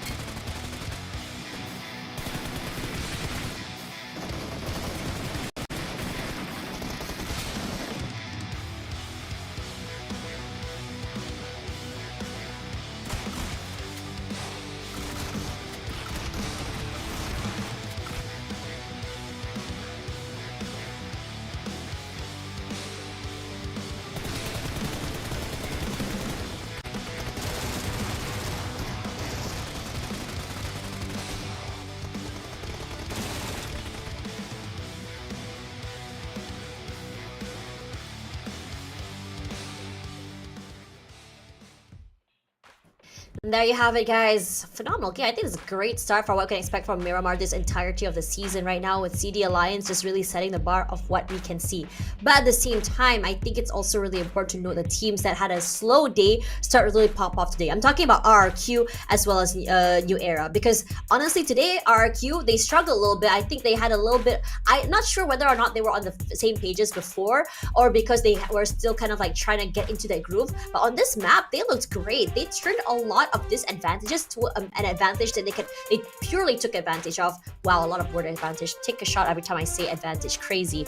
But anyways, they managed to just really, you know, change the tides on how exactly, you know, bad situations and turn it into a good situation. Now for New Era, I'm loving the fact that for them, it's all about that patience. It's all about just waiting for the right opportune moment to really strike. And that's exactly what we saw from them against MEC, who tried to go a little bit too aggressive for their own good. And I love to see teams getting punished in this fashion. I want to see more of that. But regardless, it's going to be Jimmy that finally gets his name up here. Usually we see Adit look, but Jimmy this time around, I'm loving to see a lot of his name really shine up today, because for him, it's all about putting in that damage. It's all about putting in that hurt. He's not really out there to just really take eyes away from that from the whole team. That's Adit Look's job. He's going up close and personal, going aggressive alongside Olio. But Jimmy, you're gonna see somewhere around, if you're not careful, you're gonna see him just flank you from the side and just completely pepper you with bullets, and next thing you know, you're dead. Yeah, I love the spot on analysis coming from you. Kind of got my tongue for a little bit, but CD Alliance, wow, that was 21 points. You know, I wasn't really counting the numbers that they were accumulating, but it all adds up. You saw how decisive they were when they do strike, and we had a lot of all these interesting scenarios inside Miramar where multiple teams were locked directly next to each other. And out of that outcome, you look at OSJA, VOIN Donkey, Team Flash, they were the people in the villages, right? They only walked away with those 3 points, which I thought it would have been so much more, but it is what it is because they can't afford to even step out. And now we have a new king on the throne right now, with Team Secret taking over, overtaking Vampire Esports by just merely 1 point. So, Vampire Esports, what does it take for them to reclaim it? Is it time for them to fight for a chicken dinner? I don't know, but two teams here definitely were outstanding in getting those kill numbers, or should I say elimination numbers. So far, BTR has not secured a chicken and still remains to be on the top 3. You know, it's been so competitive, especially on that first page. I mean, the margins were tiny. It's just by like 10 points between that first 8 plates, I believe, right? TM managing to just launch themselves out forward. I'm still quite surprised at Alter Ego, because I believe they started off very, very strong in the beginning of Miramar, and then suddenly everything just started to fall apart here. They had the high ground, they had a good hold on the area, they were kind of putting in those bullets into every single rotator. But my question now is, like, how are they not able to secure a kill despite having that good start, despite having that nice little area, that nice little hold on the area? Because for me personally, I think they are just over, you know, showing their hand. They're going a little bit too aggressive, they're showing the presence too early, and teams are just so happy to oblige to take these fights. True enough, and when they do get those good positions, they have lost too many members at the very same time. Started off well, but you know what? You guys can also explore Sandy Dunes in the Memory of Sand update here in the PUBG Mobile version 3.7 that will be beginning from March onwards. So make sure you guys log in and have a whole lot of fun with your friends. If you haven't got your hands onto downloading these games, what are you doing? Head over to Google Play or the App Store and download right now. Man, I can't believe we're already coming to the end of today. I mean, it's day number 1, but it almost feels like toward, like, you know, the mid side of the season or even the final week, given how aggressive these teams are. And granted, I hate that I'm answering my own question, but it's because of the change of the format. Every single round counts, every single game counts, especially if you want to qualify for that super weekend, because out of all the teams, only 16 teams can qualify, and you don't play every day, so every day also matters. Technically, I think you have, what, 2 days to play total, if I'm not mistaken? And that's why it's so daunting that just 12 matches to dictate. You have 3 bat rounds. You're shaking. Like, do I get into the top 16? Are the other groups going to perform much better? So that is definitely a lot of pressure, especially now up against Alter Ego, who's not really in their prime form for today at the very least. So hopefully, they got another day to spare. I think they're really trying to find, again, it comes down to the identity. When you're so used to playing your same style of game, the same style of play, you are definitely going to struggle. And I think out of every single team, Alter Ego didn't really go through a major reshuffle if you think about it compared to the rest. But I am going to be holding my judgment on Alter Ego so far because I believe that this is the last game. So there is definitely going to be a major change either in mindset or style of play. So I'm giving it to them, and I'm hoping that this pressure could kind of urge them on a little bit to catch up. Yeah, I really do hope so too. Meanwhile, I think all my picks kind of have proven themselves to be heavy hitters on the block for almost every other round. They have an average of at least like 3-5 kills. I can't really say the same about RQ, but you saw RQ. This is their very favorite map for very good reasons. Despite like what you said, the odds against them, they always find that nuke or cranny to be able to outlast everybody else when they are not having those advantages. But when they do have advantages, take a look at what they did to FaZe Clan. They just gave them a little bit of schooling for themselves. So dang, I'm schooling! Yeah, a little bit of schooling. I love that word. But I agree with you completely. I think that it's really important to really think about these situations, and I think we've seen a lot of blunders, not even blunders per se, but these are kind of like oversights, right? You don't check one corner and suddenly one player just gets two eliminations out of nowhere. We see a moment where you're too tunnel visioned onto one team and then suddenly you get third partied. That's been the recurring theme of today. And the thing is, we're not really seeing active third partying either. We're not seeing teams just wait around like we did in the previous seasons and then they go up on top. I think a lot of teams, they're showing their hands early. They're going and taking these fights very, very early. And I think I understand why. Because if you wait too long, you have no clue who is going to be around. And given the fact that you have no clue which team, what team is playing how, you also have to really establish your dominance or your presence really early in that area. Alter Ego tried. They got punished for it. Let's see whether or not this would change them.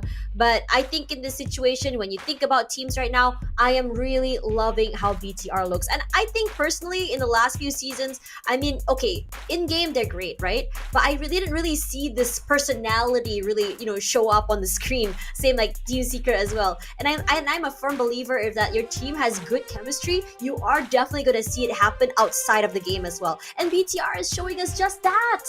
Yeah, and I really love the bond that they have with Federalis. This little brother just got brought in from the Philippines, now joining with the rest of the whole Indonesian roster. And it just feels like he fits perfectly at home. Everyone's treating him with so much kindness and friendliness that I hope that eventually we will get an interview with Federalis to know whether has he had enough time to pick up enough Bahasa Indonesia just yet. And who knows, maybe a full Bahasa kind of interview is up in lines. We'll see. Why not? Why not, right? Yeah. But coming into today as well, I think seeing Federalis join the team, I'm also loving the fact that we're starting to see mixed rosters. I think for a while now, the norm has been full Malaysian roster, full Indonesian roster, full Thai roster, etc., etc., etc. But seeing these mixed rosters gives me this idea that a team really wants to expand their team, really wants to bring in different experiences and change the way they want to play. And I think BTR adding a little bit of a different country's flair for themselves is really good. I think that they're willing to just say, okay, everyone knows how Indonesia plays, but how can we tweak this to make it a little bit more unique, to be a little bit more BTR? Yeah, and I feel like they're starting to show a flair of their own without being too much alike on their predecessors who have played in this legacy roster overall. So far, I think like almost everybody can take on either one of these roles just fine, depending on their formation of play. And I'm also liking the fact that there's just so much discussion going on. Like, I wish we could tune into these kind of competitions. They're not talking about the game, I promise you. He's probably asking you, why do you keep spraying your face? What's going on here? And he's probably saying, look at my face. I look so hydrated. I look moisturized, unbothered in my lane. This is the reason why I'm fragging out right now. I'm so cool, like a cucumber. Priorities absolutely set straight right there. And I never really thought about moisturizing myself so often. I kind of want tips from him. Can we eventually get that interview once again with VOIN Donkey to see if he's got some beauty tips for us? Meanwhile, The other boys seems to be very demure, very calm, very focused onto getting the final chicken dinner of the night. We got 20 seconds to go, and I wonder who will be the next one to take that final bite before we close off the night. Oh, let's see. Last game of the night here, and this is where things can go either bad to great or great to worse, because end of the day, not a lot of games left. So let's see whether or not Alter Ego can come back.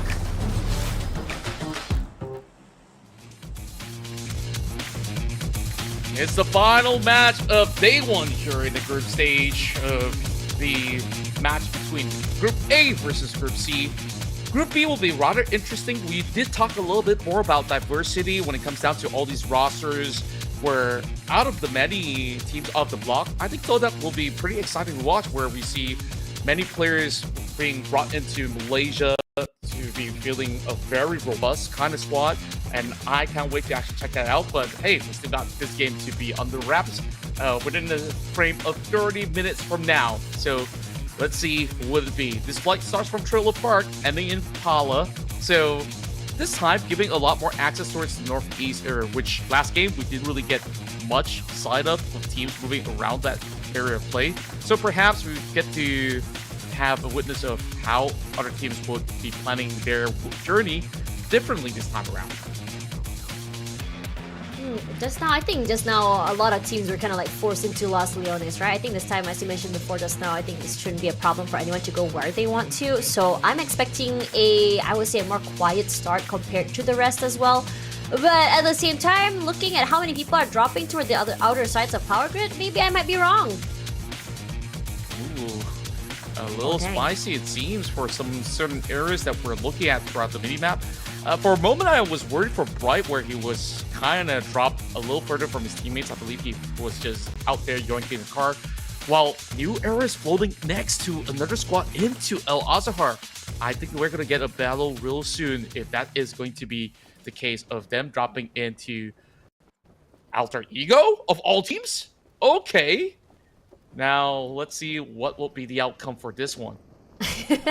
I mean, in this situation, I think I'm understanding for Alter Ego. I think that they really want to take these fights very early. New Era, I think maybe they're hoping that they can get a little bit more aggressive. They are a newer team here in the league, and they're hoping the inexperience would kind of like give them that edge. But it seems that for New Era, Zully with the opening, that's huge. And this is the fastest one today. Immediately dropped and immediately getting a kill at 1 minute and 37 seconds. I'm loving this change of pace. Thank you so much. Wow. The ex-member of Yudu Gank. Yes, not Yudu Alliances yet. And here we go. Another drop of a body coming in. So it's a 1-for-1 trade out. It's getting a little glimpse over onto the side of Alpha, but he's holding a 2 versus 1. God. Won't last for too long, though. Gotta give it to New Era. This is a very, very ballsy move. They picked up a weapon. They decided to gamble and go very, very early for these fights. And it worked out so well in their favor. Not having a Rosemary very early means it's already crippled a big part of their firepower, and it's only leaving Hans For You alive. And I think they're just kind of waiting around right now, hoping that Hans For You would kind of be baited to revive his teammate. But for Alter Ego, I'm sorry, despite it being the last match of the day and you needing all of these points, losing this crucial fight so early, not being able to survive, with at least 3 to 4 of your members very, very early is already quite devastating. And hopefully, I'm praying that Hans For You can survive a little bit longer, perhaps toward the mid side of the game, or maybe surviving until maybe the last few circles. Who knows, right? Because we've seen it happen before. But like it or not, he has to do something to bring some points for his team. Yeah, it is very, very vital for him to at least walk out with maybe 3 points for them to still have a solid shot into the next play day. Tomorrow, it could just be a different group that is playing other than Alter Ego. Maybe they need that little bit of break as well, if ever given the chance, because today, nothing's been working out for Alter Ego.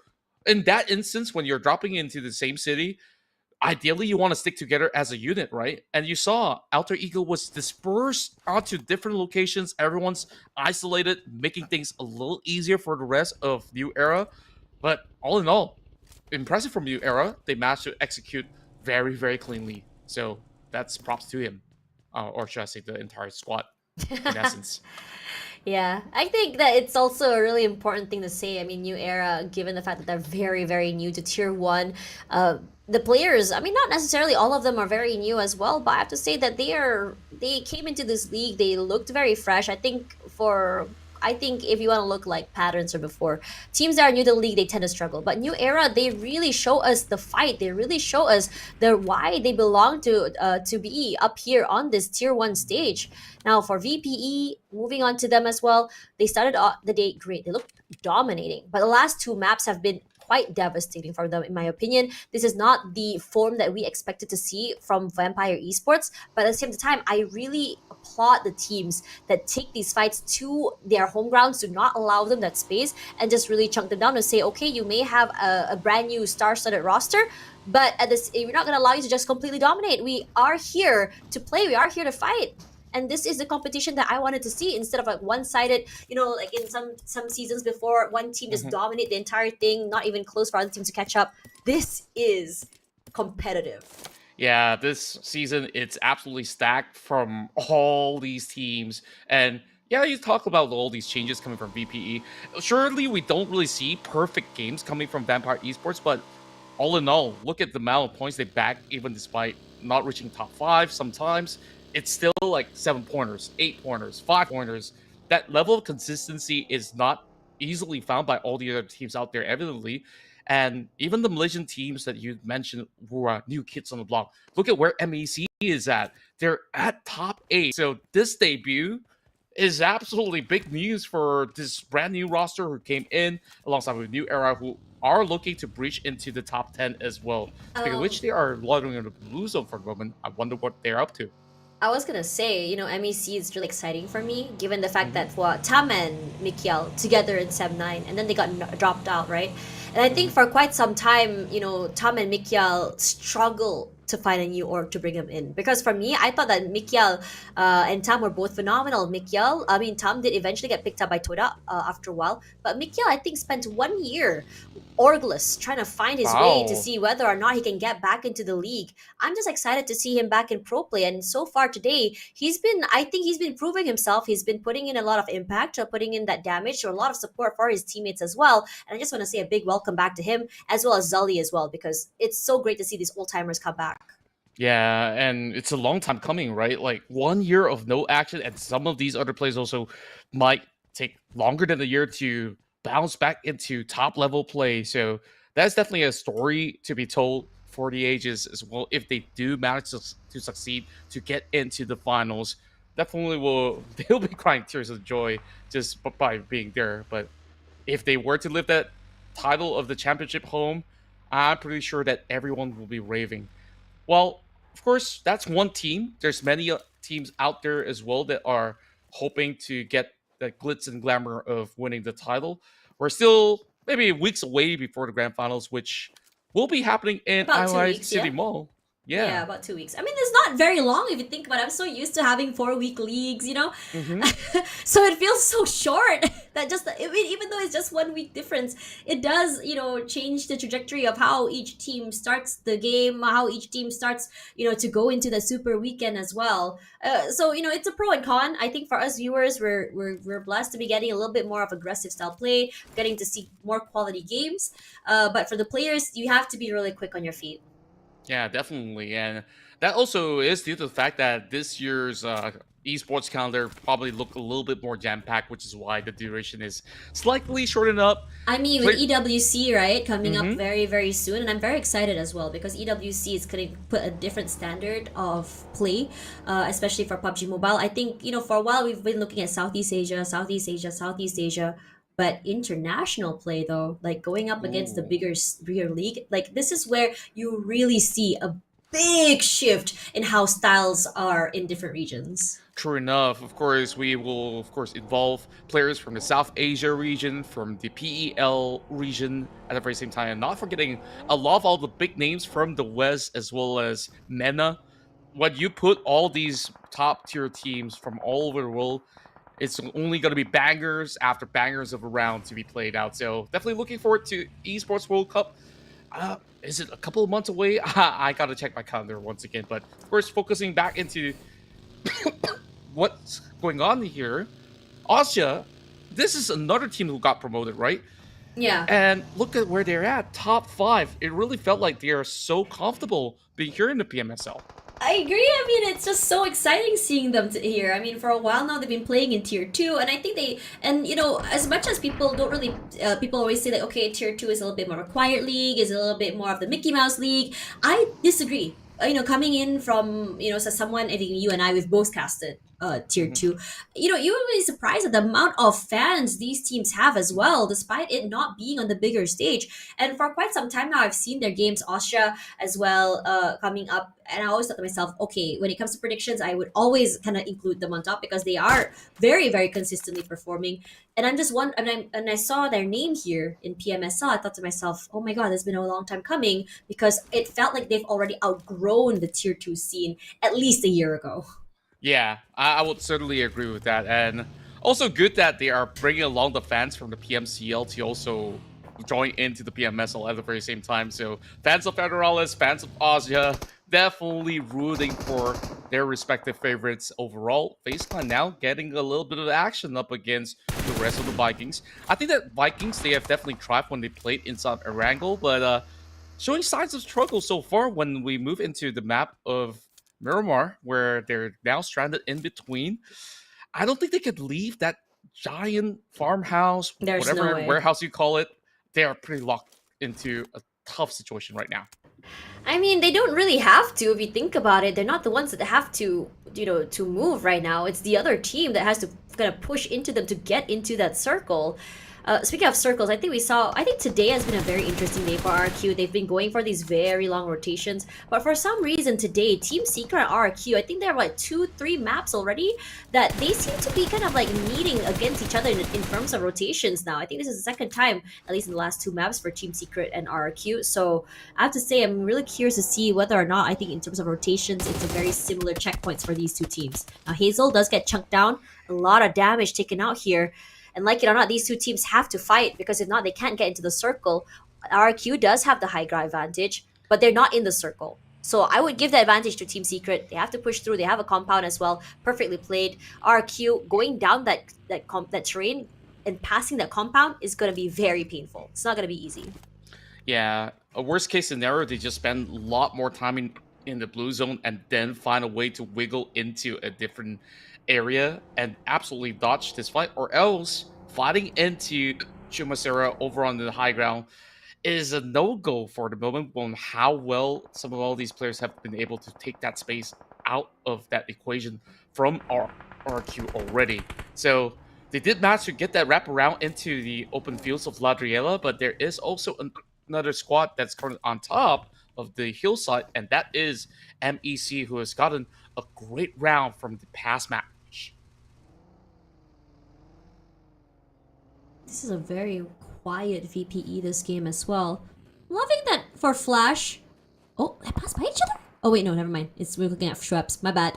I mean, coming back to Flash. I think Flash has been getting very active today. And I think the fact that they're very active and they're not afraid to do that, it screams a lot of confidence. Look at how Bose just goes up there, finds someone in a tiny little sub corner, and somehow his shots seem to just really just hit the mark every single time. It puts New Era in a very dangerous predicament. They cannot push the circle. They're forced to get chunked down by the blue zone as well.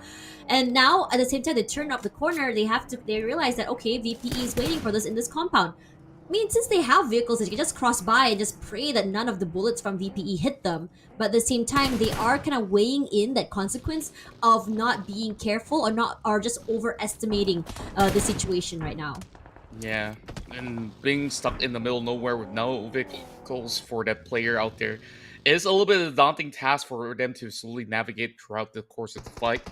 Vikings now pushes out, trying to look for Tree Touch as well as Kim Tony on the other side. Lops the nade, does it connect? It's not going to be the case, but Kwang, he gets swiped from downtown. That is actually from OSJA that eliminates him eventually, but Tree Touch, he sends in the grenade to secure the kill. Great movement as well for them. Great reaction time as well, just taking their time. But the Vikings aren't done quite yet. They're trying to put in a bit more pressure to FaZe.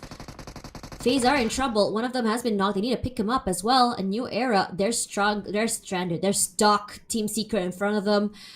as VPE gonna get active finally, kind of taking out the members of the other team. But it's New Era that decides, okay, let's take this fight to Team Secret. Team Secret, the way they've positioned themselves does not really allow them for crossfires or follow-ups. But at the same time, that is what I was talking about. Those nades, that util usage is just scary. GK comes out, gonna secure that kill, and the rest of New Era now, at least, it's gonna be only Zoli. And I think for Zoli, as much as he is a veteran player, there's only so much he can do for the team. And I think for him, he's just going to hunker down and wait for the right possible moment. As the rest of Team Secret, they're going to go for a hunt right now. They have no idea where he is. Zoli going to cook those nades, hoping that someone will just walk into it. But Break is coming from the other side and perfectly flanked and just corralled into each other's crosshairs.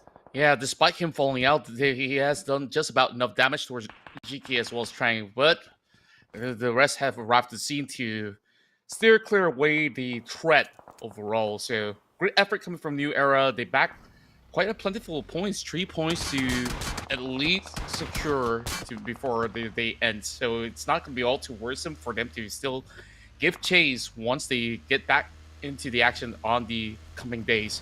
Meanwhile, Vikings, that was a long fight that they were in, and they've already lost a couple of members. Still trying to adjust to the level of competition for the brand new kids from Thailand. Well, actually not from Thailand, from Vietnam, excuse me. But wherever they turn right now, it seems like teams are still surrounding them for the moment. Kim trying to push upwards towards the hillside, battling up against GK. They managed to go in an eye for an eye for a trade out. Actually? That's crazy. Fact of the matter that he's able to still get a pick off before he goes down is disgusting. You go down with me, I guess. Mikhail's not done as well. All eyes onto that long range terrain. Want to stop anyone from trying to get into the circle. A lot of damage onto them as well. MEC. They need to take these fights. They need to go and pick up their teammates here. Tron gonna go aggressive here. Gonna secure those kills. That point is gonna be massive. Mikhail secures one, and Tron gets another for MEC. So an eye for an eye, as you mentioned before. Tron pushes through, and Kim will also fall. In this situation, Team Secret, despite the bad situations, they seem to manage to at least say, okay, silver lining, we get a pick off. Silver lining, we got another kill to ourselves here. And now he pushes, take this fight face to face. He's a man. He's trying to go for it. A bit more aggressive. Tom falls, but at least Mikhail is close, and this is a dynamic duo they want to see. Wow, Trang, he just went in for the last stand. He knows that he's the only one player left, and whatever chance you get to stack points, you will try nonetheless. And that was a valiant effort. Look at Team Secret. Despite bowing out, they are currently holding the top position, just 1 point up ahead. Vampire Esports stacking another 5 million points on top. We'll see whether Vampire can actually last out, or else Team Secret will take over that #1 position.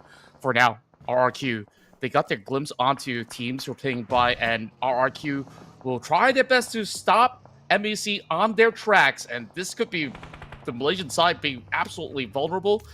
I believe that they have already gotten a clear idea of where RRQ is also positioned, so it's just them sharing that spine of the hill for the meantime. But once this stage 4 ends, there's still a long journey ahead for the squads over the south. And look at that flock.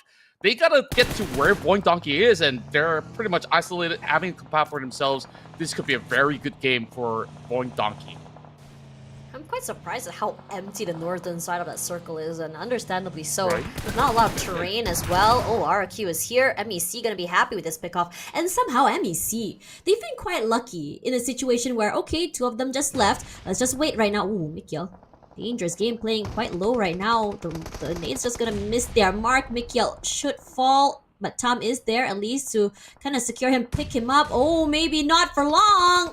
Eating a lot of nades right now. RQ with that pressure, and Apreko is gonna push, but not before. Goth3 will be the one saying, hey, back off right now. But it's alright, straight into my crosshair. You're in trouble. Tom, alone, no teammates, no friends. A nice little spray. He gets 1 knock forward. That is nasty. Genfoss is close. He has to go for that reset. But CD Alliance, excuse me. They're there. They want to push up forward. Tom at least somehow snags another pickoff onto Lapar. He's putting in the hurt, putting in the pain. Tom not able to revive his teammate. He's going to be all alone here. Genfoss meeting 2 members of CD Alliance and somehow manages to get 2 pickoffs. What a spray from him. That is disgusting work. Clearly, in this situation, movement should be his name right now. As for Genfos, he's so low, waits for the right time to just push. But Talon this time around, they managed to survive a little bit longer than usual. Tom staying very quiet. I don't think they are aware, but Tom, he doesn't want to show his hand quite yet. He's just waiting,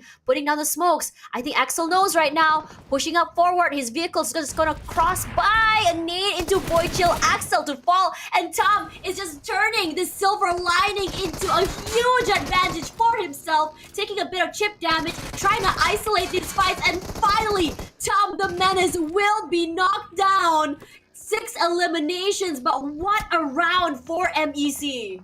It's just crazy. How many last stand plays are we getting? We last saw RRQ going at it with that double knock and then securing those 2 players out of CD Alliance. And then you have Tom, who lasted more than enough time and still get that pick up against Axel. Now, the threat is upon Olio.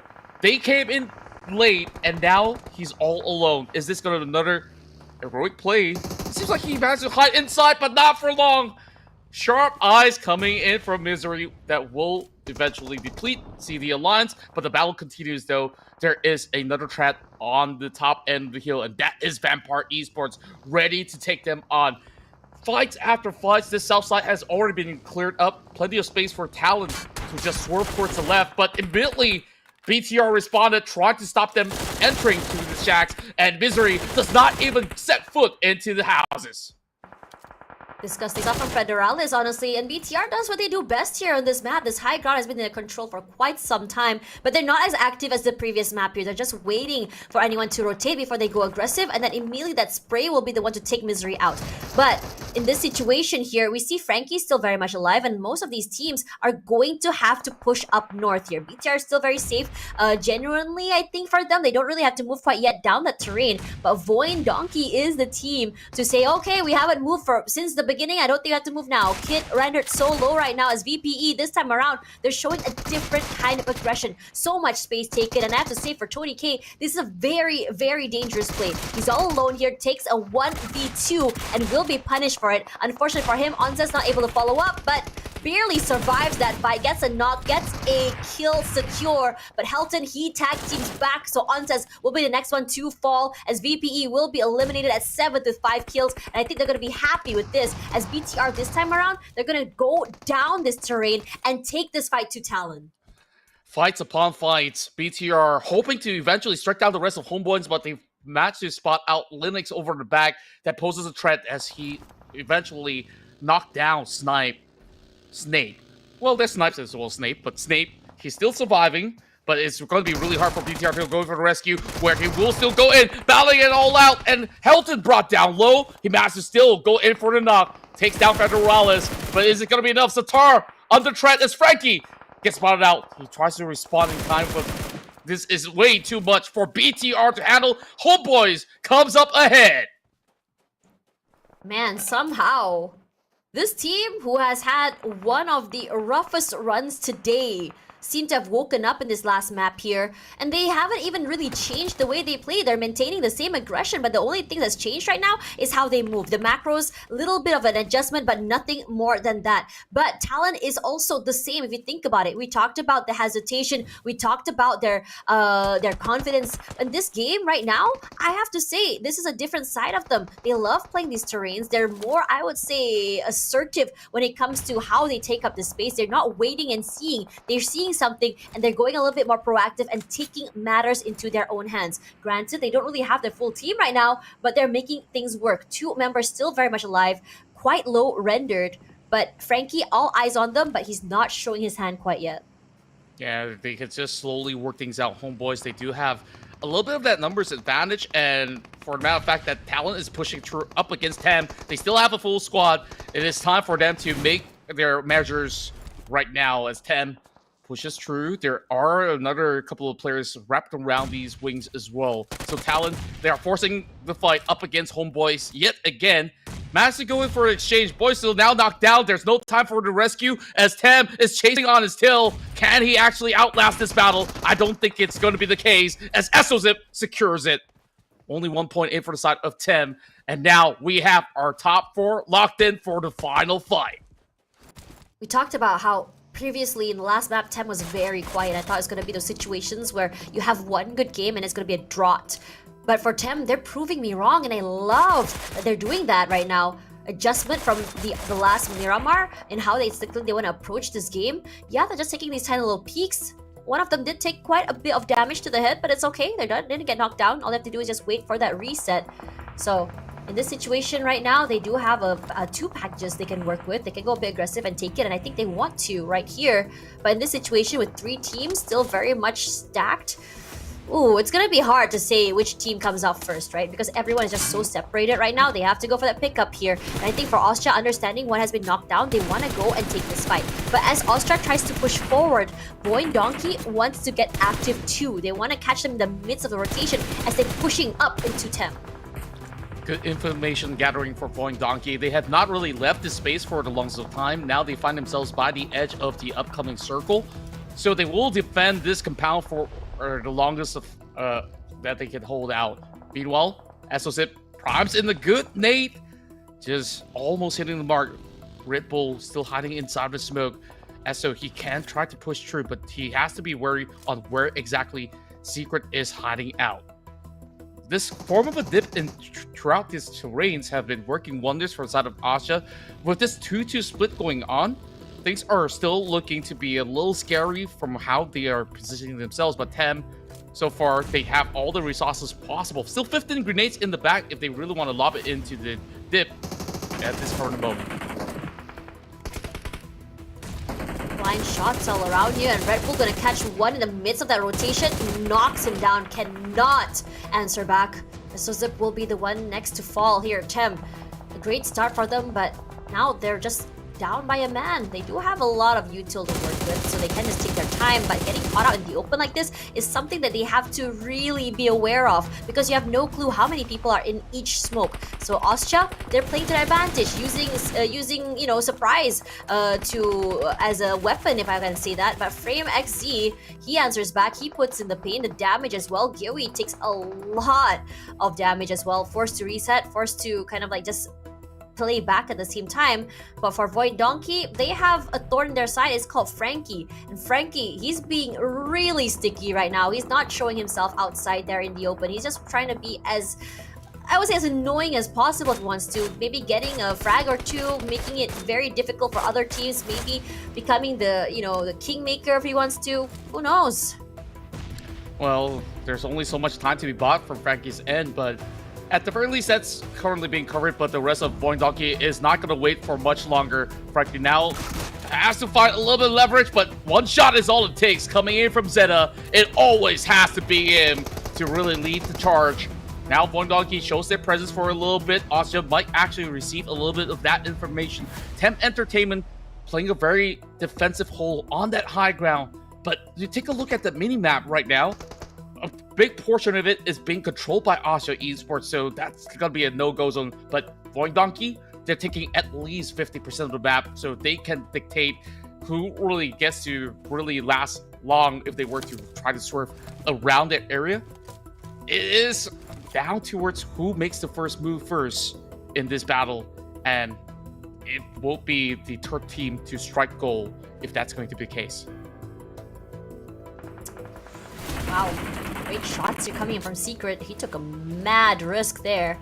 Got the knock, but never really getting to secure those kills because no one's really willing to fully commit to these fights here. Gyoe gonna show his presence, gonna show his hand.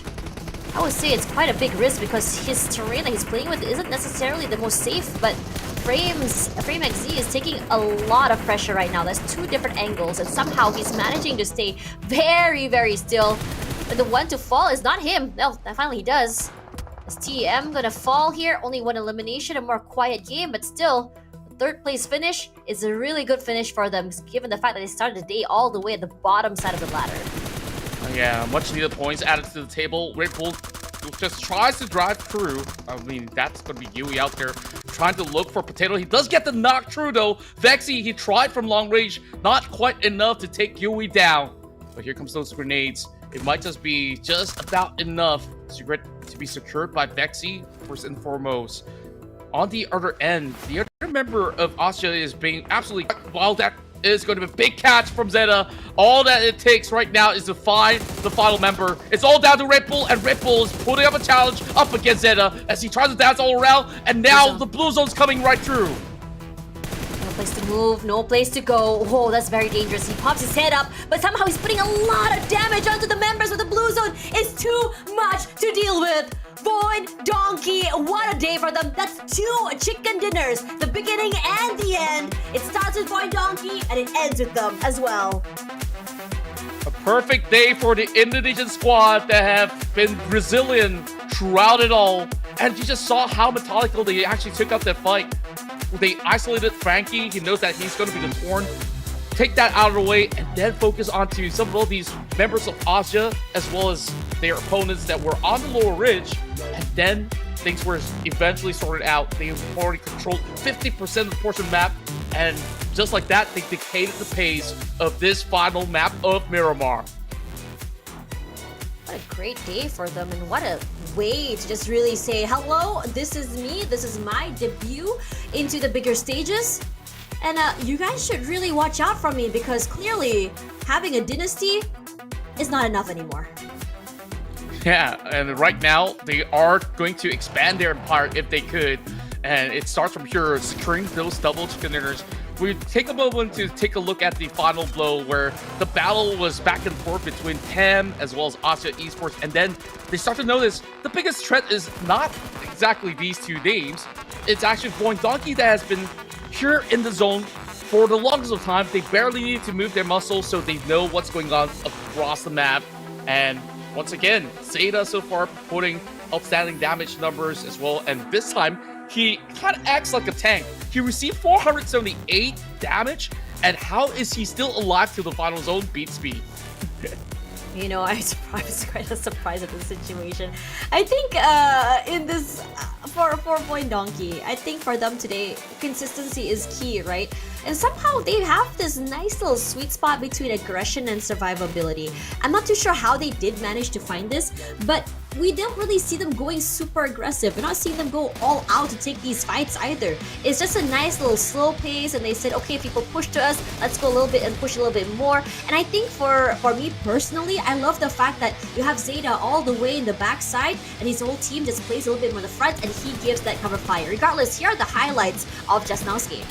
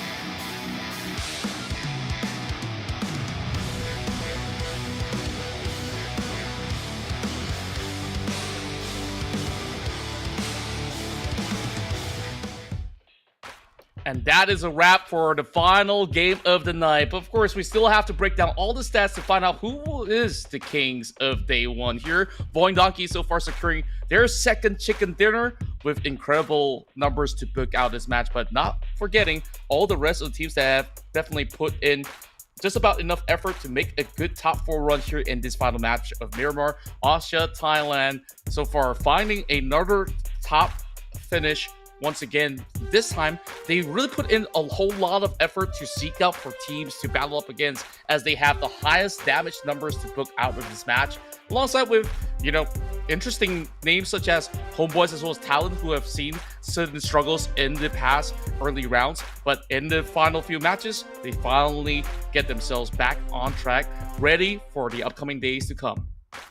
I think this is a great start for VOIN, but also, I don't know, for me, it's, I guess in a way, I'm sort of like worried that this might be a double-edged sword. You show your cards very early, you're showing your strats very early, teams readjust. My question is whether or not VOIN will have another, you know, page in the playbook to just say, okay, clearly what we're doing on day number 1 is not working anymore. How can we pivot off this? But seeing how they are today, just taking their time, really figure out their net smooth, I have a lot of, I would say, confidence that this will be key, because I have to say, VOIN, you might have a new fan in me. Regardless, coming into this one, it's going to be Vexy that we're going to be looking at here, given the fact that how much damage he's put in, as well as how he's been able to just survive for this long. I am liking the change in pace seeing from this team, because, I mean, just now when we looked at, you know, the MVPs, right, it's like high amounts of damage, high kill participations, right? But for VOIN, you can really tell because of, I mean, the numbers aren't super high, but you can tell why, because they're so, I would say, is very circumstantial whether or not they want to go aggressive or take up fights. And I think in this particular map, they didn't go aggressive until the last possible few circles.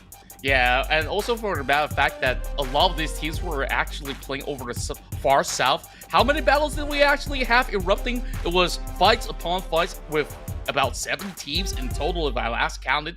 And you see great distribution of points in this very final round, where the high point average is about 3 to 5 points, even all the way down to 13. New Era still walks away with those 3 eliminations, whereas the struggle continues for Alter Ego. I guess they really gotta get a good night's sleep and really think about what they have to do moving forward, because they only got 6 more matches to play out when they do get this game time.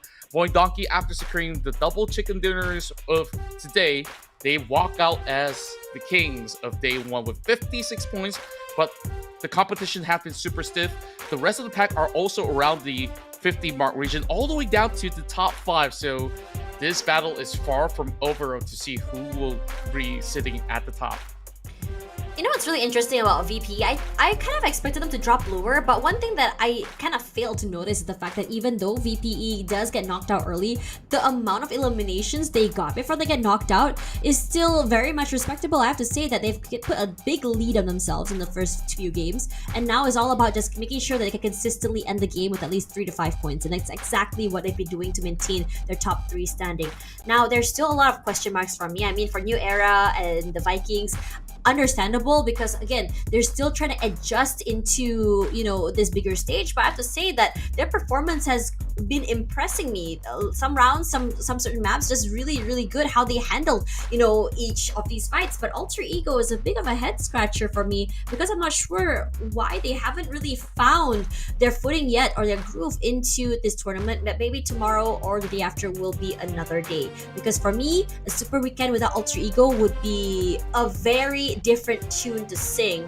But the daily MVP for today is going to be Zeta, and honestly, Contra, are you surprised? I'm not surprised at all. I was basically basing it on stats, on how he has high average kills per round, or eliminations to say the very least, and the damage output. He's definitely been up there on the charts. If it's not him, I believe it's going to be Mormon that takes the title very closely, and the rest, I guess they can eventually contend to see if they can get anywhere close to Zeta. But overall, Zeta has been perfect on how he executes every single round possible. So VOIN Donkey, we will have an interview with them.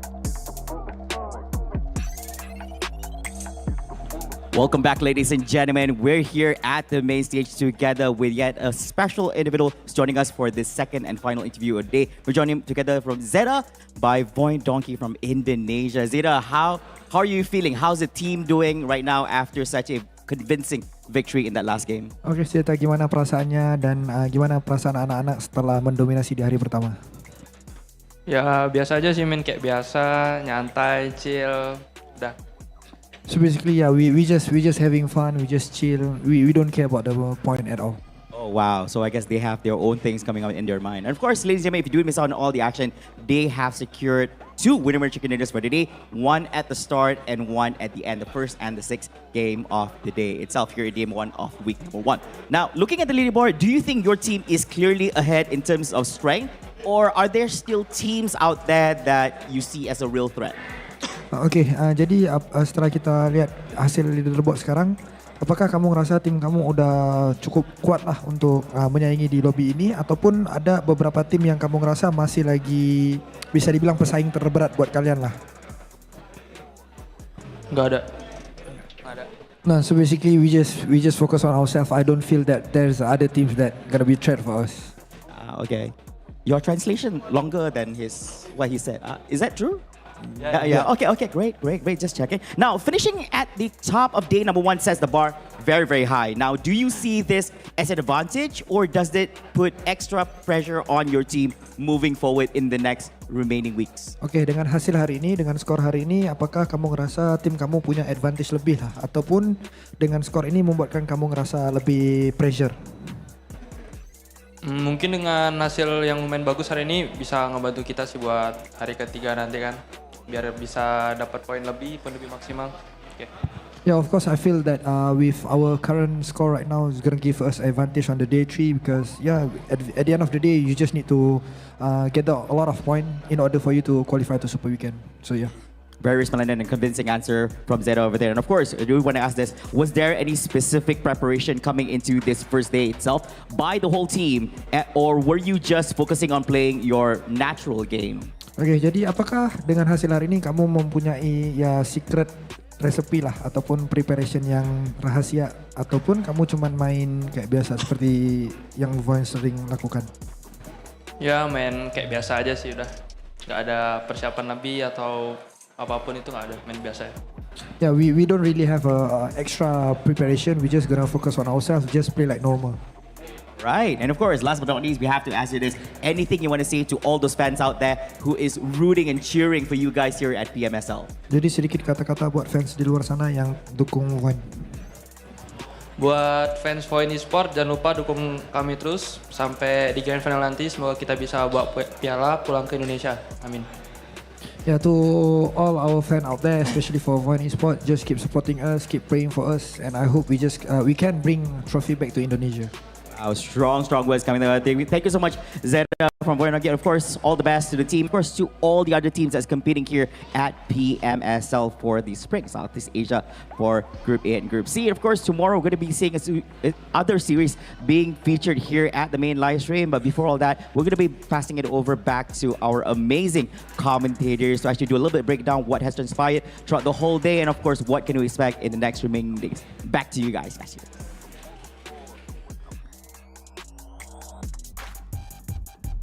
Thank you so much to our dear host Flava for that great interview with Vexy, and you could just see how Vexy just oozes out his confidence just to say that, hey, everything's just like normal. We didn't have extra preparation. It's stock standard, and yeah, there's no other team that can pose that high level of threat against us, because once again, biggest enemies are themselves in that sense.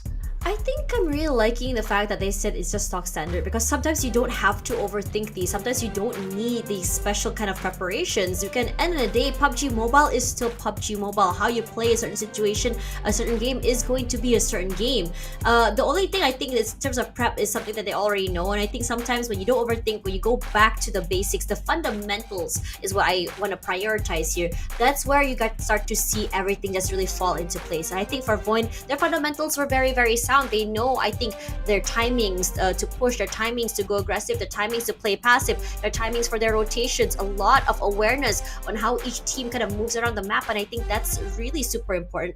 And I'm really glad that they're holding on to this identity, because you don't really have to overthink and try these flashy style plays, because you can succeed just playing what you're usually used to. Yeah, I absolutely agree. They already have this fixed formula that has worked out, so they don't really have to fix what's not even broken to begin with. So I'm definitely looking forward to more rounds of VOIN Donkey to put up such a result that they've been able to achieve for today, which is going to be very important, especially in week 2 when there's the smash rule implemented where you walk away with double chicken dinner. You're immediately the champions if that's the case. So let's see who will be the next one to eventually contend on their current streak of dominance, because the leaderboards are telling us that there's still a lot of hard hitters that can easily snatch them away if VOIN Donkey isn't exactly careful. But Tash, today, I think we got almost everything that we've asked for. We want big action, we want to see team fights, and also individual skills. We've got all of it, and I'm satisfied.